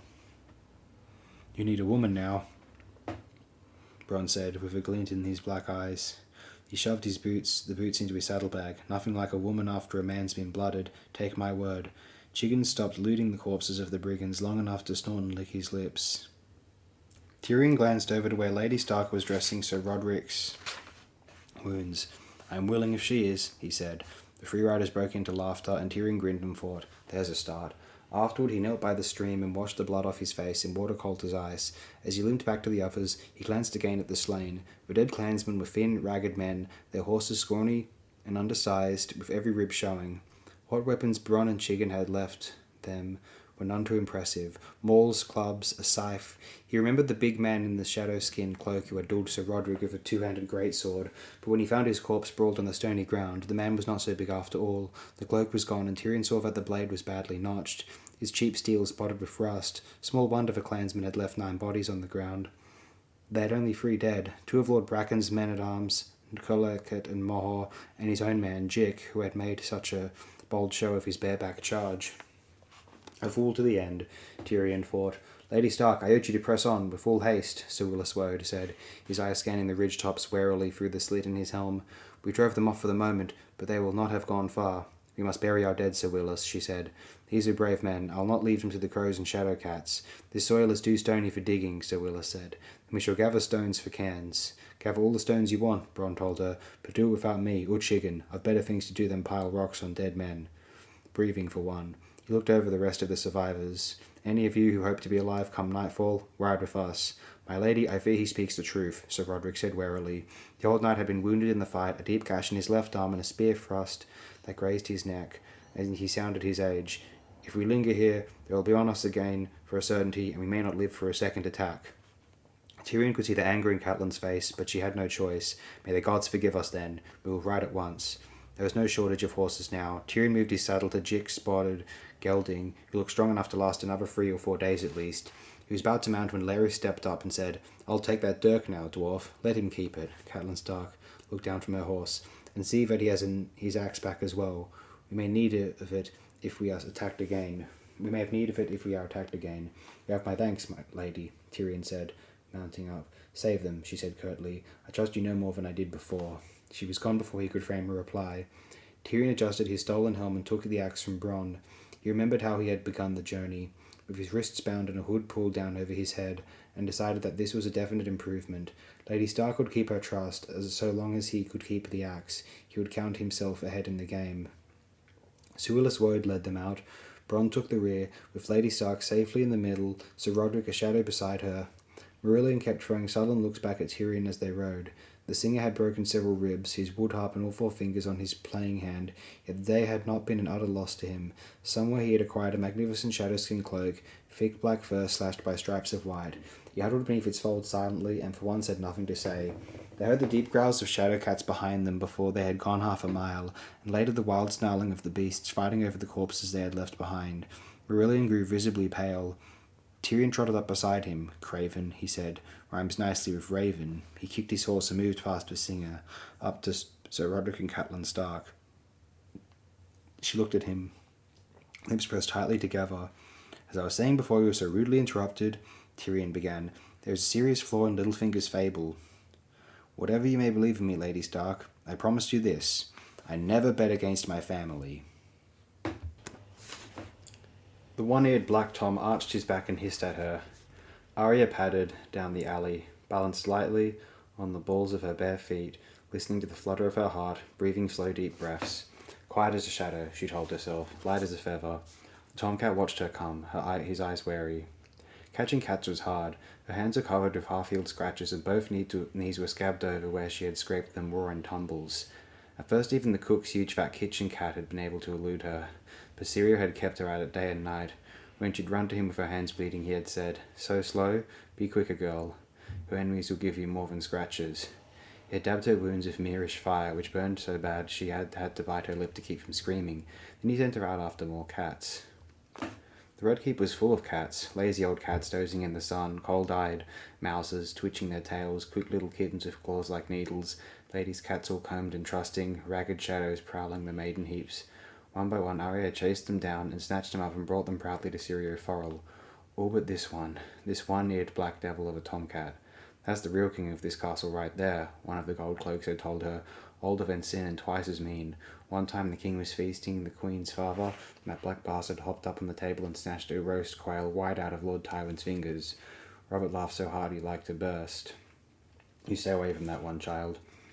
He had run her halfway across the castle, twice around the Tower of the Hand, across the inner bailey, through the stables, down the serpentine steps, past the small kitchen in the pig yard, and the barracks of the gold cloaks, along the base of the river wall and up more steps and back and forth over the Traitor's Walk, and then down again and through a gate and around a well and in and out of strange buildings till Arya didn't know where she was. Now at last she had him. High walls pressed close on either side, and ahead was a blank windowless mass of stone. Quiet as a shadow, she repeated, sliding forward, light as a feather. When she was 3 steps away from him, the tomcat bolted. Left, then right he went, and right, then left went Arya, cutting off his escape. He hissed again and tried to dart between her legs. Quick as a snake, she fought. Her hands closed around him. She hugged him to her chest, whirling and laughing aloud as his claws raked at the front of her leather jerkin. Ever so fast, she kissed him right between the eyes and jerked her head back an instant before his claws would have found her face. The tomcat yowled and spit. "What's he doing to that cat?" Startled, Arya dropped the cat and whirled toward the voice. The tom bounded off in the blink of an eye. At the end of the alley stood a girl with her massive golden curls, dressed as pretty as a doll in blue satin. Beside her was a plump little blonde boy with a prancing stag sewn in, pearls across the front of his doublet, and a miniature sword at his belt. Princess Myrcella and Prince Tommen, Arya thought. A sceptre as large as a draft horse hovered over them, and behind her 2 big men in crimson cloaks, Lannister houseguards. "What were you doing to that cat, boy?" Myrcella asked again, sternly. To her brother she said, "He's a ragged boy, isn't he? Look at him," she giggled. "A ragged, dirty, smelly boy," Tommen agreed. "They don't know me," Arya realized. "They don't even know I'm a girl." Small wonder. She was barefoot and dirty, her hair tangled from the long run through the castle, clad in a jerkin ripped by cat claws and brown rough-spun pants hacked off above her scabby knees. You don't wear skirts and silks when you're catching cats. Quickly she lowered her head and dropped to one knee. Maybe they wouldn't recognize her. If they did, she would never hear the end of it. Septa Mordane would be mortified, and Sansa would never speak to her again from the shame. The old fat Septa moved forward. "Boy, how did you come here? You have no business in this part of the castle." "You can't keep this sword out," one of the red cloaks said. "Like trying to keep out rats." "Who do you belong to, boy?" the Septa demanded. "Answer me. What's wrong with you? Are you mute?" Arya's voice caught in her throat. If she answered, Tommen and Myrcella would know her for certain. "Godwin, bring him here," the Septa said. The taller of the guardsmen started down the alley. Panic gripped her throat like a giant's hand. Arya could not have spoken if her life had hung on it. Calm as still water, she mouthed silently. As Godwin reached for her, Arya moved, quick as a snake. She leaned to her left, letting his fingers brush her arms, spinning around him, smooth as summer silk. By the time he got himself turned, she was sprinting down the alley, swift as a deer. The Septa was screeching at her. Arya slid between legs as thick and wide as marble columns, bounded to her feet, bowled into Prince Tommen and hopped over him when he sat down hard and said, "Oof," spun away from the second guard, and then she was past them all, running full out. She heard shouts, then pounding footsteps closing behind her. She dropped and rolled. The red cloak went careening past her, stumbling. Arya sprang back to her feet. She saw a window above her, high and narrow, scarcely more than an arrow slit. Arya leapt, caught the sill, pulled herself up. She held her breath as she wriggled through, slippery as an eel. Dropping to the floor in front of a startled scrub-woman, she hopped off, brushed the brushes off her clothes, and was off again, out the door and along a long hall, down a stair, across a hidden courtyard, around a corner, and over a wall and through a low, narrow window into a pitch-dark cellar. The sounds grew more and more distant behind her. Arya was out of breath and quite thoroughly lost. She was in for it now if they recognized her, but she didn't think they had. She had moved too fast, swift as a deer. She hunkered down in the dark against a damp stone wall and listened for the pursuit, but the only sound was the beating of her own heart and a distant drip of water. Quiet as a shadow, she told herself. She wondered where she was. When they had first come to King's Landing, she used to have bad dreams about getting lost in the castle. Father said the Red Keep was smaller than Winterfell, but in her dreams it had been immense, an endless stone maze with walls that seemed to shift and change behind her. She would find herself wandering down gloomy halls past faded tapestries, descending endless circular stairs, darting through courtyards or over bridges, her shouts echoing unanswered. In some of the rooms the red stone walls would seem to drip blood, and nowhere could she find a window. Sometimes she would hear her father's voice, but always from a long way off, and no matter how hard she ran after it, it would grow fainter and fainter, until it faded to nothing and Arya was alone in the dark. It was very dark right now, she realized. She hugged her bare knees, tight against her chest, and shivered. She would wait quietly and count to 10,000. But then it would feel safe for her to come creeping back out and find her way home. By the time she had reached 87, the room had begun to lighten as her eyes adjusted to the blackness. Slowly the shapes around her took on form. Huge empty eyes stared at her hungrily through the gloom, and dimly she saw the jagged shadows of long teeth. She had lost the count. She closed her eyes and bit her lip and sent the fear away. When she looked again, the monsters would be gone. Would never have been. She pretended that Syria was beside her in the dark, whispering in her ear. Calm as still water, she told herself. Strong as a bear, fierce as a wolverine. She opened her eyes again. The monsters were still there, but the fear was gone. Arya got to her feet, moving warily. Their heads were all around her. She touched one, curious, wondering if it was real.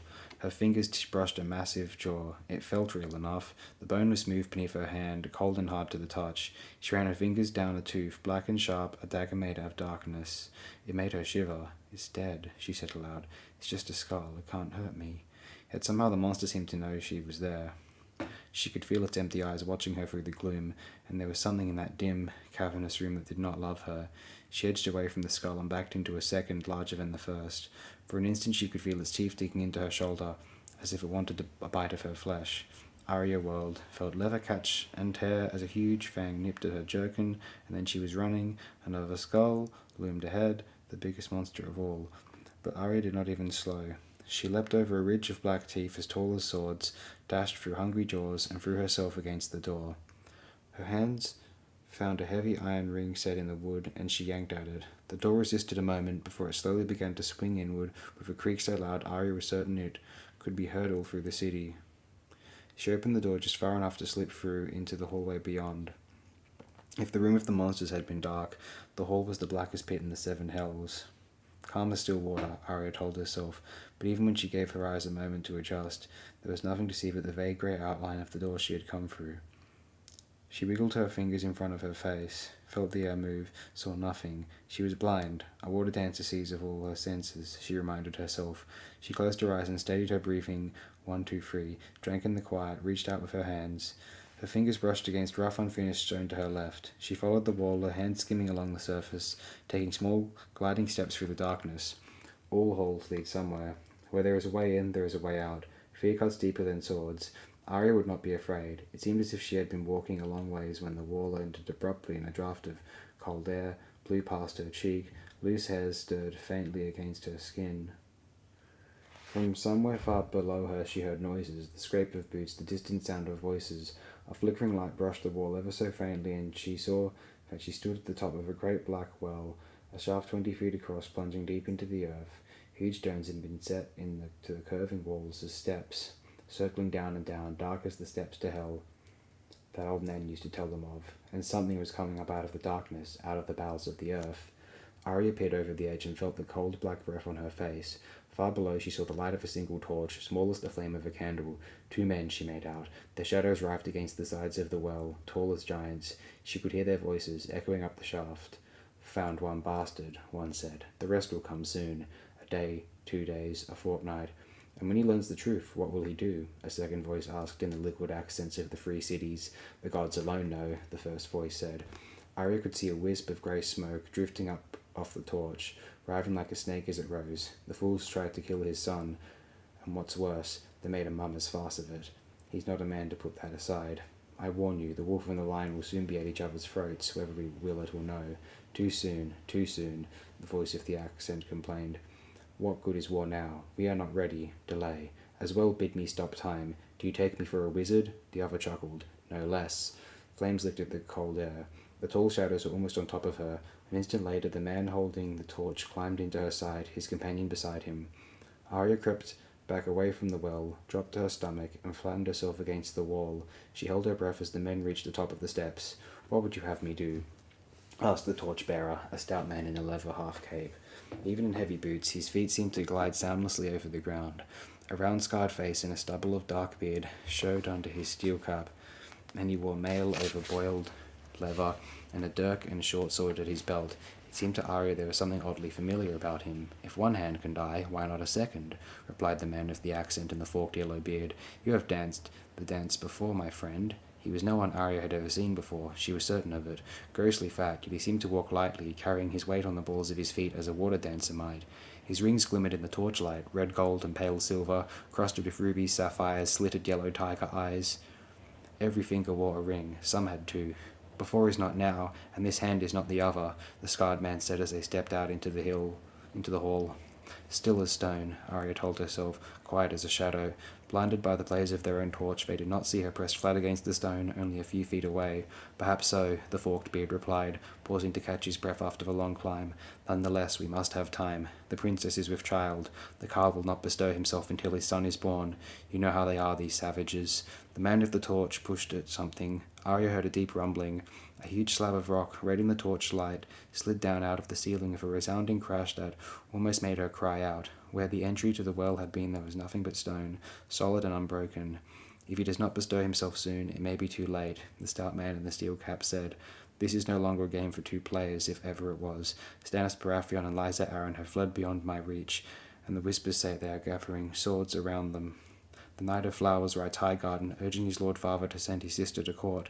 The girl is a maid of 14, sweet and beautiful and tractable, and Lord Renly and Sir Loras intend that Robert should wed her, and make her new queen. Littlefinger. The gods only know what game Littlefinger is playing. Yet Lord Stark's the one who troubles my sleep. He has the bastard, he has the book, and soon enough he'll have the truth. And now his wife has abducted Tyrion Lannister, thanks to Littlefinger's meddling. Lord Tywin will take that for an outrage, and Jaime has a queer affection for the imp. If the Lannisters move north, that will bring the Tullys in as well. Delay, you say. Make haste, I reply. Even the finest of jugglers cannot keep 100 balls in the air forever. You are more than a juggler, old friend. You are a true sorcerer.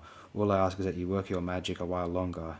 They started down the hall in the direction Arya had come, past the room with the monsters. What I can do, I will, one of the torch said softly. I must have gold, and another 50 birds. She let them get a long way ahead, then went creeping after them, quiet as a shadow.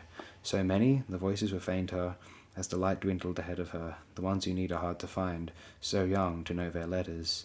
Perhaps older, not die so easy. No, the younger are safer. Treat them gently. If they kept their tongues, the risk. Long after their voices had faded away, Arya could still see the light of the torch, a smoking star that bid her follow.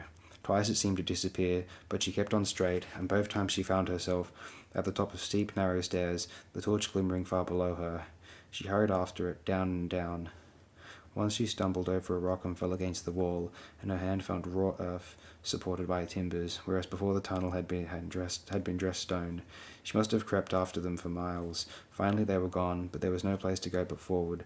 She found the wall again and followed, blind and lost, pretending that Nymeria was padding along beside her in the darkness. At the end, she was knee-deep in foul-smelling water, wishing she could dance upon it as Syrio might have, and wondering if she'd ever see light again. It was full dark when finally Arya emerged into the night air.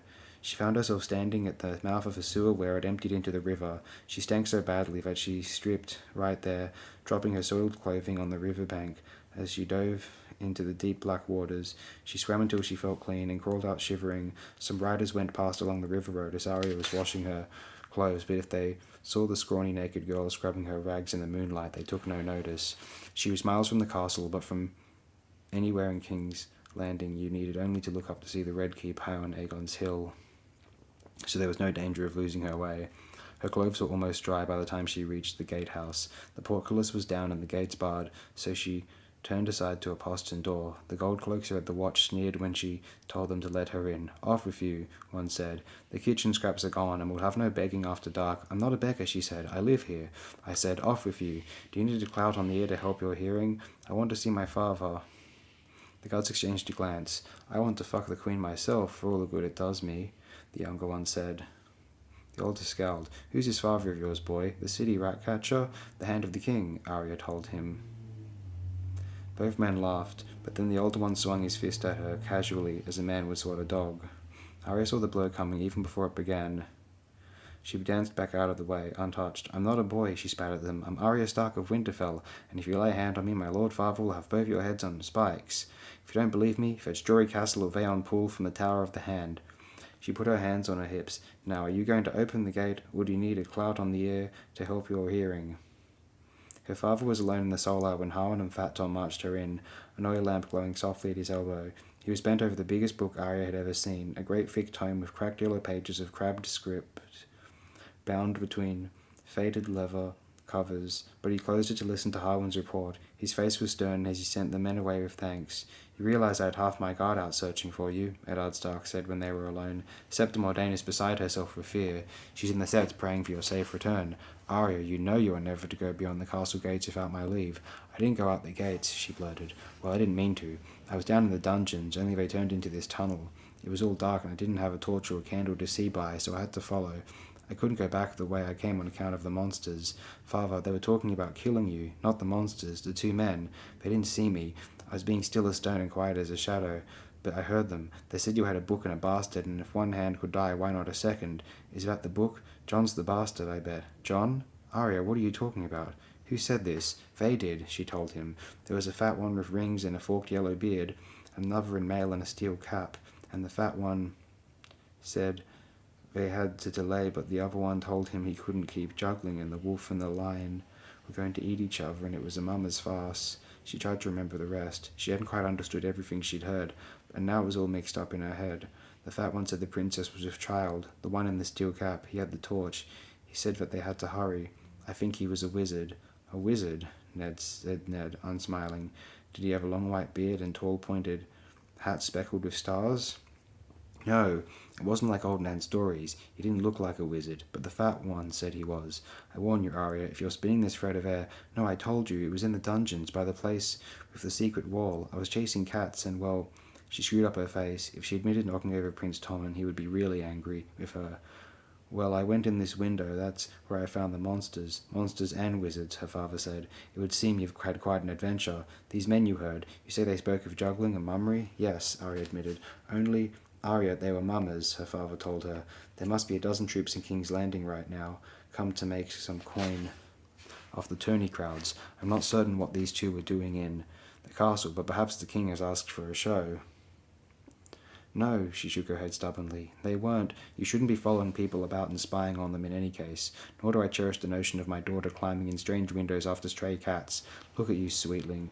Your arms are covered with scratches. This has gone on long enough. Tell Sirio Forel that I want a word with him." He was interrupted by a short, sudden knock. "Lord Eddard pardons," Desmond called out, opening the door a crack. "But there's a black brother here begging audience. He says the matter is urgent. I thought you would want to know." "My door is always open to the Night's Watch," Father said. Desmond ushered the man inside. He was stooped and ugly, with an unkempt beard and unwashed clothes. His father greeted him pleasantly and asked his name. "Yoran, as it please, my lord. My pardons for the hour." He bowed to Arya. "And this must be your son. He has your look." "I'm a girl," Arya said, exasperated. If the old man was down from the wall, he must have come by way of Winterfell. "Do you know my brothers?" she asked excitedly. "Rob and Bran are at Winterfell, and John's on the wall." "Jon Snow, he's in the Night's Watch too. You must know him. He has a direwolf, a white one with red eyes. Is Jon a ranger yet? I'm Arya Stark." The old man in his smelly black clothes was looking at her oddly, but Arya could not seem to stop talking. "When you ride back to the wall, would you bring Jon a letter if I wrote one?" She wished Jon were here right now. He'd believe her about the dungeons and the fat man with the forked beard and the wizard in the steel cap. "My daughter often forgets her courtesies," Eddard Stark said with a faint smile that softened his words. "I beg your forgiveness, Yoren. Did my brother Benjen send you?" "No one sent me, my lord, saving old Mormont.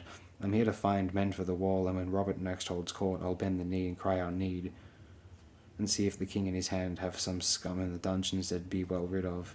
You might say his Benjen Stark is why we're talking, though." His blood ran black. made him my brother as much as yours.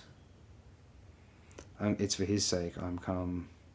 Rode hard, I did. Near killed my horse the way I drove her, but I left the others well behind. The others? Your own spat. Sell swords and free riders and like trash. That inn was full of them, and I saw them take the scent.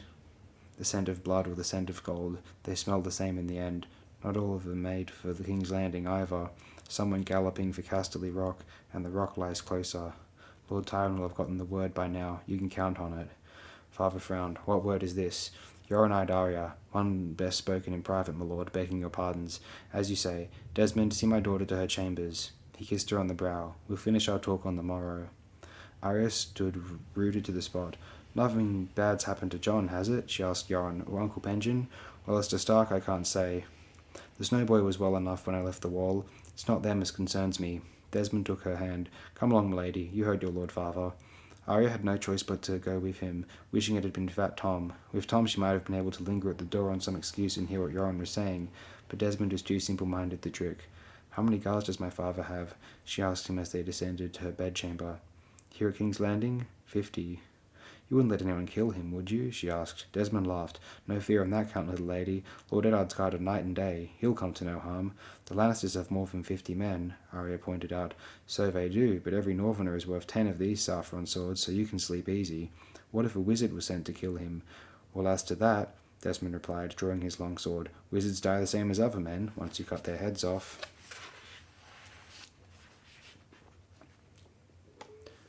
Robert, I beg of you, Ned pleaded. I hear what you are saying. You are talking of murdering a child. The whore is pregnant. The king's fist slammed down on the council table loud as a thunderclap. I warned you this would happen, Ned. Back in the Barrowlands I warned you, but you did not care to hear it. Well, you hear it now. I want them dead, mother and child both, and that fool, Viserys as well. Is that plain enough for you? I want them dead. The other councillors are all doing their best to pretend that they were somewhere else. No doubt they were wiser than he was.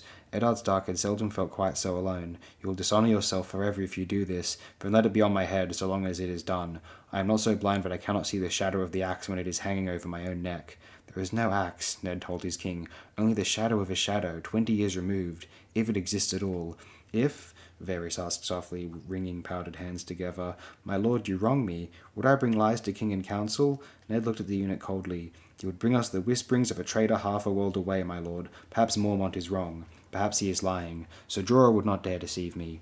Varys said, with a sly smile. Rely on it, my lord. The princess is with child. So you say. If you are wrong, we need not fear. If the girl miscarries, we need not fear. If she births a daughter in place of a son, we need not fear. If the babe dies in infancy, we need not fear. But if it is a boy, Robert insisted, if he lives, the narrow sea would still lie between us. I shall fear the Dothraki the day they teach their horses to run on water. The king took a swallow of wine and glowered at Ned across the council table. So you would counsel me to do nothing until the Dragonspawn has landed his army on my shores, is that it? This Dragonspawn is in his mother's belly, Ned said. Even Aegon did no conquering until after he was weaned. Gods, you are stubborn as an aurochs, and Stark. The king looked around the council table. Have the rest of you mislaid your tongues? Will no one talk sense to this frozen-faced fool? Varys gave the king an unctuous smile and laid a soft hand on Ned's sleeve. I understand your qualms, Lord Eddard. Truly I do. It gave me no joy to bring this grievous news to council. It is a terrible thing we contemplate, a vile thing. Yet we who presume to rule must do vile things for the good of the realm, however much it pains us. Lord Renly shrugged. The matter seems simple enough to me. We ought to have had Viserys and his sister killed years ago, but his grace my brother made the mistake of listening to Jon Arryn. Mercy is never a mistake, Lord Renly, Ned replied. On the Trident, Sir Barristan here cut down 12 good men, Robert's friends and mine. When they brought him to us, grievously wounded and near death, Roose Bolton urged us to cut his throat, but your brother said, I will not kill a man for loyalty, nor for fighting well, and sent his own mace to attend to Barristan's wounds. Gave the king a long cool look. Would that man were here today. Robert had shame enough to blush. It was not the same, he complained. Sir Barristan was a knight of the King's Guard, whereas Daenerys is a 14-year-old girl. Ned knew he was pushing this well past the point of wisdom, yet he could not keep silent. Robert, I ask you, what did we rise against Aerys Targaryen for, if not to put an end to the murder of children? To put an end to Targaryens, the king growled. Your Grace, I never knew you to fear Rhaegar. Ned fought to keep the scorn out of his voice, and failed. Have the years so unmanned you that you tremble at the shadow of an unborn child? Robert purpled. "No more, Ned," he warned, pointing. "Not another word. Have you forgotten who is king here?" "No, your grace," Ned replied. "Have you?" "Enough!" the king bellowed. "I am sick of talk. I'll be done with this or be damned. What say you all?" "She must be killed," Lord Renly declared. "We have no choice," murmured Varys, sadly. Sir Barristan Selmy raised his pale blue eyes from the table and said, "Your grace, there is honour in facing an enemy on the battlefield, but none in killing him in his mother's womb. Forgive me, but I must stand with Lord Eddard." Grand Maester Pycelle cleared his throat, a process that seemed to take some minutes. "My order serves the realm, not the ruler. Once I counselled King Aerys as loyally as I counsel King Robert now, so I bear this girl-child of his no ill will. Yet I ask you this, should war come again, how many soldiers will die, how many towns will burn, how many children will be ripped from their mothers to perish on the end of a spear?" He stroked his luxuriant white beard, infinitely sad, infinitely weary. "Is it not wiser, even kinder, that Daenerys Targaryen should die now so that tens of thousands might live?" "Kinder," Varys said. "Oh, well and truly spoken, Grand Maester. It is so true. Should the gods in their caprice grant Daenerys Targaryen a son, the realm must plead." Littlefinger was the last. As Ned looked at him, Lord Peter stifled a yawn. "When you find yourself in bed with an ugly woman, the best thing to do is close your eyes and get on with it," he declared. "Waiting won't make the maid any prettier. Kiss her and be done with it." "Kiss her," Sir Barristan repeated, aghast. "A steel kiss," said Littlefinger. Robert turned to face his hand. "Well, there it is, Ned. You and Selmy stand alone on this matter. The only question that remains is, who can we find to kill her? Mormont craves a royal pardon," Lord Renly reminded them. "Desperately," Varys said. "Yet he craves life even more. By now the princess nears face Dothraki, where it is death to draw a blade.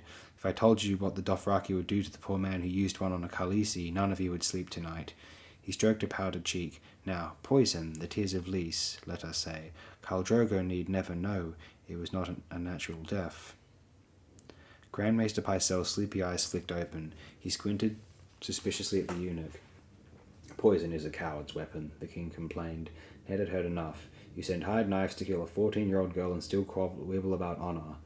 He pushed back his chair and stood. "Do it yourself, Robert. The man who passes the sentence should swing the sword. Look her in the eyes before you kill her. See her tears, hear her last words. You owe her that much at least." "Gods!" the king swore, the word exploding out of him as if he could barely contain his fury. "You mean it, damn you!" He reached for the flagon of wine at his elbow, found it empty, and flung it away to shatter against the wall. "I'm out of wine and out of patience. Enough of this. Just have it done. I will not be part of murder, Robert. Do as you will, but do not ask me to fix my seal to it." For a moment Robert did not seem to understand what Ned was saying. Defiance was not a dish he tasted often. Slowly his face changed as comprehension came. His eyes narrowed and a flush crept up his neck past the velvet collar. He pointed an angry finger at Ned. "You are the king's hand, Lord Stark. You will do as I command you, or I'll find me a hand who will. I wish him every success." Ned unfastened the heavy clasp that clutched at the folds of his cloak, the ornate silver hand that was his badge of office. He laid it on the table in front of the king, saddened by the memory of the man who had pinned it on him, the friend he had loved. "I thought you a better man than this, Robert. I thought we had made a noble king." Robert's face was purple. "Out!" he croaked, choking on his rage. "Out, damn you! I'm done with you! What are you waiting for? Go, run back to Winterfell, and make certain I never look on your face again, or I swear I'll have your head on a spike." Ned bowed and turned on his heel without another word. He could feel Robert's eyes on his back. As he strode from the council chambers, the discussion resumed with scarcely a pause. "On Braavos there was a society called the Faceless Men," Grand Maester Pycelle offered. "Do you have any idea how costly they are?" Littlefinger complained. "You could hire an army of common sellswords for half the price, and that's for a merchant. I don't dare think what they might ask for a princess." The closing of the door behind him silenced the voices. Sir Boros Blount was stationed outside the chamber, wearing the long white cloak and armour of the King's Guard. He gave Ned a quick, curious glance from the corner of his eye, but asked no questions. The day felt heavy and oppressive as he crossed the bailey back to the Tower of the Hand. He could feel the threat of rain in the air. Ned would have welcomed it. It would have made him feel a trifle less unclean. When he reached his solar, he summoned Veon Poole. The steward came at once. "You sent for me, my Lord Hand?" "Hand no longer," Ned told him. "The king and I have quarrelled. We shall be returning to Winterfell. I shall begin making arrangements at once, my lord. We will need a fortnight to ready everything for the journey." We may not have a fortnight. We may not have a day. The king mentioned something about seeing my head on a spike. Ned frowned. He did not truly believe the king would harm him, not Robert. He was angry now, but once Ned was safely out of sight, his rage would cool as it always did. Always, suddenly, uncomfortably, he found himself recalling Rhaegar Targaryen. 15 years dead, yet Robert hates him as much as ever. It was a disturbing notion, and yet there was the other matter. The business of Catelyn and the dwarf that Euron had warned him of last night. That would come to light soon, as sure as sunrise, and with the king in such a black fury, Robert might not care a fig for Tyrion Lannister, but it would touch on his pride, and there was no telling what the queen might do. It might be safest if I went on ahead, he told Poole. I will take my daughters and a few guardsmen. The rest of you can follow when you are ready. Inform Jory, but tell no one else, and do nothing until the girls and I have gone. The castle is full of eyes and ears, and I would rather my plans were not known. As you command, my lord.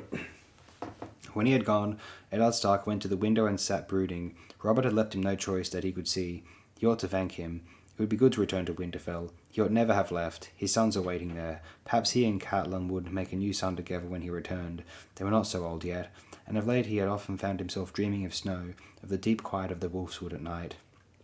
And yet the thought of leaving angered him as well. So much was still undone. Robert and his council of cravens and flatterers would beggar the realm if left unchecked, or worse, sell it to the Lannisters in payment of their loans.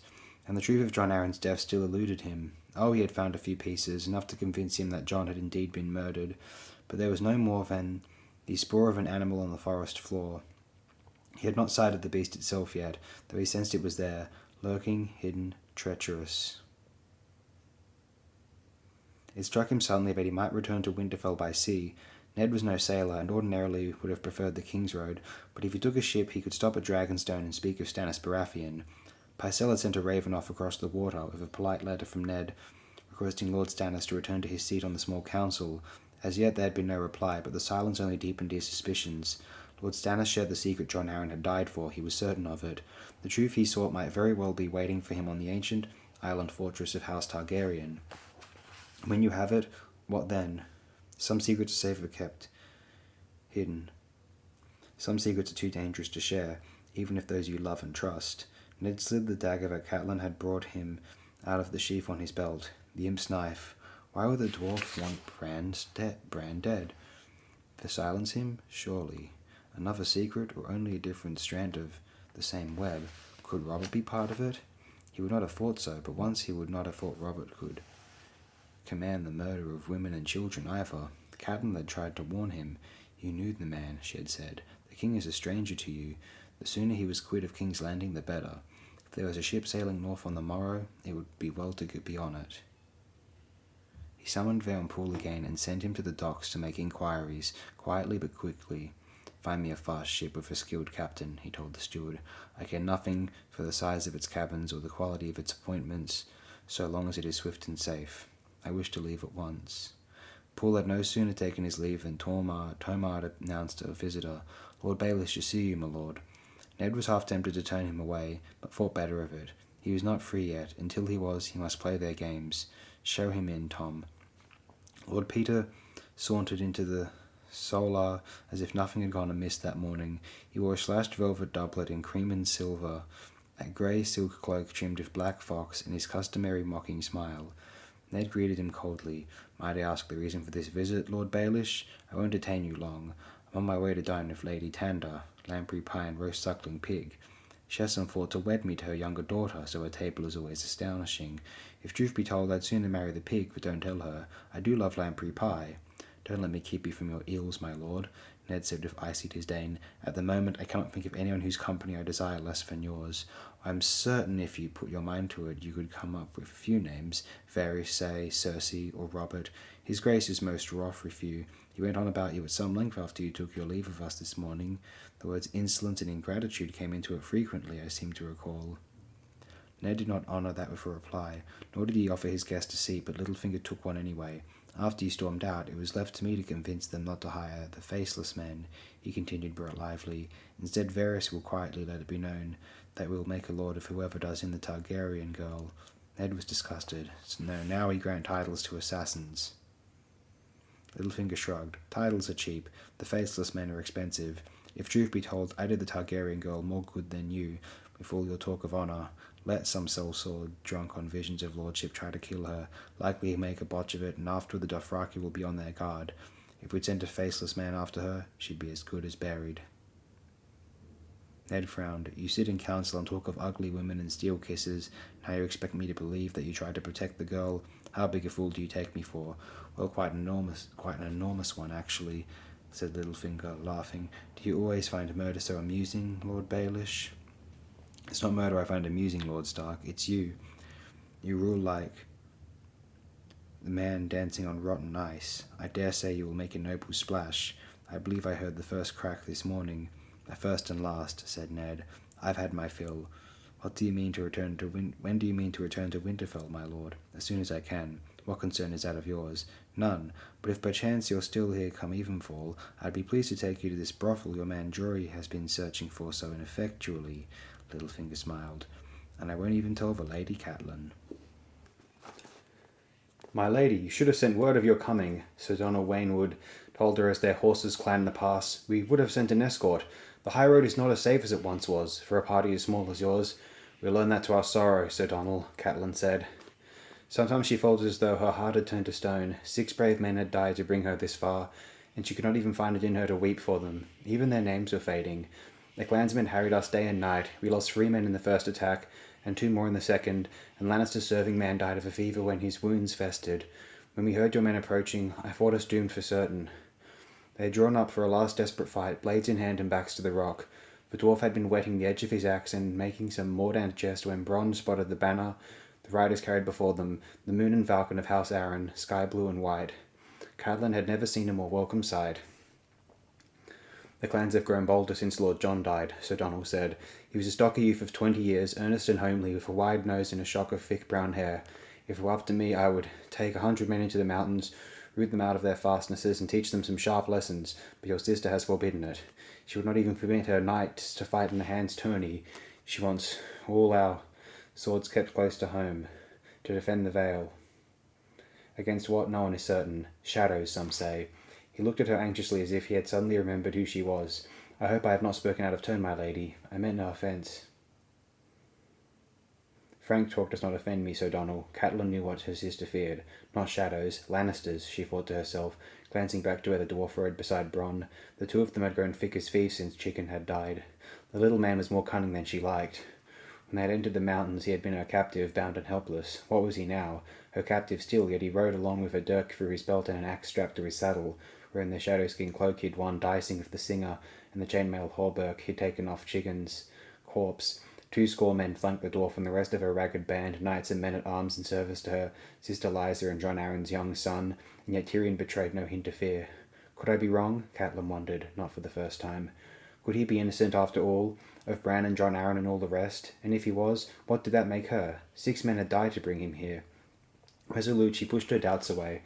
"When we reach your keep, I would take it kindly if you could send for Maester Coleman at once." Sir Roderick is feverish from his wounds. More than once she had feared the gallant old knight would not survive the journey. Toward the end he could scarcely sit his horse, and Bronn had urged her to leave him to his fate, but Catelyn would not hear of it. They had tied him in the saddle instead, and she had commanded Marillion the singer to watch over him.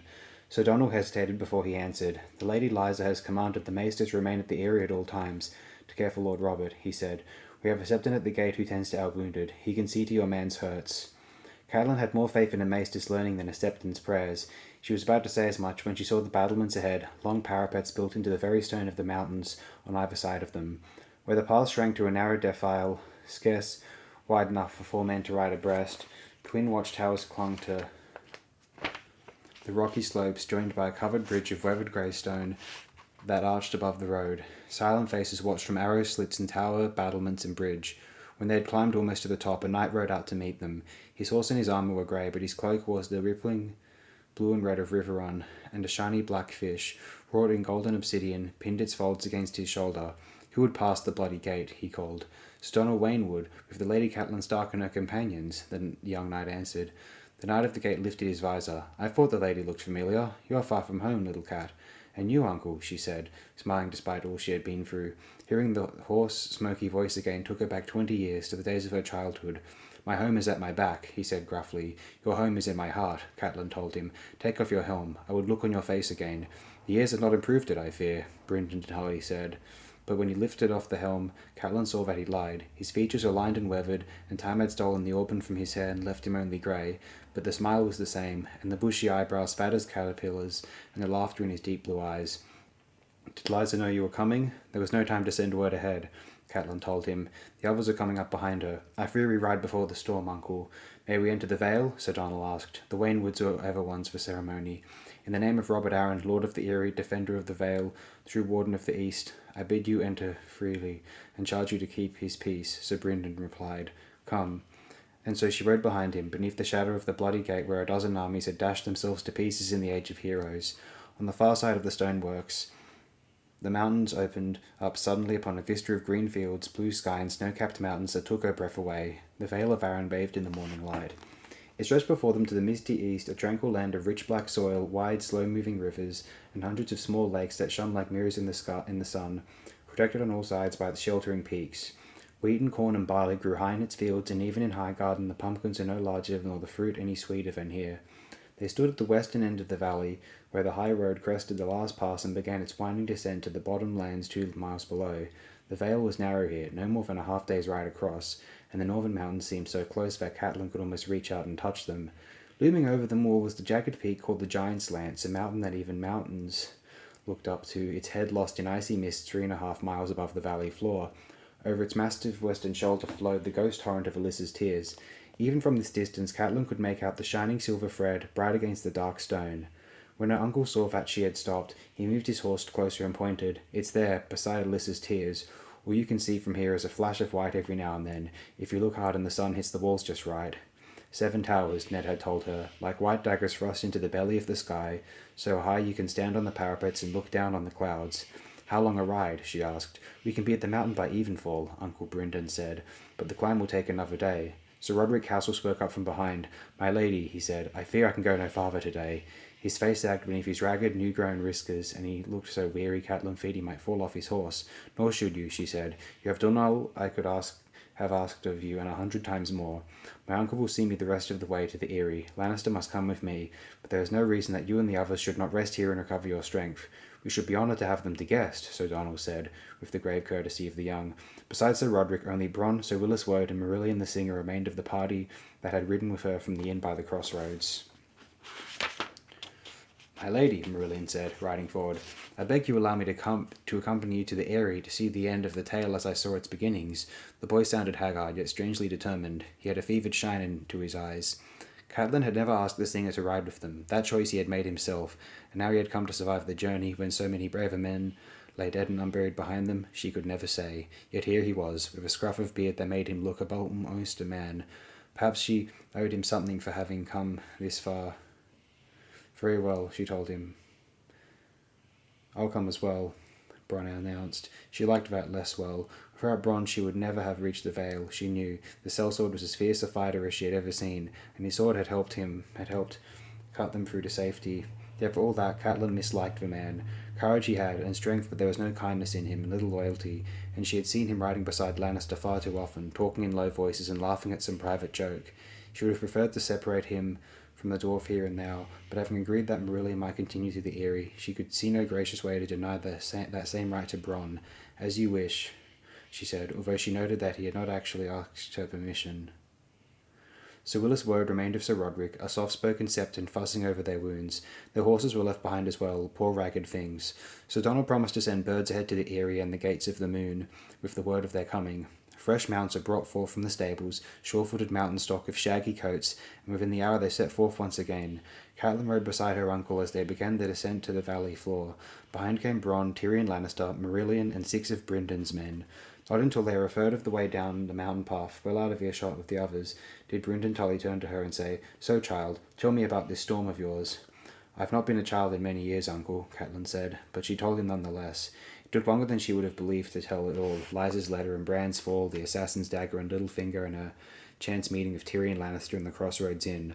Her uncle listened silently, heavy brows shadowing his eyes as his frown grew deeper. Brynden Tully had always known how to listen to anyone but her father. He was Lord Hoster's brother, younger by 5 years, but the two of them had been at war as far back as Catelyn could remember. During one of their latter quarrels, when Catelyn was 8, Lord Hoster had called Brynden the black coat of the Tarly flock. Laughing, Brynden had pointed out that the sigil of their house was a leaping trout, so he ought to be a black fish rather than a black goat, and from that day forward he had taken it as his personal emblem. The war had not ended until the day she and Lysa had been wed. It was at their wedding feast that Brynden told his brother he was leaving Riverrun to serve Lysa and her new husband, the Lord of the Eyrie. Lord Hoster had not spoken his brother's name since, from what Edmure told her in his infrequent letters. Nonetheless, during all those years of Catelyn's girlhood, it had been Brynden the Blackfish to whom Lord Hoster's children had run with their tears in their tails, when father was too busy and mother too ill. Catelyn, Lysa, Edmure, and yes, even Peter Baelish, their father's ward, he had listened to them all patiently, as he listened now, laughing at their triumphs and sympathizing with their childish misfortunes. When she was done, her uncle remained silent for a long time, as his horse negotiated the steep rocky trail. Your father must be told, he said at last, if the Lannisters should march. Winterfell is remote and the Vale walled up behind its mountains, but Riverrun lies right in their path. I'd had the same fear, Catelyn admitted.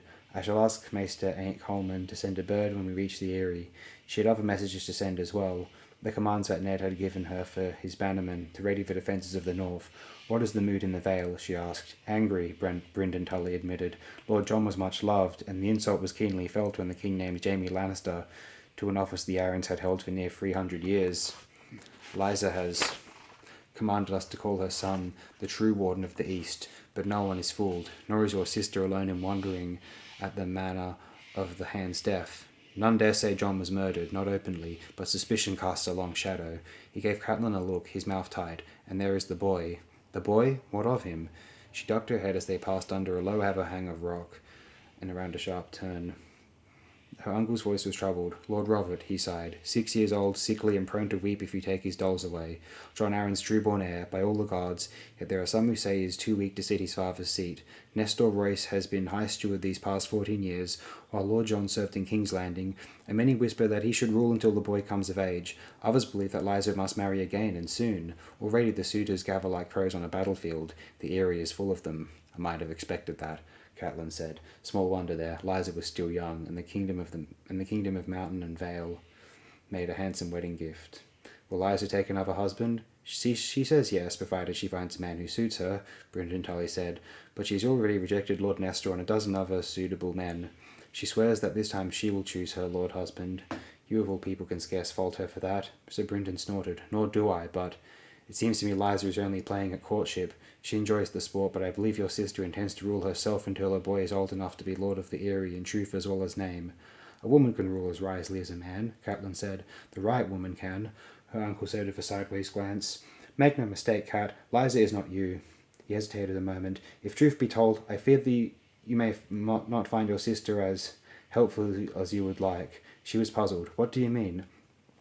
For Lysa, who came back from King's Landing, is not the same girl who went south when her husband was named Hand. Those years were hard for her. You must know. Lord Arryn was a dutiful husband, but their marriage was made from politics, not passion.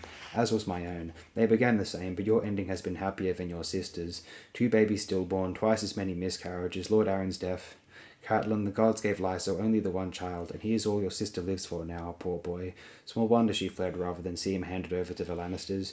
Your sister is afraid, child, and the Lannisters are what she fears most. She ran to the Vale, stealing away from the Red Keep like a thief in the night, and all to snatch her son out of the lion's mouth.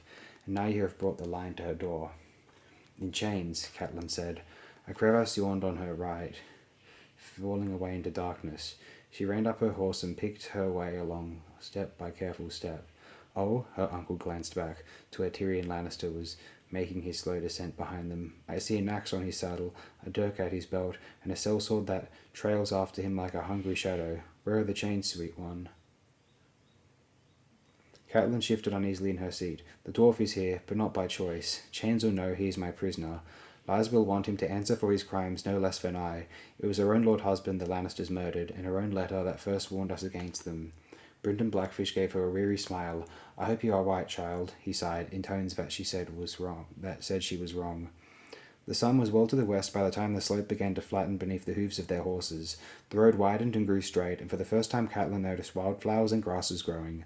Once they reached the valley floor, the going was faster and they made good time, cantering through verdant green woods and sleepy little hamlets, past orchards and golden wheat fields splashing across a dozen sunlit streams. Her uncle sent a standard bearer ahead of them, a double banner flying from his staff, the moon and falcon of House Arryn on high, and below it his own blackfish. Farm wagons and merchants' carts and riders from lesser houses moved aside to let them pass.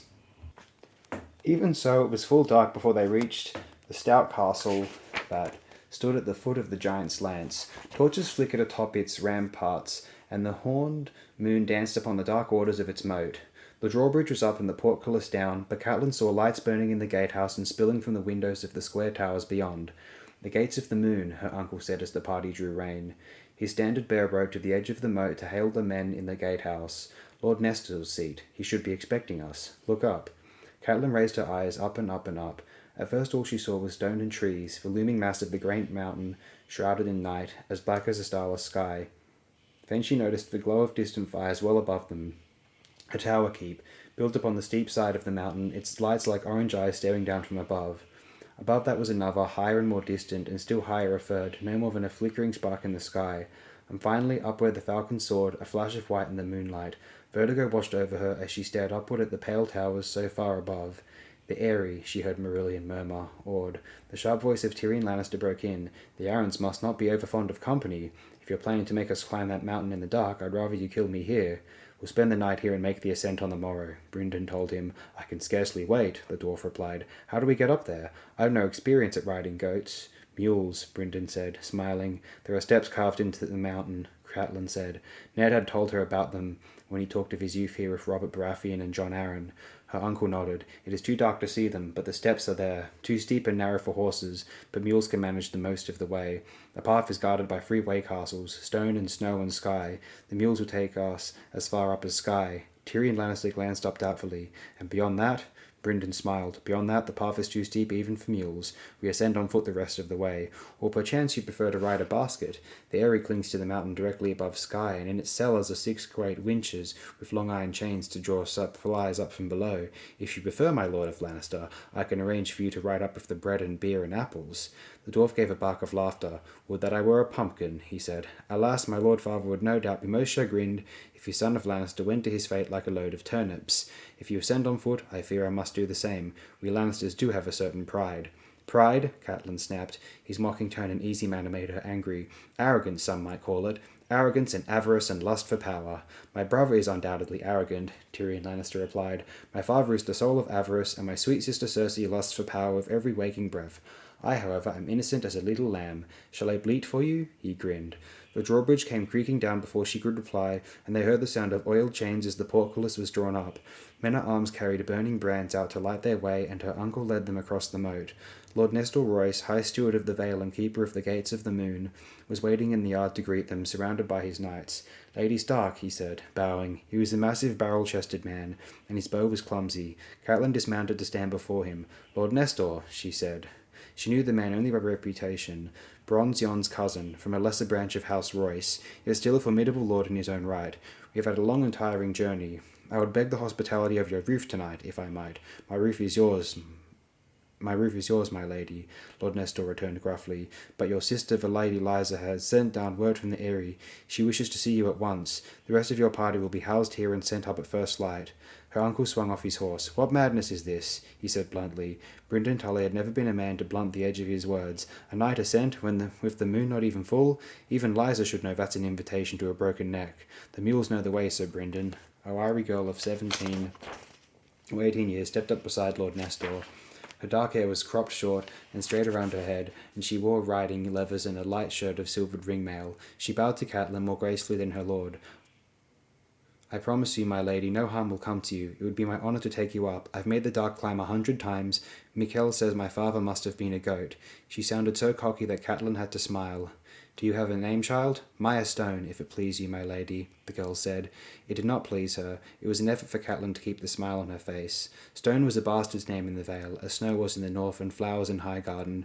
In each of the 7 kingdoms, custom had fashioned a surname for children born with no names of their own. Catelyn had nothing against this girl, but suddenly she could not help but think of Ned's bastard on the wall, and the thought made her angry and guilty, both at once. She struggled to find words for a reply. Lord Nestor filled the silence. Maya's a clever girl, and if she vows she will bring you safely to the Lady Liza, I believe her. She has not failed me yet. Then I put myself in your hands, Maya Stone, Catelyn said. Lord Nestor, I charge you to keep a close guard on my prisoner, and I charge you to bring the prisoner a cup of wine and a nicely crisped capon before he dies of hunger, Lannister said. A girl would be pleasant as well, but I suppose that's too much to ask of you.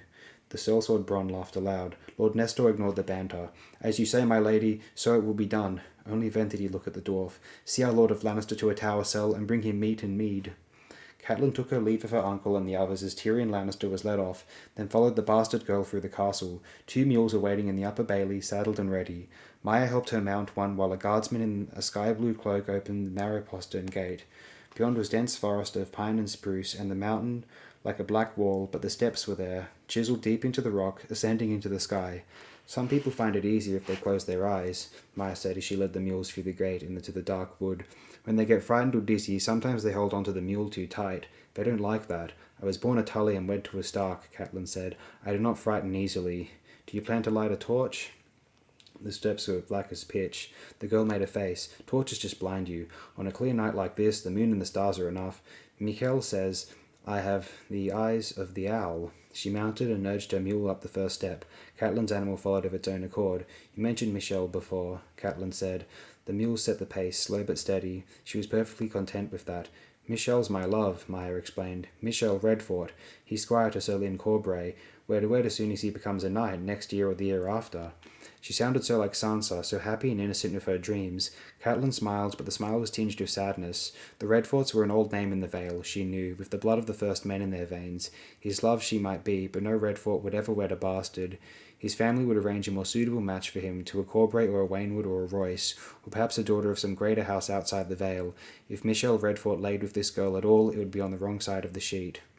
The ascent was easier than Catelyn had dared hope. The trees pressed close, leaning over the path to make a rustling green roof that shut out even the moon, so it seemed as though they were moving up a long black tunnel. But the mules were sure-footed and tireless, and Maya Stone did indeed seem blessed with night eyes. They plodded upward, winding their way back and forth across the face of the mountain as the steps twisted and turned. A thick layer of fallen needles carpeted the path, so the shoes of their mules made only the softest sound on the rock.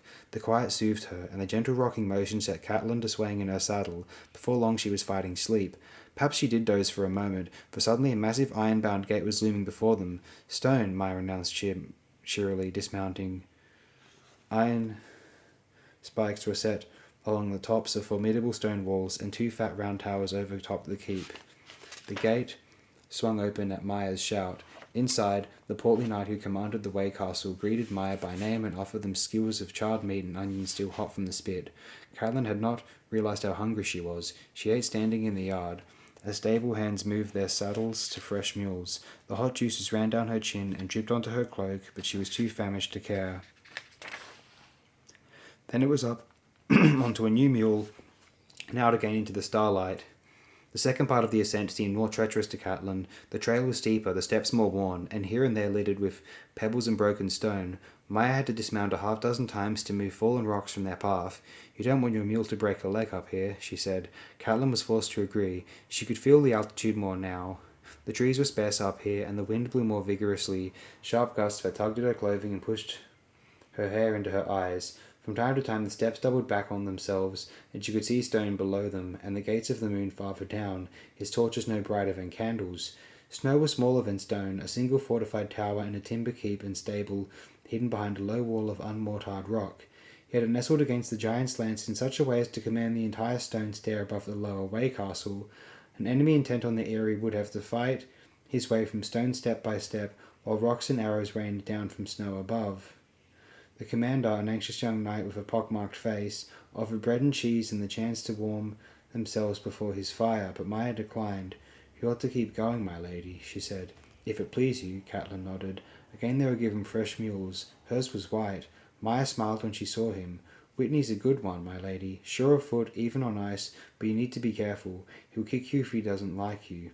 The white mule seemed to like Catelyn. There was no kicking, thank the gods. There was no ice either, and she was grateful for that as well. My mother says that hundreds of years ago, this is where the snow began, Maya told her.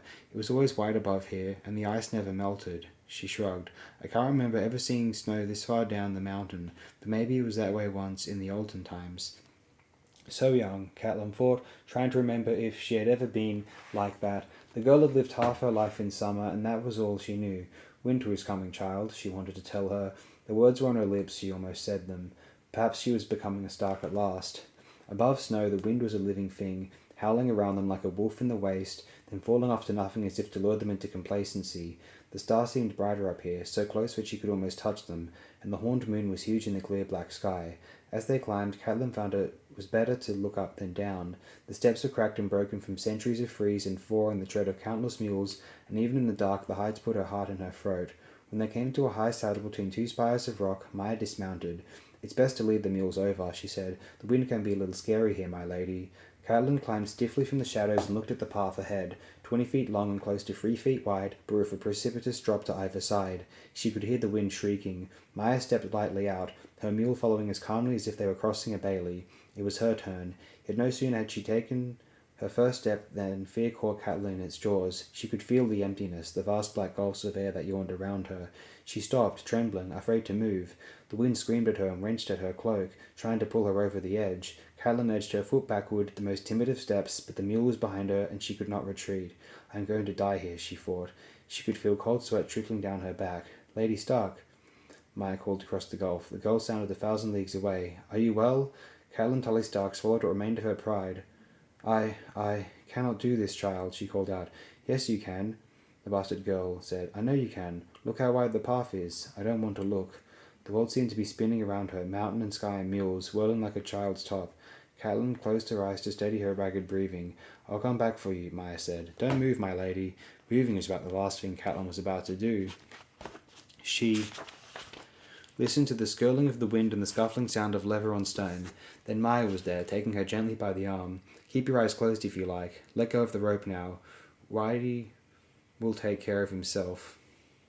Very good, my lady. I'll lead you over. It's easy, you'll see. Give me a step now. That's it. Move your foot. Just slide it forward. See? Now another. Easy. You could run across. Another one. Go on. Yes. And so foot by foot, step by step, the bastard girl led Catelyn across, blind and trembling, while the white mule followed placidly behind them. The way castle called Skye was no more than a high crescent-shaped wall of unmortared stone raised against the side of the mountain, but even the topless towers of Valyria could not have looked more beautiful to Catelyn Stark. Here at last the snow crown began. Skye's weathered stones were rimed with frost, and long spears of ice hung from the slopes above. Dawn was breaking in the east as Maya Stone hallooed for the guards, and the gates opened before them. Inside the walls there was only a series of ramps and a great tumble of boulders and stones of all sizes. No doubt it would be the easiest thing in the world to begin an avalanche from here. A mouth yawned in the rock face in front of them. The stables and barracks are in there, Maya said. The last part is inside the mountain. It can be a little dark, but at least you're out of the wind. This is as far as the mules go. Past here, well, it's a sort of chimney, more like a stone ladder than proper steps, but it's not too bad. Another hour and we'll be there. Catelyn looked up. Directly overhead, pale in the dawn light, she could see the foundations of the eyrie. It could not be more than 600 feet above them. From below it looked like a small white honeycomb. She remembered what her uncle had said of baskets and winches. The Lannisters may have their pride, she told Maya, but the Tullys are born with better sense. I have ridden all day and the best part of a night. Tell them to lower a basket. I shall ride with the turnips. The sun was well above the mountains by the time Catelyn Stark finally reached the eyrie. A stocky silver-haired man in a sky-blue cloak and hammered moon and falcon breastplate helped her from the basket. Servatus Egan, captain of John Arryn's household guard. Beside him stood Maester Coleman, thin and nervous, with too little hair and too much neck. Lady Stark, Servatus said, the pleasure is as great as it is unanticipated. Maester Coleman bobbed his head in agreement. Indeed it is, my lady. Indeed it is. I have sent word to your sister. She left orders to be awakened the instant you arrived. I hope she had a good night's rest, Catelyn said with a certain bite in her tone that seemed to go unnoticed. The men escorted her from the winch room up a spiral stair. The eyrie was a small castle by the standards of the great houses, 7 slender white towers bunched as partly as arrows in a quiver on a shoulder of the great mountain. It had no need of stables, nor smithies, nor kennels, but Ned said its granary was as large as Winterfell's, and its towers could house 500 men. Yet it seemed strangely deserted to Catelyn as she passed through it, its pale stone halls stood echoing and empty. Liza was waiting alone in her solar, still clad in her bedrobes. Her long auburn hair tumbled unbound across bare white shoulders and down her back. A maid stood behind her, brushing out the night's tangles, but when Catelyn entered, her sister rose to her feet, smiling. "Cat," she said. "Oh, Cat, how good it is to see you, my sweet sister." She ran across the chamber and wrapped her sister in her arms. "How long it has been," Liza murmured against her. "Oh, how very, very long." It had been 5 years, in truth, 5 cruel years for Liza. They had taken their toll. Her sister was 2 years the younger, yet she looked older now. Shorter than Catelyn, Liza had grown thick of body, pale and puffy of face. She had the blue eyes of the Tullys, but hers were pale and watery, never still. Her small mouth had turned petulant. As Catelyn held her, she remembered the slender, high-breasted girl who'd waited beside her that day in the Sept at River Run. How lovely and full of hope she had been. All that remained of her sister's beauty was the great fall of thick auburn hair that cascaded to her waist. "You look well," Catelyn lied, but tired. Her sister broke the embrace. "Tired, yes. Oh, yes." She seemed to notice the others then. Her maid, Maester Colman, Servadus. "Leave us," she told them. "I wish to speak to my sister alone." She held Catelyn's hand as they withdrew, and dropped it the instant the door closed. Catelyn saw her face change. It was as if the sun had gone behind a cloud. "Have you taken leave of your senses?" Liza snapped at her. "To bring him here, without a word of permission, without so much as a warning, to drag us into your quarrels with the Lannisters?" "My quarrels?" Catelyn could scarce believe what she was hearing. A great fire burned in the heath, but there was no trace of warmth in Liza's voice. "They were your quarrels first, sister. It was you who sent me that cursed letter. You who wrote that the Lannisters had murdered your husband. To warn you, so you could stay away from them. I never meant to fight them. Gods, Cat, do you know what you've done?" "Mother?" a small voice said. Liza whirled, her heavy robe swirling around her. Robert Arryn, Lord of the Eyrie, stood in the doorway, clutching a ragged cloth doll and looking at them with large eyes. He was a painfully thin child, small for his age and sickly all his days, and from time to time he trembled. The shaking sickness, the maesters called it. I heard voices. Small wonder, Catelyn thought. Liza had almost been shouting. Still her sister looked daggers at her. "This is your Aunt Catelyn, baby. My sister Lady Stark. Do you remember?" The boy glanced at her blankly. "I think so," he said, blinking, though he had been less than a year old the last time Catelyn had seen him. Liza seated herself near the fire and said, "Come to mother, my sweet one." She straightened his bedclothes and fussed with his fine brown hair.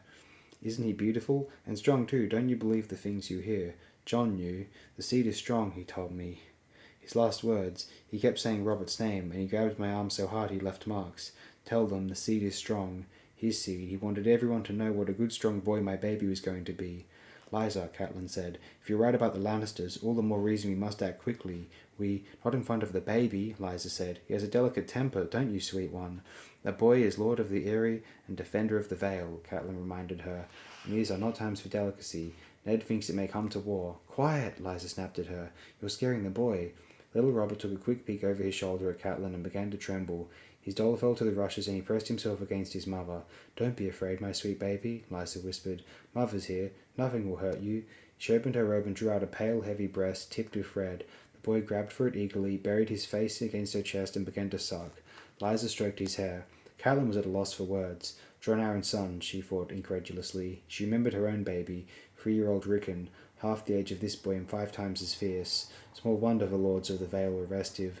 For the first time she understood why the king had tried to take the child away from his mother to foster with the Lannisters. "We're safe here," Liza was saying. Whether to her or to the boy, Catelyn was not sure.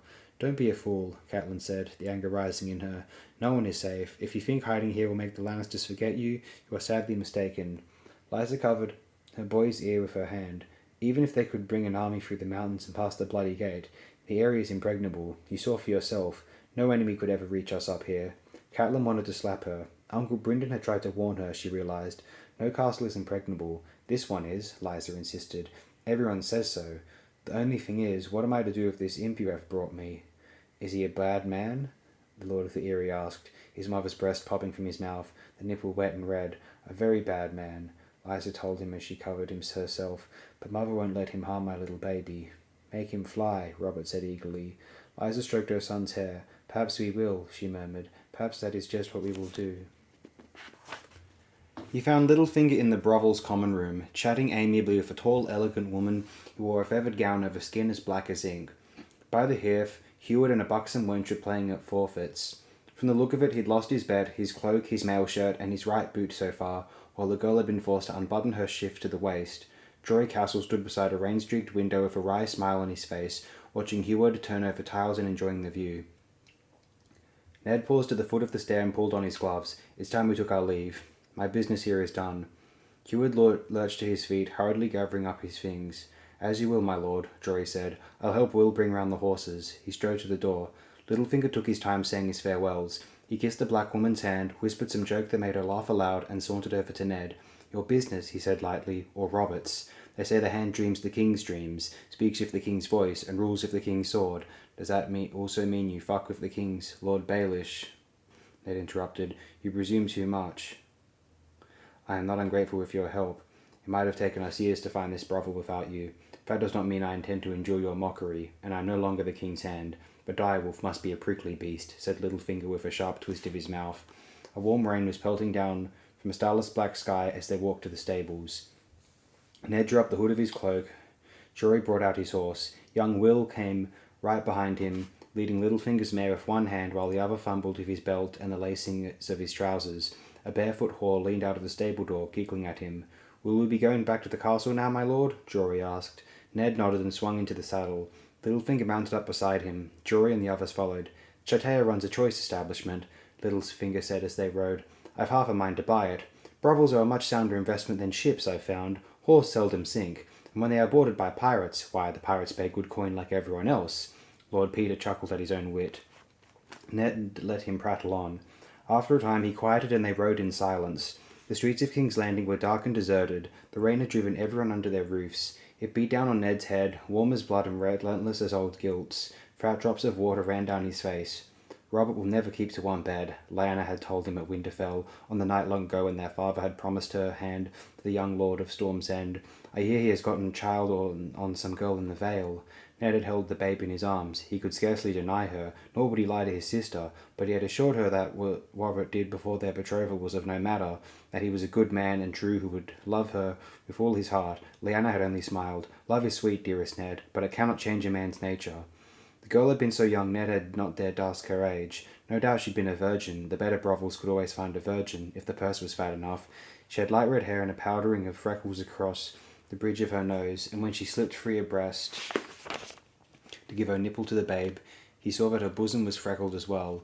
I named her Barra, she said as the child nursed. She looks so like him. Does she not, my lord? She has his nose and his hair. She does. Eddard Stark had touched the baby's fine, dark hair. It flowed through his fingers like black silk. Robert's firstborn had had the same fine hair, he seemed to recall. Tell him that when you see him, my lord, as it pleased you, tell him how beautiful she is. I will, Ned had promised her. That was his curse. Robert would swear undying love and forget them before evenfall, but Ned Stark kept his vows. He thought of the promises he'd made Lyanna as she lay dying, and the price he paid to keep them. And tell him I've not been with no one else. I swear it, my lord, by the old gods and you. Chatea said I could have half a year for the baby, and for hoping he'd come back. So you tell him I'm waiting, won't you?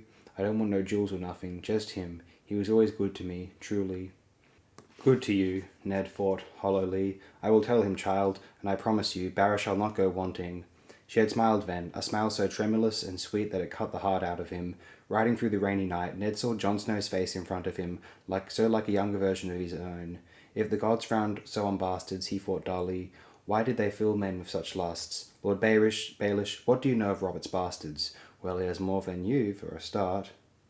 How many? Littlefinger shrugged. Rivulets of moisture twisted down the back of his cloak. Does it matter? If you bet enough women, some will give you presents, and his grace has never been shy on that count.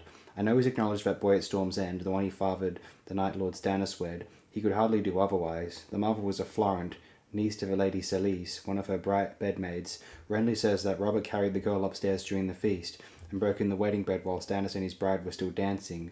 Lord Stannis seemed to think that was a blot on the honour of his wife's house, so when the boy was born he shipped him off to Renly.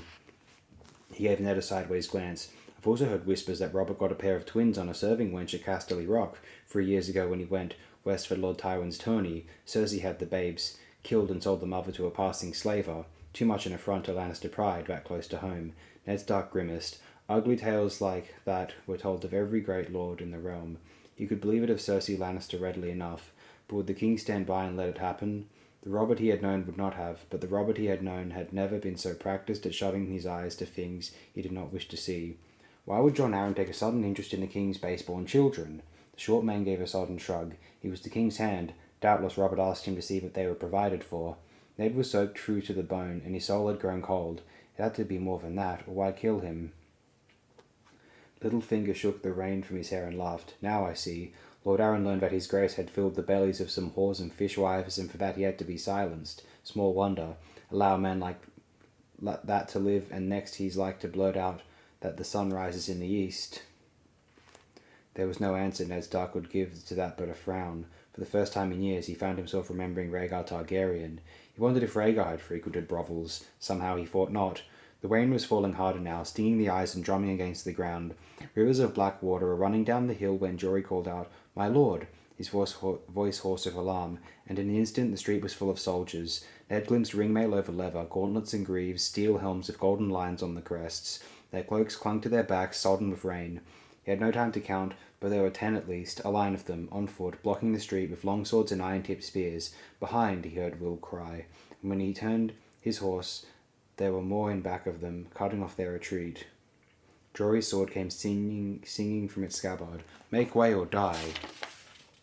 "The wolves are howling," their leader said. Ned could see rain running down his face. Such a small pack, though. Littlefinger walked his horse forward, step by careful step. "What is the meaning of this? This is the hand of the king." He was the hand of the king. The mud muffled the hooves of the blood-bay stallion. The line parted before him. On a golden breastplate, the line of Lannister roared its defiance. "Now, if truth be told, I am not sure what he is." "Lannister, this is madness," Littlefinger said. "Let us pass. We are expected back at the castle. What do you think you're doing?" "He knows what he's doing," Ned said calmly. Jaime Lannister smiled. "Quite true. I'm looking for my brother. You remember my brother, don't you, Lord Stark? He was with us at Winterfell. Fair-haired, mismatched eyes, sharp of tongue. A short man." "I remember him well," Ned replied. "It would seem he has met some trouble on the road. My lord father is quite vexed. You would not perchance have any notion of who might have wished my brother ill, would you?" "Your brother has been taken at my command, to answer for his crimes," Ned Stark said. Littlefinger groaned in dismay. "My lords," Sir Jaime ripped his longsword from its sheath and urged his stallion forward. "Show me your steel, Lord Eddard. I'll butcher you like Ares if I must, but I'd sooner you died with a blade in your hand." He gave Littlefinger a cool, contemptuous glance. "Lord Baelish, I'd leave here in some haste if I did not care to get bloodstains on my costly clothing." Littlefinger did not need to be urged. "I will bring the city watch," he promised Ned. The Lannister line parted to let him through and closed behind him. Littlefinger put his heels to his mare and vanished around a corner. Ned's men had drawn their swords, but they were 3 against 20. Eyes watched from nearby windows and doors, but no one was about to intervene. His party was mounted, the Lannisters on foot, save for Jaime himself. A charge might win them free, but it seemed to Eddard Stark that they had a surer, safer tactic. "Kill me," he warned the Kingslayer, "and Catelyn will most certainly slay Tyrion." Jaime Lannister poked at Ned's chest with the gilded sword that had sipped the blood of the last of the Dragon Kings. "Would she? The noble Catelyn Tully of Riverrun murder a hostage? I think not," he sighed. "But I'm not willing to chance my brother's life on a woman's honour." Jaime slid the golden sword into its sheath. "So I suppose I'll let you run back to Robert to tell him how I frightened you. I wonder if he'll care." Jaime pushed his wet hair back with his fingers and wheeled his horse around. When he was beyond the line of swordsmen, he glanced back at his captain. "Tregar, see that no harm comes to Lord Stark. As you say, my lord. Still, we wouldn't want him to leave here entirely unchastened, so..." Through the night and the rain, he glimpsed the white of Jaime's smile. "Kill his men." "No!" Ned Stark screamed, clawing for his sword. Jaime was already cantering off down the street as he heard Will shout. Men closed from both sides. Ned rode one down, cutting at phantoms in red cloaks who gave way before him. Jory Castle put his heels into his mount and charged. A steel-shod hoof caught a Lannister guardsman in the face with a sickening crunch. A second man reeled away, and for an instant Jory was free. Will cursed as they pulled him off his dying horse, sword slashing in the rain. Ned galloped to him, bringing his longsword down on Tregar's helm. The jolt of impact made him grit his teeth. Tregar stumbled to his knees, his lion crest sheared in half, blood running down his face. Huard was hacking at the hands that had seized his bridle when a spear caught him in the belly. Suddenly Jory was back among them, a red rain flying from his sword. "No!" Ned shouted. "Jory, away!" Ned's horse slipped under him and came crashing down in the mud. There was a moment of blinding pain and the taste of blood in his mouth. He saw them cut the legs from Jory's mount and drag him to the earth, swords rising and falling as they closed in around him. When Ned's horse lurched back to its feet, he tried to rise, only to fall again, choking on his scream. He could see the splintered bone poking through his calf. It was the last thing he saw for a time. The rain came down and down and down. When he opened his eyes again, Lord Eddard Stark was alone with his dead. His horse moved closer, caught the rank scent of blood, and galloped away. Ned began to drag himself through the mud, gritting his teeth at the agony in his leg. It seemed to take years. Faces watched from candlelit windows, and people began to emerge from alleys and doors, but no one moved to help. Littlefinger in the city watch found him there in the street, cradling Jory Castle's body in his arms. Somewhere the gold cloaks found a litter, but the trip back to the castle was a blur of agony, and Ned lost consciousness more than once. He remembered seeing the red keep looming ahead of him in the first grey light of dawn. The rain had darkened the pale pink stone of the massive walls to the colour of blood. Then Grand Maester Pycelle was looming over him, holding a cup and whispering, "Drink, my lord, the milk of the poppy, for your pain." He remembered swallowing, and Pycelle was telling someone to heat the wine to boiling and fetch him clean silk, and that was the last he knew. The horse gate of Vaes Dothrak was made of 2 gigantic bronze stallions, rearing, their hooves meeting 100 feet above the roadway to form a pointed arch. Danny could not have said why the city needed a gate when it had no walls, and no buildings that she could see, yet there it stood, immense and beautiful, the great horses framing the distant purple mountain beyond. The bronze stallions threw long shadows across the waving grasses as Khal Drogo led the Khalazar under their hooves, and down the God's Way, his blood riders beside him. Dany followed on her silver, escorted by Ser Jorah Mormont and her brother Viserys, mounted once more. After the day in the grass when she had left him to walk back to the Khalazar, the Dothraki had laughingly called him Khal Rhae Mar, the Sorefoot King. Khal Drogo had offered him a place in a cart the next day, and Viserys had accepted. In his stubborn ignorance, he had not even known he was being mocked. The carts were for eunuchs, cripples, women giving birth, the very young and the very old. They had won him yet another name, Khal Rhagat, the Cart King. Her brother had thought it was the Khal's way of apologizing for the wrong Dany had done him. She had begged Ser Jorah not to tell him the truth, lest he be shamed. The knight had replied that the king could well do with a bit of shame. Yet he had done as she bid. It had taken much pleading, and all the pillow tricks Doria had taught her before Dany had been able to make Drogo relent and allow Viserys to rejoin them at the head of the column.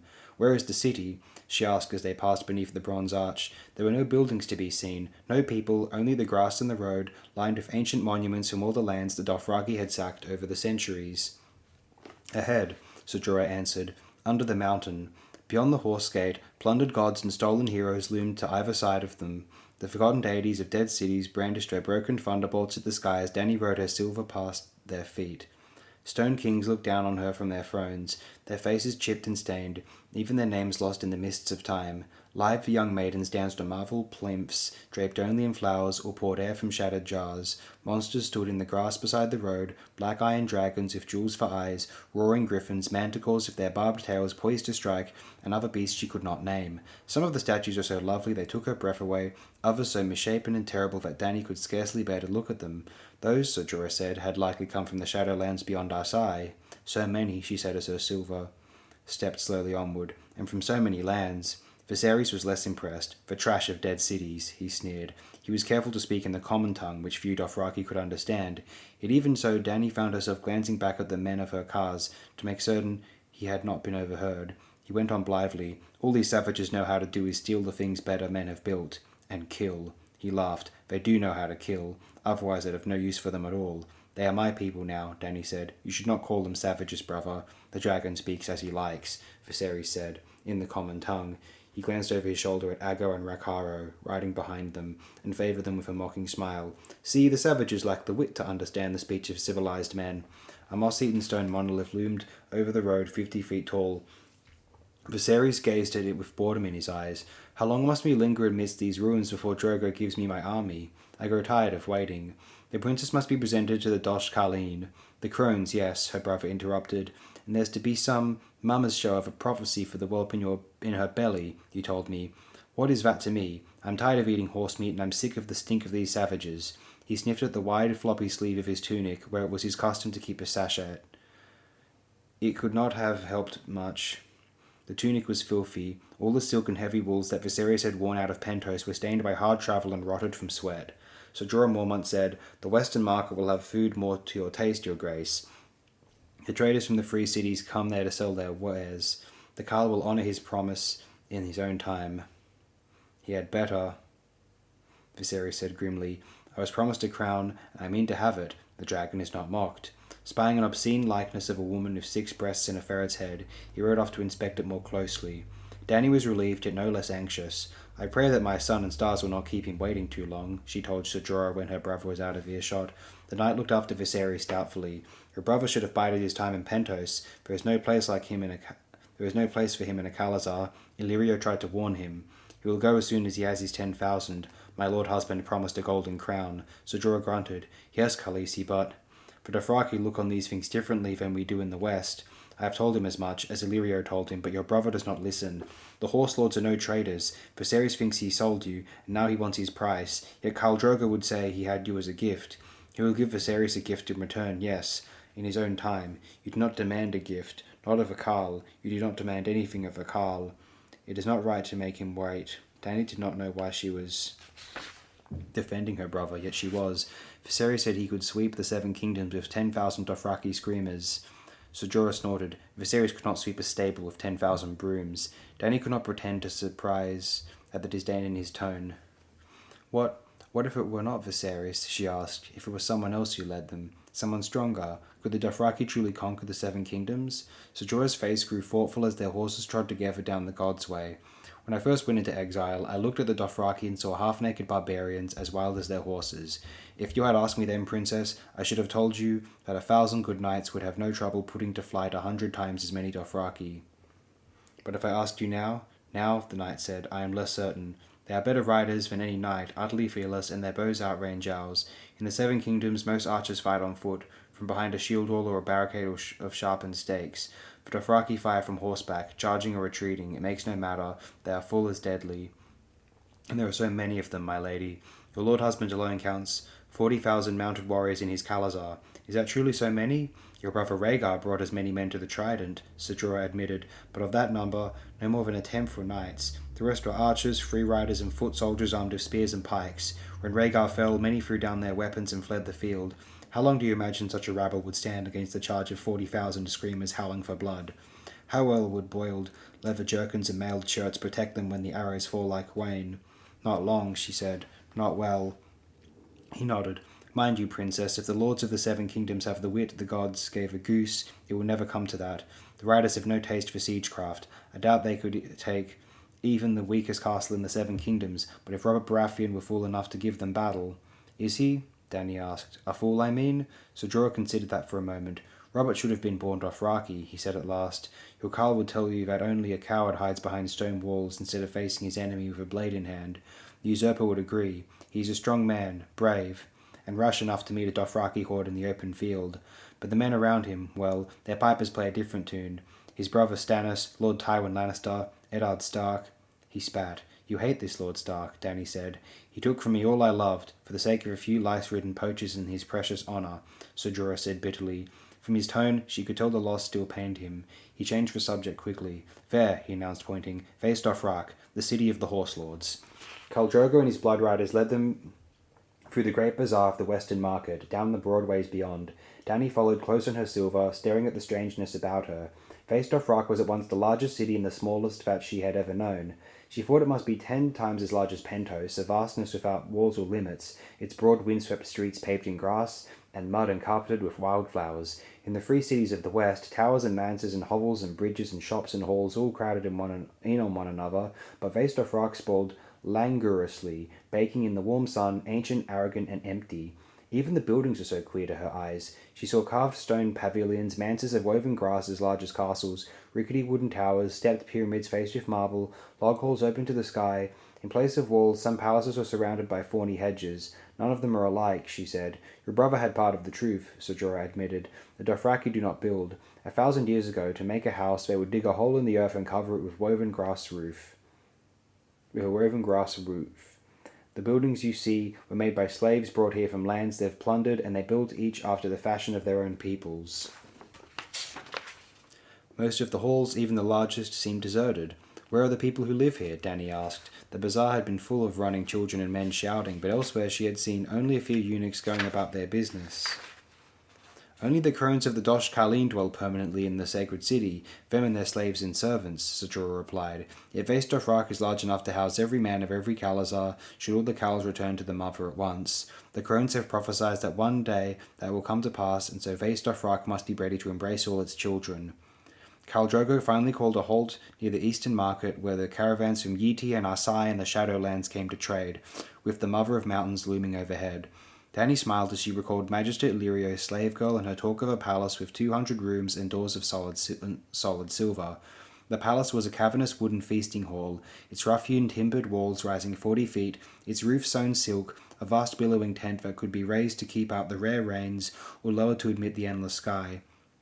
Around the hall were broad, grassy horse yards fenced with high hedges, fire pits, and hundreds of round earthen houses that bulged from the ground like miniature hills covered with grass. A small army of slaves had gone ahead to prepare for Khal Drogo's arrival. As each rider swung down from his saddle, he unbelted his arak and handed it to a waiting slave, and any other weapons he carried as well. Even Khal Drogo himself was not exempt, so Jorah had explained that it was forbidden to carry a blade in Vaistofrak or to shed a free man's blood. Even warring Kalazars put aside their feuds and shared meat and mead together when they were inside of the Mother of Mountains. In this place, the crones of the Dosh Karlin had decreed, all Dothraki were one blood, one Khalasar, one herd. Kaholo came to Dany as Irri and Jiqui were helping her down off her silver. He was the oldest of Drogo's free blood riders, a squat bald man with a crooked nose and a mouthful of broken teeth, shattered by a mace 20 years before when he saved the young Kalakar from sellswords who hoped to sell him to his father's enemies. His life had been bound to Drogo's the day her lord husband was born. Every Khal had his blood riders. At first Dany had thought of them as a kind of Dothraki Kingsguard sworn to protect their lord, but it went further than that. Jiqui had taught her that a blood rider was more than a guard. They were the Khal's brothers, his shadows, his fiercest friends. Blood of my blood, Drogo called them, and so it was. They shared a single life. The ancient traditions of the Horse Lords demanded that when the Khal died, his blood riders died with him, to ride at his side in the Nightlands. If the Khal died at the hands of some enemy, they lived only long enough to avenge him, and then followed him joyfully into the grave. In some Khalasars, Jiqui said, the blood riders shared the Khal's wine, his tent, and even his wives, though never his horses. A man's mount was his own. Daenerys was glad that Khal Drogo did not hold to those ancient ways. She should not have liked being shared, and while old Hollow treated her kindly enough, the others frightened her. Hago, huge and silent, often glowered as if he had forgotten who she was, and Kotho had cruel eyes and quick hands that liked to hurt. He left bruises on Doria's soft white skin whenever he touched her, and sometimes made Irri sob in the night. Even his horses seemed to fear him. Yet they were bound to Drogo for life and death, so Daenerys had no choice but to accept them, and sometimes she found herself wishing her father had been protected by such men. In the songs, the White Knights of the Kingsguard were ever noble, valiant, and true, and yet King Aerys had been murdered by one of them, the handsome boy they now called the Kingslayer, and a second, Sir Barristan the Bold, had gone over to the usurper. She wondered if all men were as false in the Seven Kingdoms. When her son sat on the Iron Throne, she would see that he had blood riders of his own to protect him against treachery in these Kingsguard. Khaleesi, Kaholo said to her in Dothraki, Drogo, who is blood of my blood, commands me to tell you that he must ascend the Mother of Mountains this night to sacrifice to the gods for his safe return. Only men were allowed to set foot on the Mother. Dany knew. The Khal's blood riders would go with him and return at dawn. Tell my sun and stars that I dream of him and wait anxious for his return, she replied, thankful. Dany tired more easily as the child grew within her. In truth, a night of rest would be most welcome. Her pregnancy only seemed to have inflamed Drogo's desire for her, and of late his embraces left her exhausted. Doria led her to the hollow hill that had been prepared for her and her Khal. It was cool and dim within, like a tent made of earth. Jiqui, a bath, please, she commanded, to wash the dust of travel from her skin and soak her weary bones. It was pleasant to know that they would linger here for a while, that she would not need to climb back on her silver on the morrow. The water was scalding hot, as she liked it. I will give my brother his gifts tonight, she decided as Jiqui was washing her hair. He should look a king in the sacred city. Doria, run and find him, and invite him to sup with me. Viserys was nicer to the Lysene girl than to her Dothraki handmaids. Perhaps because Magister Illyrio had let him bed her back in Pentos. Irri, go to the bazaar and buy fruit and meat, anything but horse flesh. Horse is best, Irri said. Horse makes a man strong. Viserys hates horse meat. As you say, Khaleesi. She brought back a haunch of goat and a basket of fruits and vegetables. Jiqui roasted the meat with sweetgrass and fire pods, basting it with honey as it cooked, and there were melons and pomegranates and plums and some queer eastern fruit Danny did not know. While her handmaids prepared the meal, Danny laid out the clothing she'd had made to her brother's measure, a tunic and leggings of crisp white linen, leather sandals that laced up to the knee, a bronze medallion belt, a leather vest painted with fire-breathing dragons. But Dothraki would respect him more if he looked less like a beggar, she hoped, and perhaps he would forgive her for shaming him that day in the grass. He was still her king after all, and her brother. They were both blood of the dragon. She was arranging the last of his gifts, a sand silk cloak, green as grass, with a pale grey border that would bring out the silver in her hair, when Viserys arrived, dragging Doria by the arm. Her eye was red where he'd hit her. "How dare you send this whore to give me commands?" he said. He shoved the handmaiden roughly to the carpet. The anger took Danny utterly by surprise. "I only wanted—" "Doria, what did you say?" "Khaleesi, pardons, forgive me. I went to him as you bid, and told him you commanded him to join you for supper." "No one commands the dragon," Viserys snarled. "I am your king. I should have sent you back her head." The Lysine girl quailed. But Danny calmed her with a touch. "Don't be afraid. He won't hurt you. Sweet brother, please forgive her. The girl misspoke herself. I told her to ask you to sup with me, if it pleases your grace." She took him by the hand and drew him across the room. "Look, these are for you." Viserys frowned suspiciously. "What is all this?" "New raiment. I had it made for you." Danny smiled shyly. He looked at her and sneered. "Dothraki rags. Do you presume to dress me now? Please. You'll be cooler and more comfortable, and I thought, maybe if you just like them, for Dothraki." Danny did not know how to say it without waking his dragon. "Next you want to braid my hair. I'd never." Why was he always so cruel? She had only wanted to help. "You have no right to a braid. You have won no victories yet." It was the wrong thing to say. Fury shone from his lilac eyes, yet he dared not strike her, not with her handmaidens watching and the warriors of her cars outside. Viserys picked up the cloak and sniffed at it. "This stinks of manure. Perhaps I shall use it as a horse blanket." "I had Doria sew it specially for you," she told him, wounded. "These are garments fit for a Khal. I am the Lord of the Seven Kingdoms, not some grass-stained savage with bells in his hair." Viserys spat back at her. He grabbed her arm. "Don't you forget yourself, slut. Do you think that big belly will protect you if you wake the dragon?" His fingers dug into her arm painfully, and for an instant Danny felt like a child again, quailing in the face of his rage. She reached out with her other hand and grabbed the first thing she touched, the belt she'd hoped to give him, a heavy chain of ornate bronze medallions. She swung it with all her strength. It caught him full in the face. Viserys let go of her. Blood ran down his cheek where the edge of one of the medallions had sliced it open. "You are the one who forgets himself," Danny said to him. "Didn't you learn anything that day in the grass? Leave me now, before I summon my cars to drag you out. And pray that Khal Drogo does not hear of this, or he will cut open your belly and feed you your own entrails." Viserys scrambled back to his feet. "When I come into my kingdom, you will rue this day, slut." He walked off, holding his torn face, leaving her gifts behind him. Drops of his blood had spattered the beautiful sand silk cloak. Danny clutched a soft cloth to her cheek and sat cross-legged on her sleeping mats. "Your supper is ready, Khaleesi," Jiqui announced. "I'm not hungry," Danny said, sadly. She was suddenly very tired. "Share the food among yourselves, and send some to Ser Jorah, if you would." After a moment she added, "Please bring me one of the dragon's eggs." Irri fetched the egg with the deep green shell, bronze flecks shining amid its scales as she turned it in her small hands. Danny curled up on her side, pulling the sand silk cloak across her and cradling the egg in the hollow between her swollen belly and small tender breasts.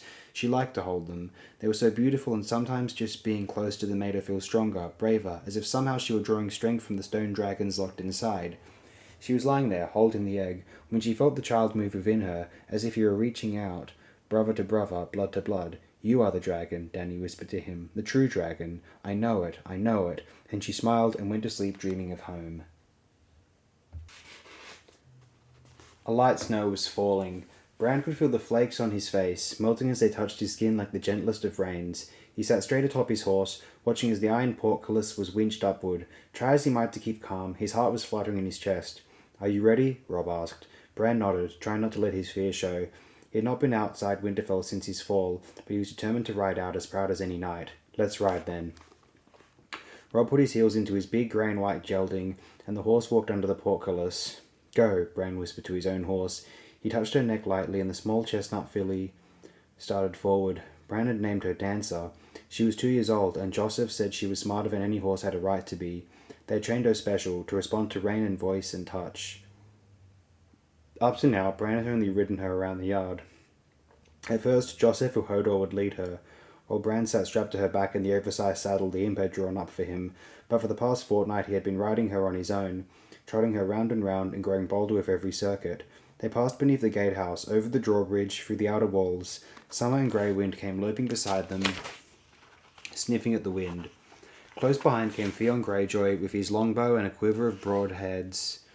He had a mind to take a deer, he had told them. He was followed by 4 guardsmen in mailed shirts and coifs, and Joseph, a stick-thin stableman, whom Rob had named Master of Horse while Hallam was away. Maester Lewin brought up the rear, riding on a donkey. Bran would have liked it better if he and Rob had gone off alone, just the 2 of them, but Hal Mollen would not hear of it, and Maester Lewin backed him. If Bran fell off his horse or injured himself, the Maester was determined to be with him. Beyond the castle lay the market square, its wooden stalls deserted now. They rode down the muddy streets of the village, past rows of small, neat houses of log and undressed stone. Less than 1 in 5 were occupied, thin tendrils of wood smoke curling up from their chimneys. The rest would fill up one by one as it grew colder. When the snow fell and the ice winds howled down out of the north, old Nan said, farmers left their frozen fields and distant holdfasts, loaded up their wagons, and when the winter town came alive. Bran had never seen it happen, but Maester Lewin said the day was looming closer. The end of the long summer was near at hand. Winter is coming. A few villagers eyed the direwolves anxiously as the riders went past, and one man dropped the wood he was carrying as he shrank away in fear, but most of the townfolk had grown used to the sight. They bent the knee when they saw the boys, and Rob greeted each of them with a lordly nod. With his legs unable to grip, the swaying motion of the horse made Bran feel unsteady at first, but the huge saddle with its thick horn and high back cradled him comfortingly, and the straps around his chest and thighs would not allow him to fall. After a time the rhythm began to feel almost natural. His anxiety faded, and a tremulous smile crept across his face. 2 serving wenches stood beneath the sign of the Smoking Log, the local alehouse. When Theon Greyjoy called out to them, the younger girl turned red and covered her face. Theon spurred his mount to move up beside Rob. "Sweet Kyra," he said with a laugh. "She squirms like a weasel in bed, but say a word to her on the street and she blushes pink as a maid. Did I ever tell you about the night that she and Bessa? Not when my brother can hear, Theon." Rob warned him with a glance at Bran. Bran looked away and pretended not to have heard, but he could feel Greyjoy's eyes on him. No doubt he was smiling. He smiled a lot, as if the world were a secret joke that only he was clever enough to understand. Rob seemed to admire Theon and enjoy his company, but Bran had never warmed to his father's ward. Rob rode closer. "You're doing well, Bran." "I want to go faster," Bran replied. Rob smiled. "As you will." He sent his gelding into a trot. The wolves raced after him. Bran snapped the reins sharply, and Dancer picked up her pace. He heard a shout from Theon Greyjoy and the hoofbeats of the other horses behind him. Bran's cloak billowed out, rippling in the wind, and the snow seemed to rush at his face. Rob was well ahead, glancing back over his shoulder from time to time to make sure Bran and the others were following. He snapped the reins again. Smooth as silk, Dancer slid into a gallop. The distance closed. By the time he caught Rob on the edge of the Wolf's Wood, 2 miles beyond the winter town, they had left the others well behind. "I can ride," Bran shouted, grinning. "It felt almost as good as flying. I'd race you, but I fear you'd win." Rob's tone was light and joking, yet Bran could tell that something was troubling his brother underneath the smile. "I don't want to race." Bran looked around for the direwolves. Both had vanished into the wood. "Did you hear Summer howling last night?" "Greywind was restless too," Rob said. His auburn hair had grown shaggy and unkempt, and a reddish stubble covered his jaw, making him look older than his 15 years. "Sometimes I think they know things, sense things," Rob sighed. "I never know how much to tell you, Bran. I wish you were older." "I'm 8 now," Bran said. 8 isn't so much younger than 15, and I'm the heir to Winterfell after you." "So you are." Rob sounded sad and even a little scared.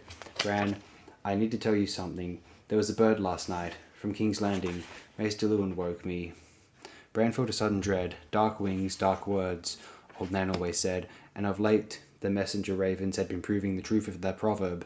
When Rob wrote to the Lord Commander of the Night's Watch, the bird that came back brought word that Uncle Benjen was still missing. Then a message had arrived from the Eyrie, from Mother, but that had not been good news either. She did not say when she meant to return, only that she had taken the imp as prisoner. Bran had sort of liked the little man, yet the name Lannister sent cold fingers creeping up his spine. There was something about the Lannisters, something he ought to remember, but when he tried to think what, he felt dizzy and his stomach clenched hard as a stone. Rob spent most of that day locked behind closed doors with Maester Lewin, Theon Greyjoy, and Hallis Mullen. Afterward, riders were sent out on fast horses, carrying Rob's commands throughout the north. Bran heard talk of Moat Cailin, the ancient stronghold the first men had built at the top of the neck. No one ever told him what was happening, yet he knew it was not good. And now another raven, another message. Bran clung to hope. Was the bird from Mother? Is she coming home? The message was from Alan in King's Landing. Jory Castle is dead, and Will and Huard as well, murdered by the Kingslayer. Rob lifted his face to the snow, and the flakes melted on his cheeks. May the gods give them rest. Bran did not know what to say. He felt as if he'd been punched. Jory had been captain of the household guard at Winterfell since before Bran was born. They killed Jory? He remembered all the times Jory had chased him over the roofs. He could picture him striding across the yard in mail and plate, or sitting at his accustomed place on the bench in the great hall, joking as he ate. Why would anyone kill Jory? Rob shook his hand numbly, the pain plain in his eyes. I don't know, and, Bran, that's not the worst of it. Father was caught beneath a falling horse in the fight. Alan says his leg was shattered, and Maester Pycelle has given him the milk of the poppy, but they aren't sure when he... The sound of hoofbeats made him glance down the road to where Theon and the others were coming up. When he will wake. Rob finished.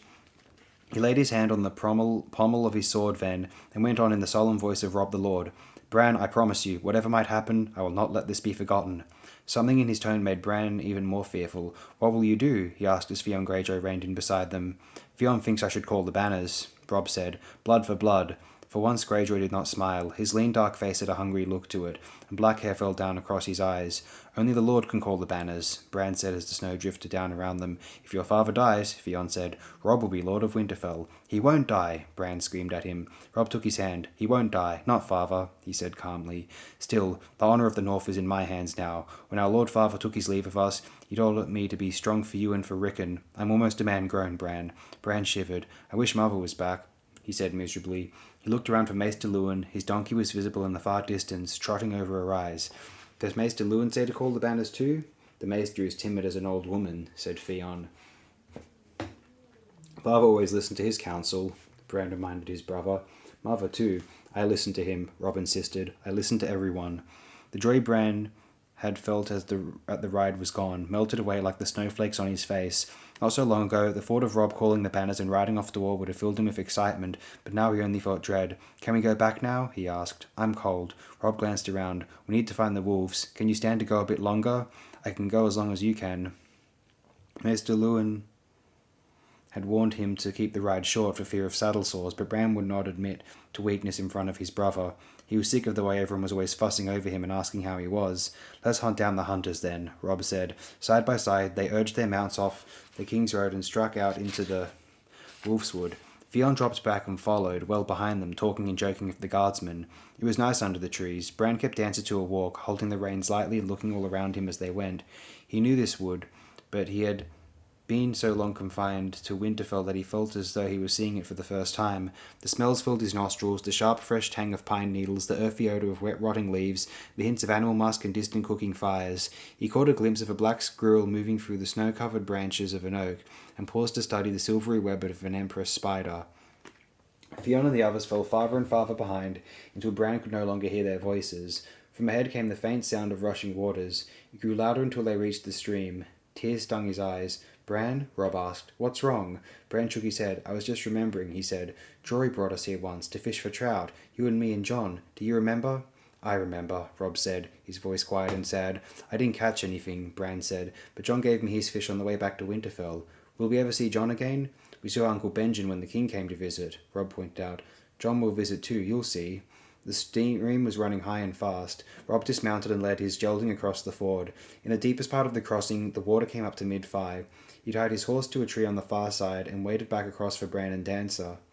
The current foamed around rock and root, and Bran could feel the spray on his face as Rob led him over. It made him smile.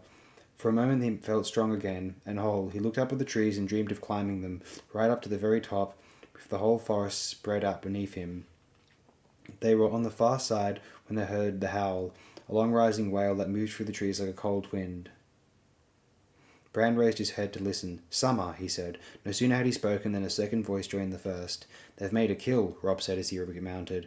I'd best go and bring them back. Wait here. Theon and the others should be along shortly. I want to go with you, Bran said. I'll find them faster by myself. Rob spurred his gelding and vanished into the trees.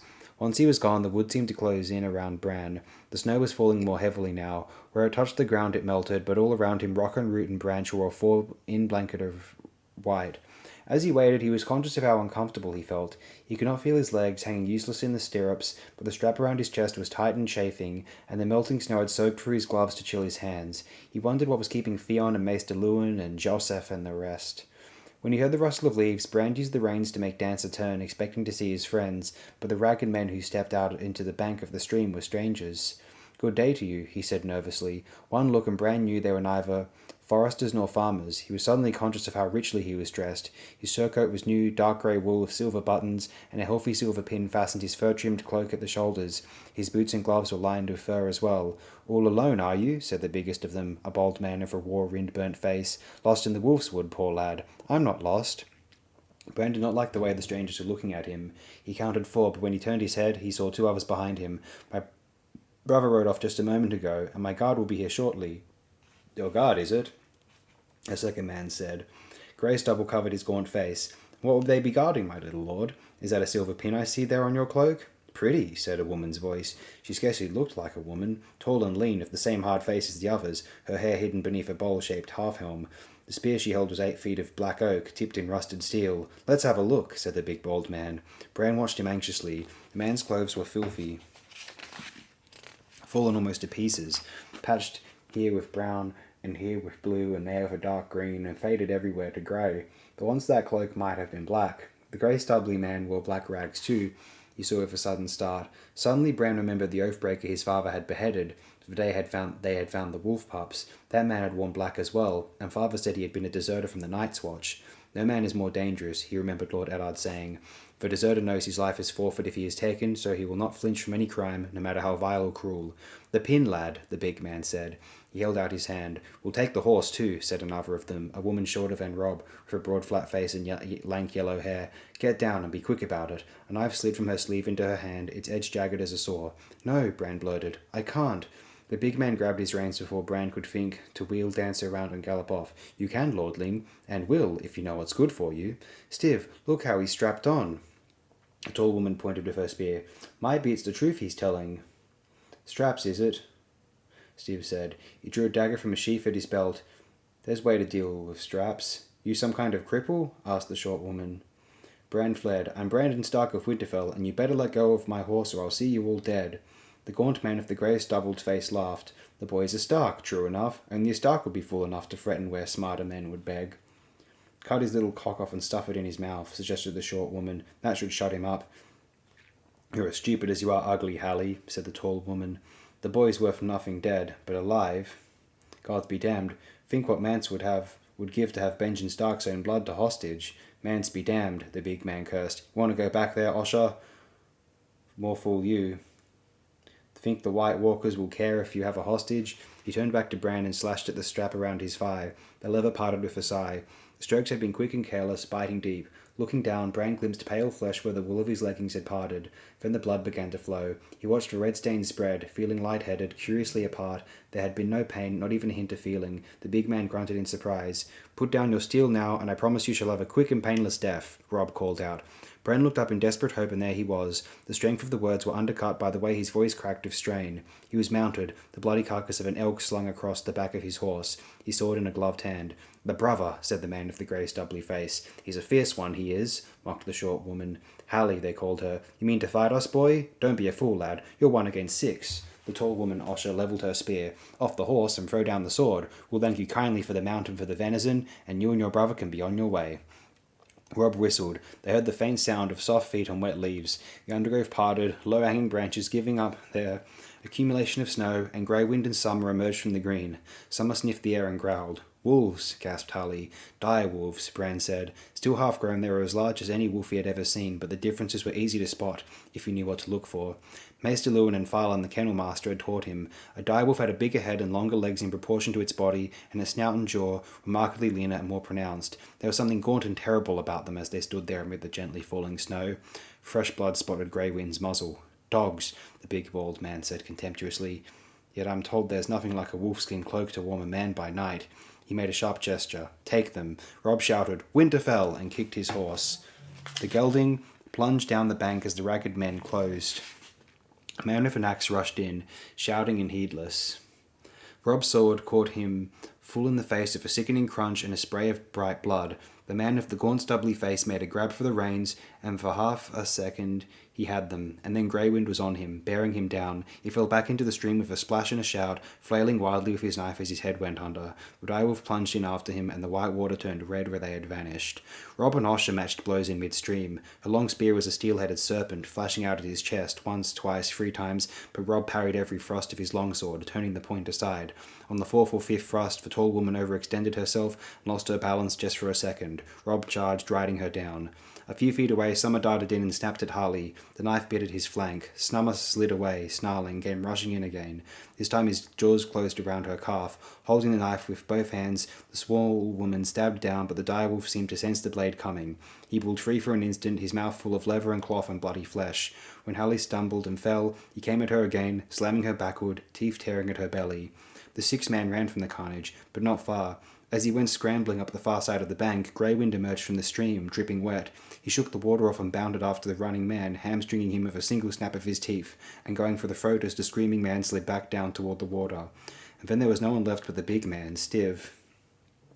He slashed at Bran's chest strap, grabbed his arm and yanked. Suddenly Bran was falling. He sprawled on the ground, his legs tangled under him, 1 foot in the stream. He could not feel the cold of the water, but he felt the steel when Stiv pressed his dagger to his throat. "Back away," the man warned, "or I'll open the boy's windpipe, I swear it." Rob reined his horse in, breathing hard. The fury went out of his eyes and his sword arm dropped. In that moment, Bran saw everything. Summer was savaging Harley, pulling glistening blue snakes from her belly. Her eyes were wide and staring. Bran could not tell whether she was alive or dead. The grey, stubbly man and the one with the axe lay unmoving, but Osher was on her knees, crawling toward her fallen spear. Greywind padded toward her, dripping wet. "Call him off," the big man shouted. "Call them both off, or the cripple boy dies now. Greywind, Summer, to me," Rob said. The direwolf stopped, turned their heads. Greywind loped back to Rob. Summer stayed where he was, his eyes on Bran and the man beside him. He growled. His muzzle was wet and red, but his eyes burned. Osher used the butt end of her spear to lever herself back to her feet.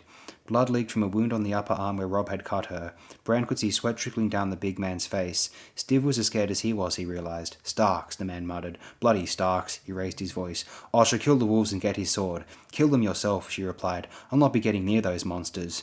For a moment Stiv was at a loss. His hand trembled. Bran felt a trickle of blood where the knife pressed against his neck.